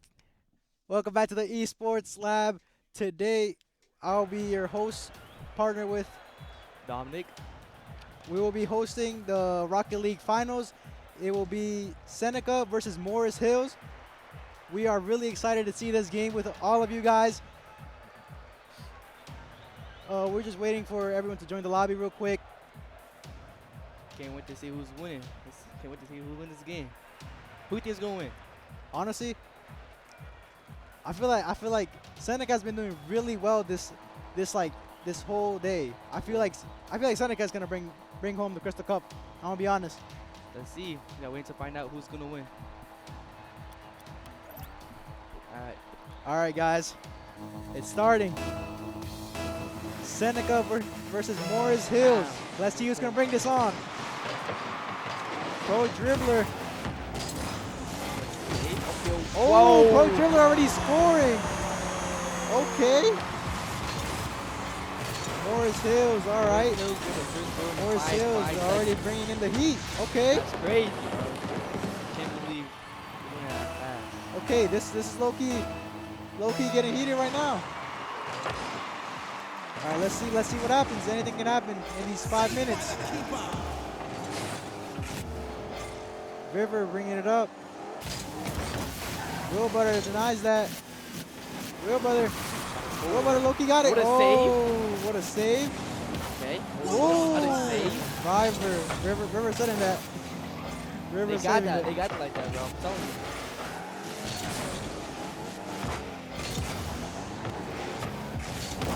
you. River blocking that. Butter denying that too. It just seems to be going back to back. Yeah, back to back. Oh, AJ pushing forward. Oh, demolishes. Butter. AJ and River try battling for that ball. Oh, Will Butter got a clear shot. Will he be able to make it though? Will he be able to make it? And he's in. Will Butter scores, making it 1-1. Wow, what a clean goal. Played that very well.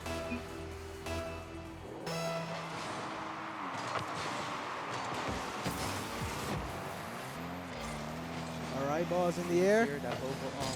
Dribbler seems to be playing around. Whoa. Okay. AJ bringing it up. Whoa. This is it. Dribbler.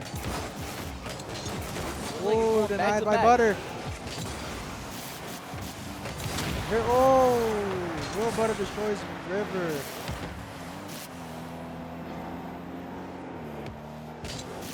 AJ. Oh, River denies that. Oh, what a save by Will Butter. River. Oh, okay, I saw that. Dribbler scores 1-2 now. Morris Hills favor. Morris Hills with the lead right now. Okay, this might be a really close game between these It's a good game right now. these two competitors.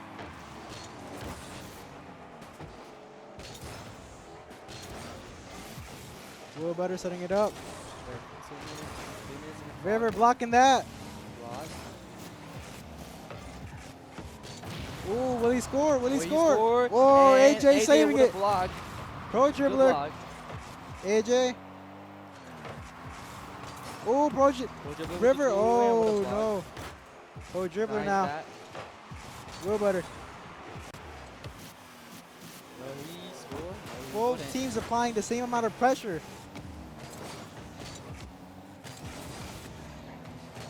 AJ bringing it out, taking it out of harm's way. Dribbler. Nah, denied by Butter. Ooh. What a shot from River. It's a good game. Oh, will he score? Oh, will he Hills score? and No. Butter's there. Oh, but Dribbler. Ooh. What a save right there. What a save. Had that save. Ah. AJ bringing it up. Guessing Butter's going to take that. Yup. Try. Denies it by River. Seneca trying to apply pressure now. Both teams are playing really good defense, in my opinion.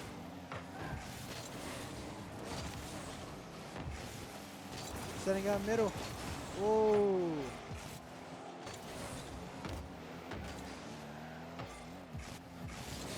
Will Butter lifting it up. Oh, that might be a goal. And No, it's saved not. by AJ to block that. But with the ball right now. Nice Bro hit. dribbler Bro trying to by lift the it up. score. Oh, And then nah, who wasn't was there. Oh, River tried contesting that. Oh, AJ in the air. Ah, too far. Got A 1 minute on the clock. remaining. Let's see who scores. Let's see who wins this round. Let's see what happened in this minute. Will Seneca make a goal and even out this game? Ooh, okay. Trying to apply pressure here. Seems here that both teams have very good defense at this time. Yes, they really do. Yeah. Ooh, AJ tried going for the shot. River blocks 30 it. seconds remaining. Let's see who wins. Oh, River goes for a shot. Ooh, Ooh, what a blocked by save. Butter. Oh, AJ. And we'll say- Oh, Pro Dribbler scored. Score is now 1-3.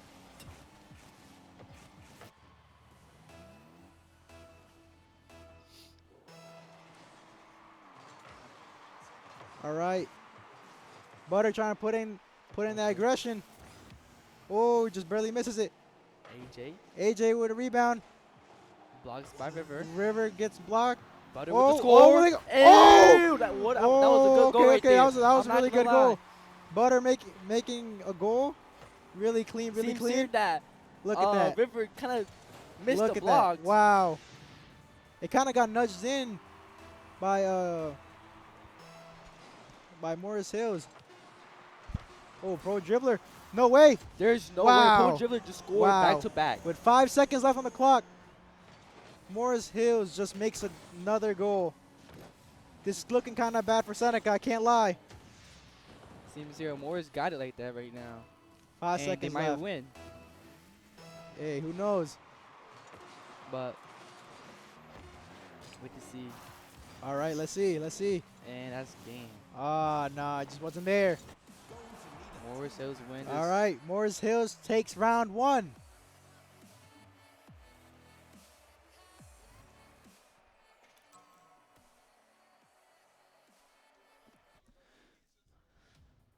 All right, we'll be going into round 2 now. Let's see. Let's see what happens.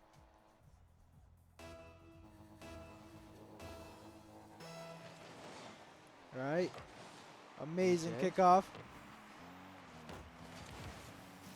Denies it. River putting the aggression. Whoa. Will Butter demolishes River.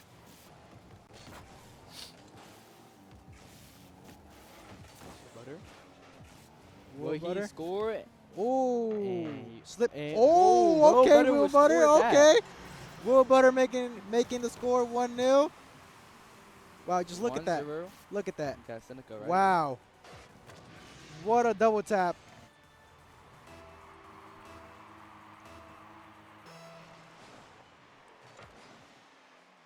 All right. Famous AJ bounces it off the wall. Will Butter goes for it.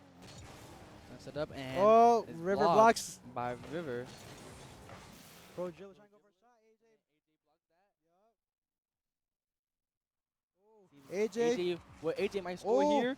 Oh, Will Butter Oh. barely misses. Pro Dribbler with the ball. And And scores. River scores. How many times did Goal. he score? Huh? How many times did he score out of these 2 rounds? Pro Dribbler? Yes, he's been scoring a lot lately. Pretty sure he scored around 4, 4. give or take.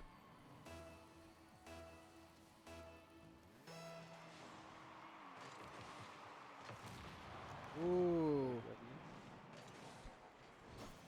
Currently tied. Nice by Let's see who can AJ. bring this home.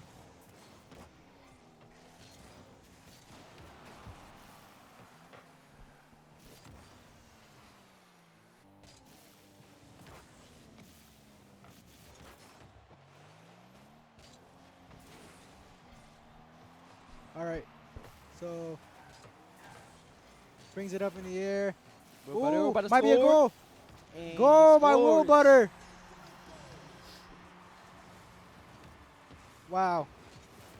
This Look is at an that. amazing game right now. Look at that playmaking. Wow. Seneca locked in. It's about time. Ooh. River sets it up. Will he score though? Oh, And what a save by Butter.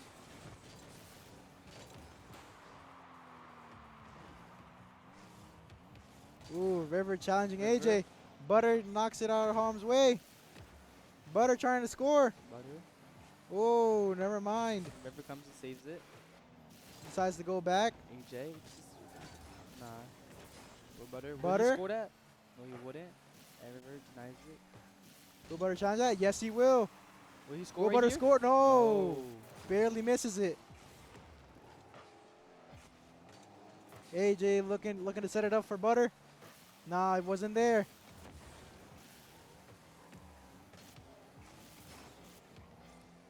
All right, AJ. AJ with the ball right now.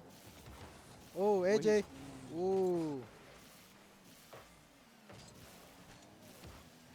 Butter. Butter. Sets it up. Will he connect? No. Roger lifts it up. AJ barely misses.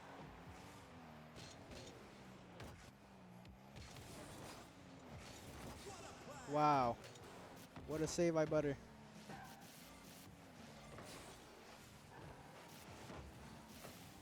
Lifts it up in the air.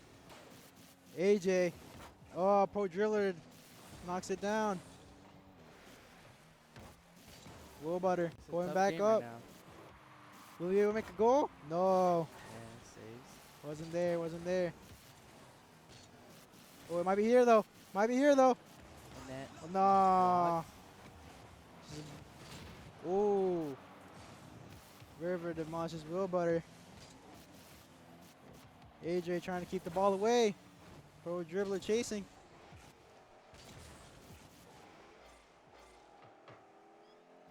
River with the ball right now.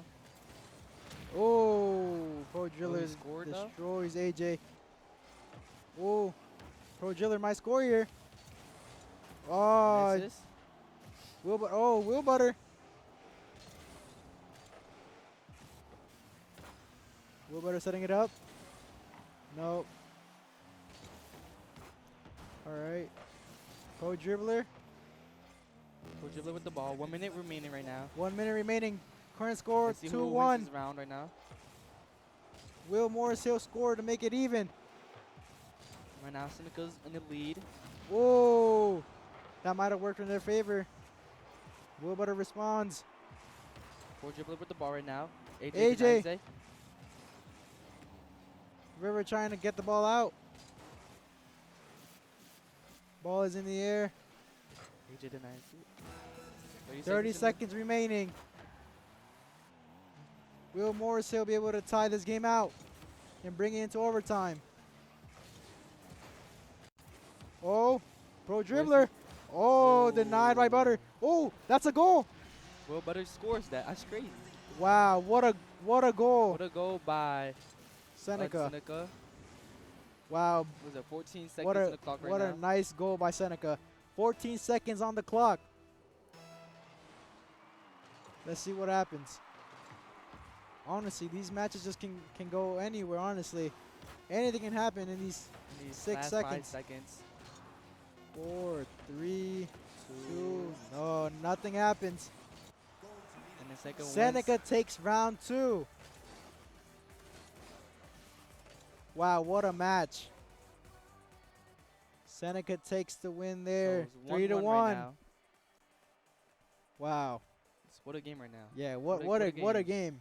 Honestly. You can tell both like both teams are very good right yes, now. Both teams they're are really good. They're seems really both like Seneca a has 1 point and Morris Hills has another point. Yeah. Just keep going back to back. It's just They're back to doing- back, honestly. To be honest, both teams they're have both really team- good they're defense. both very good defense. Honestly, anything can happen now. Watching these two playoff is just Amazing. in the air. Will Butter. Ooh. Wow, it barely misses. Rivers. Full dribbler with the ball right now. Pro dribbler. Trying to play it smart. Trying to take it slow. Will He Will don't wanna Butter rush get it. past Wants to defense? Ooh. Set it up. He couldn't set it up. Barely. And then we Yeah. have Butter here. Butter Oh, scoring. Will Butter Whoa. was alone the whole time. He's here. That Will Butter Seneca ended up has really scoring. locked in right now. Has been locking in. Seneca's locked in right now. Has not letting them catch the Wow. ball. Butter was all alone that time. All right, let's see. What a good kickoff. Morris Hill wins Here. kickoff. More sales. Oh, what a save by Butter. Seems here that Seneca has a very good Dribbler bringing it up. defense Willie set here. it up. Oh, AJ knocking it out. River back with the ball. AJ trying to predict where the ball will go. But Pro Pro Dribbler dribbler. might score. No, Butter denies it. Ooh, Pro Dribbler.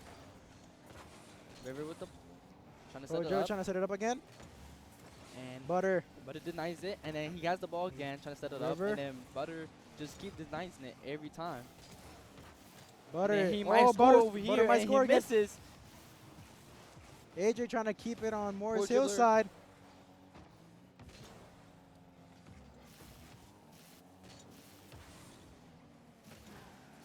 Butter bringing Butter. it up in the air. Will he Will score? he score? Wait, that might. And no, then what a save Dribbler by Pro denies Dribbler that. right now. Wow. Both teams are really good at defending. Wow, what a save by Butter. That was a good save right Yeah. there. Butter putting in that work. Ooh, Rivers. Ooh, Butter. Butter Seneca- is such a good defender. Right now, Seneca has the best defense right now. Not letting Really them do. score anytime. Utter save. Wow. Butter is such a Seneca's good not letting defender. them- Seneca's not letting them Ooh, score right now. Dribbler setting That's up for just River. Crazy. And it's Blocked save by again. Butter. Oh, That's yo, Butter. Butter's on his game right Butter now. with Butter's 4 on his saves game. right now. Butter has 4 saves and, then he he scores. He Butter. saves and scores. Imagine that. Wow. It's a good game right now. Seneca's Really locked great in. game. We got 3 minutes on the clock right now. We got 2 minutes and 44 seconds. Wow. What a goal. What a scores again? Oh. And then what a save by River. River saves it. It seems here that Morris Hills has to lock in right now. Morris Hills has to do something about this. It's looking bad. 2-0. 2 minutes on the clock, though. Anything can happen. Where anything could happen in this last 2 minutes. All right. River trying to take the ball. Butter's blocking it, denies it. Oh. Trying to set that up Butter. for Pro Dribbler. Oh, Pro Dribbler. And then AJ saves it. AJ, oh. River can make a shot here. And River. then, Oh, ooh, barely and misses. He was so close, He's though. really close. He was close. Pro Dribbler with the ball. Dribbler. Will Butter saves it Wow. this time, though? That's the question. Oh, will River shoot here? Will River shoot? And then he Oh, saves it intercepted by again. Butter. Oh, my He has goodness. very good defense. Dribbler trying to bring it up again. Trying to set it up. AJ AJ. denies it. River shoots it Well, out. Butter's saved. Butter. Butter's just the Wow. top of his game right now. He's just a goalkeeper. At this point. River trying to fight for the ball. AJ. Oh. River. Ball back on Morris Butter, Hill's Butter side. score. Butter gets Boom. demolished Saved by Pro by River. Dribbler. River looking And then to AJ bring saves it back. it. Oh. Butter saves it again. Butter sends it back. Pro Dribbler. Ooh, and And Butter. Oh, barely that misses. was close. Butter barely misses the goal. AJ. AJ. Oh, Ooh, and AJ. Okay, I scores. saw that. It seems it's 3-0 Ooh, right I saw now. that. Seneca is in the lead right now. Seneca currently leading 3-0. Almost a minute and a half left. Less than that. Seems here that Seneca is very locked in since the first round. Seneca locked in since second round. And then Let's see who'll take this home. Oh. And then AJ. Oh, what a save by AJ River. close. River. Oh, Oh, and he finesses misses it. Oh, he my misses his God. save this time. River. Okay. Okay, we're seeing. Hold on. Anything can happen. It's 1 minute right here. Yes, anything can happen. Ooh, Will Butter sends it. Sends it Oh, up, hold on. and then he might hold on. score. Oh, Ooh. save by Dribbler. What a good save. Oh, Will Butter sends it saves back.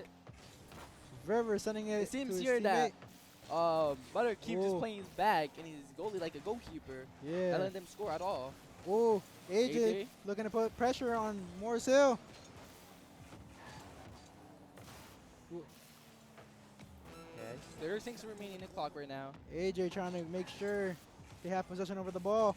And then River. Ooh, they both missed the save. River ends up It seems scoring. here that Butters misses the block Wow. this time. Out of all the blocks he saved, he misses two times. He missed the block this So time. anything can happen right now. It could be Anything a tie can happen. if Morris Hills scores right now. 20 seconds remain. Seems here that Morris River is sends it locking to in a middle. little bit. Will Butter. Will Butter. And he scores! scores! What a double touch by Will Butter. They What saw a that goal. that Morris did, and they were Wow. like, nah, not letting that happen. Anything can happen. Look at that.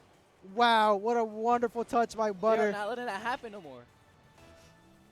Seneca making sure that they stay in the lead. Will Butter sends it. AJ. Will he score again in this last 5 seconds? AJ, no. And he's- Oh, ooh, just he barely misses it. barely. And Leaves it in the air. that is Will Butter trying to keep it down. game. Seneca wins. Round. This is round 3, right? Round 3. Yeah, round 3. Seneca in the lead, 2-1. Seneca in the lead, 2-1.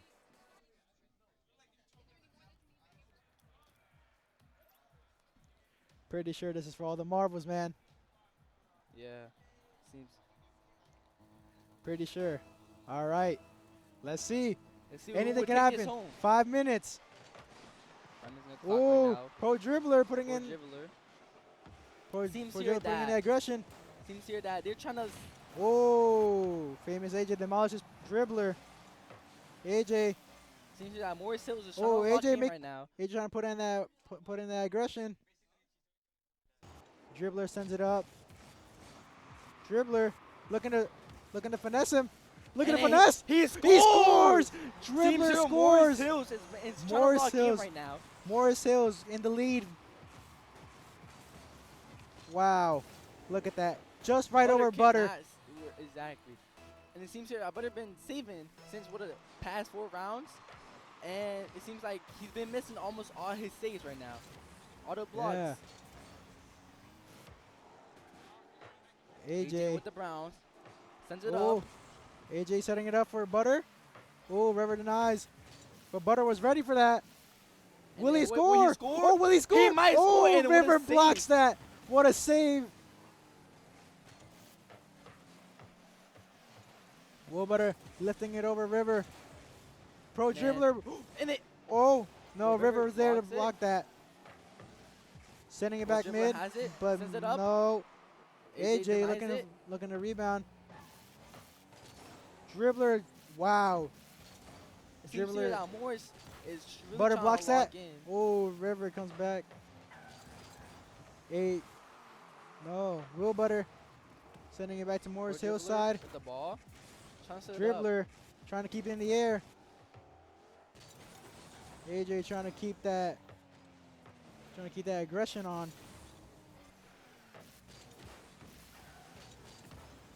1-0 right now. 3 minutes in the clock. Yes. Come on. Pro Who dribbler. knows? Pro dribbler. Morris might catch up. Butter takes it out of harm's way. Seems Will here Butter. that nobody's able to score right now at this time. Oh, it's currently center. Oh, blocked by Butter. Butter sending it up. Will AJ be there to get it? No. Pro dribbler stops it immediately. Butter. Oh, look, Butter this is see looking looking bad. trying to block. This is, And what a Butter- block by Butter. It seems here that they're both locked in right now. They're And both, Butter might this score, oh no, and River the save. blocks it.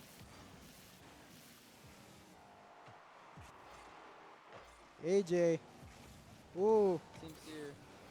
Pro dribbler Ooh, with the Pro save. dribbler saves that just barely. very good game right now. Butter Very good setting it up. round out of all 3 rounds. Wow. Seems like Ooh. it seems like Oh my God. What a save. it seems like this is the hardest round, best rounds since all 3 of them. It's been a Yeah. tough game right now.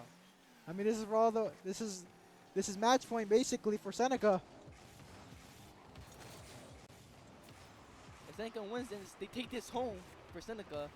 They can take the Crystal Cup home. River. AJ. Oh, It seems here Dribbler now sends it up in the air. Morris Hills has Will been Butter blocking. block this? Oh no, River misses. AJ trying to keep that. And he AJ scores, scores!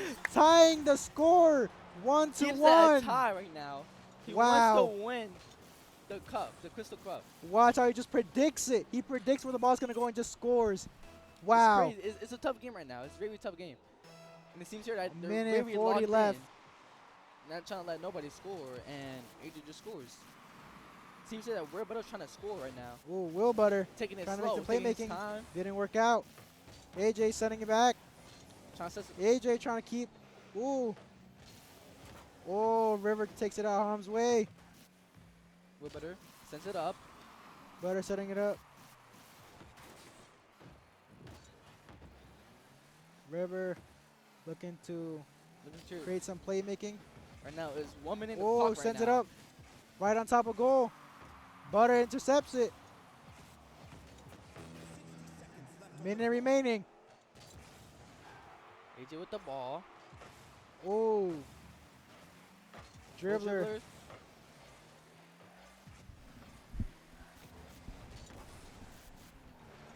Seems here is that River has the ball, trying to set it up, but seems here that Butter's in his Will way Butter all sends the it up. time. AJ AJ. trying to keep possession of the ball, but loses it. This is 30 30 seconds seconds remain. Anything can happen. Pro dribbler sends it It's a immediately tie right back. now, so whoever Butter sends it. scores wins this. Oh my God. Wait, I see another goal here. No. Lost by River. Full Pro dribbler with the ball dribbler. right now. Ooh, AJ sends it back. River blocks. It's a very tough game right now. It's 10 seconds right now.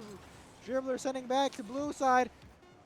Trying to put pressure on. And it saves. Oh, Butter destroys Dribbler. Oh, River just barely blocked.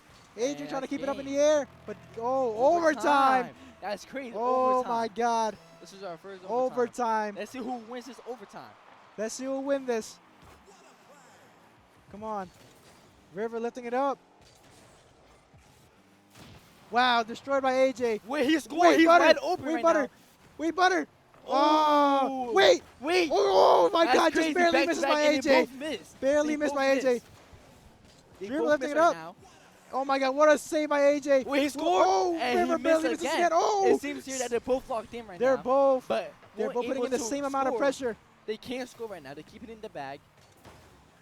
They seem to be making very good defense right now. Oh my God, And then- blocked by Dribbler. Seems there's a All tough right. game right now going into overtime. Really tough game. Oh, They are both so close to scoring, and then here's seems to be Butter that and Dribbler trying to take that ball. they're very locked into AJ this putting game. pressure. River just misses. And Oh, then it's Dribbler's saved by sa- Dribbler. That's a crazy save. I'm sorry. This game is very tough. It's very Will tough. Butter trying to keep it on Hillside. Morris Hillside, come on.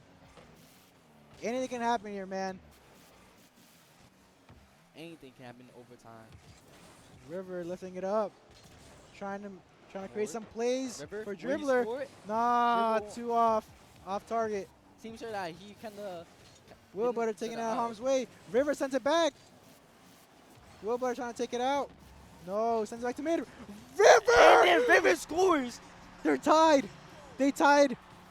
It's 2-2. Wow. Morris wins. Hills ties. It's a tie. Wow. It's a tough Now we're game. going to- back to back. It's 2-2 right now. Wow. It's 2-2. This This is is the match last point. match. This is Last match point.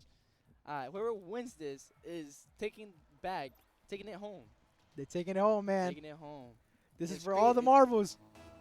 Sorry. It's a. This is tough a game. really close game. Like we said in the beginning, this was going to be a tough game for both teams because they Both both really teams got good games. are putting in really good effort. showing They got skills for real. They spectacular got skills. They got plays skills. and goals. Will Butter sending it up. Will he score for his team? Ooh. Seems to me River and Dribbler are playing on defense now. Playing the waiting game. AJ. Ooh. Butter sending it back. Oh. They both are playing very good defense Oh. right now. River sends it back. AJ looking to keep that pressure going. Oh. Butter. It's like Blocked by back to River. back. Back It's to like back. Back to back. Butter. Butter trying to make that goal happen, and Butter scores. For Seneca. But it's Keeping 4 that. minutes in the clock right now. Anything can happen. They keep putting pressure on it. Wow, It just seems look here at that. poor Wow. dribbler misses the seed right there. Barely misses the block. Dribbler. What a nice kickoff for poor dribbler. Tries to set it up for AJ River. bounces And off the wall. Ooh. Morris Hill retreating to play defense.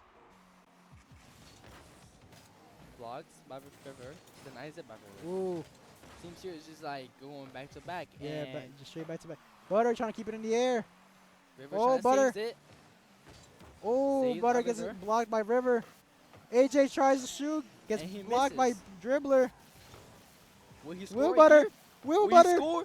No, And wasn't saves there. it. AJ, though, keeping that pressure going.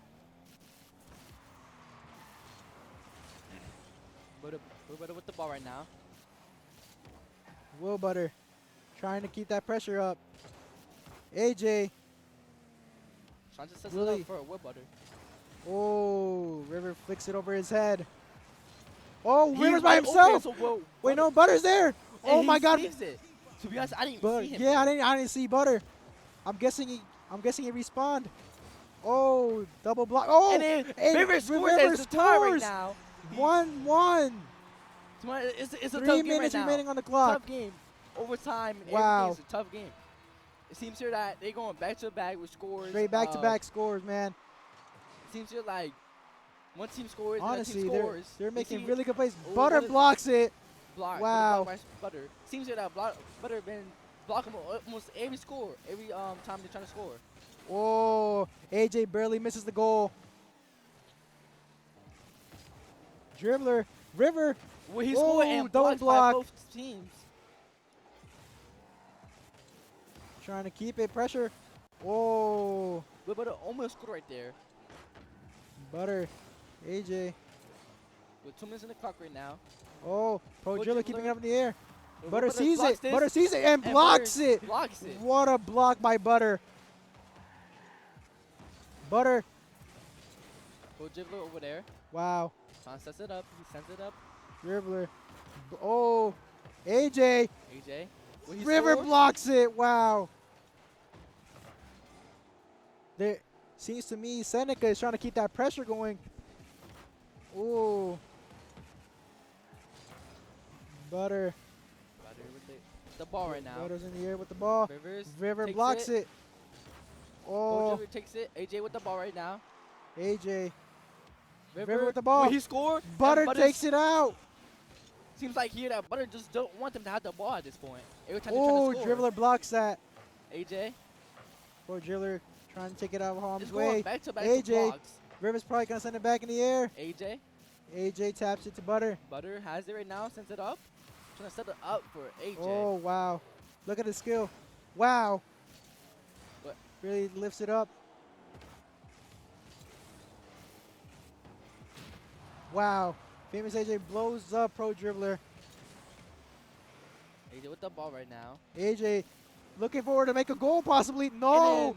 Intercepted by 1 minute River. remaining. Anything can happen right now. Oh, Hopefully AJ sets it someone up. scores right now. No, no one's there. Butter sending it back up. River sending it to the center. Pro Dribbler there. Pro Dribbler. Well, he Less than a scored, minute though. remaining. And then AJ with the block. Trying to save it. River just sending it denies back. again. Butter's probably going to send it back. Butter. AJ. trying to set up for Butter. AJ. Oh, Denied. wait, this might, no, River's So, there. It might go to overtime again. Might go to overtime again. And this will this overtime will be crazy. Because they have so much. Like I kept saying, it's just a tough game for both of them. They're both very good teams. Very it's both just like very hard good for players them too. to score. 'Cause Their defense is so like good. The it's so team good. chemistry too. It's The just way like they just both like they have they skills just and talk they to always each other. like, they always predict what they're gonna do. Yes. Every time.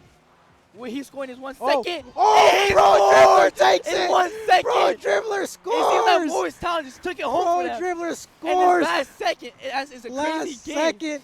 I did not see that coming. Pro It seems Dribbler like scores. Butter kind like he just missed. Morris Hills wins. It seems like Morris Hill just took it home for them. Wow. What a crazy game. What a the last game. second, last 10 seconds. That's a crazy game. Final score 3-2. Morris Hills wins. That is a crazy game right there. What a crazy match. Like we said in the beginning, Morris Hill's been playing, good, and Seneca, but looks here that Seems Morris to me just takes it Morris home. Hills just somehow got slipped through the defense and made that goal. And it's crazy because they have both good defense and just skilled players. Yes, It's all about the skills. literally just slipped through the defense and just scored. Wow, what a great crazy match we had to watch. Honestly, Both good I wasn't teams I playing wasn't against even each the other. one playing, but I feel stressed. Like Low-key, it's if it stressing was me out. us, we done won that. We done won that. I want to say all that. I want to say all that. Hey, it would have been like, what, 3-0? Hey, that's a bit too much. Hey, Morris Hills, come and see us. Overconfident much. Hey, but it's a good game though. It was a really good game. Really locked in to Good take it home. good game, guys. Seems like GG to everyone no that came out. overtime. That fifth match. Very good game. Very good game. Very good game, guys.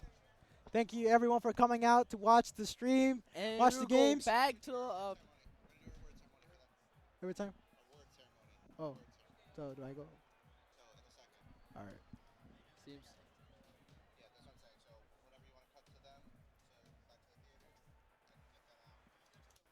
It's a very good game we saw here. Very good game. Very good game. It seems here that like they both got good defense and Seneca was just like was on top of it. Yeah, Seneca was putting the pressure, but the thing is, Morris Hill seems to be playing the waiting game the whole time, which worked in their favor in the end. And score last second, which is crazy. What a crazy game for them to score last second. Yes. And in a minute, we're going to go see them in the Cinnamon and winning. All right, we'll see you guys over there in the auditorium. Thank you guys for your time. Bye.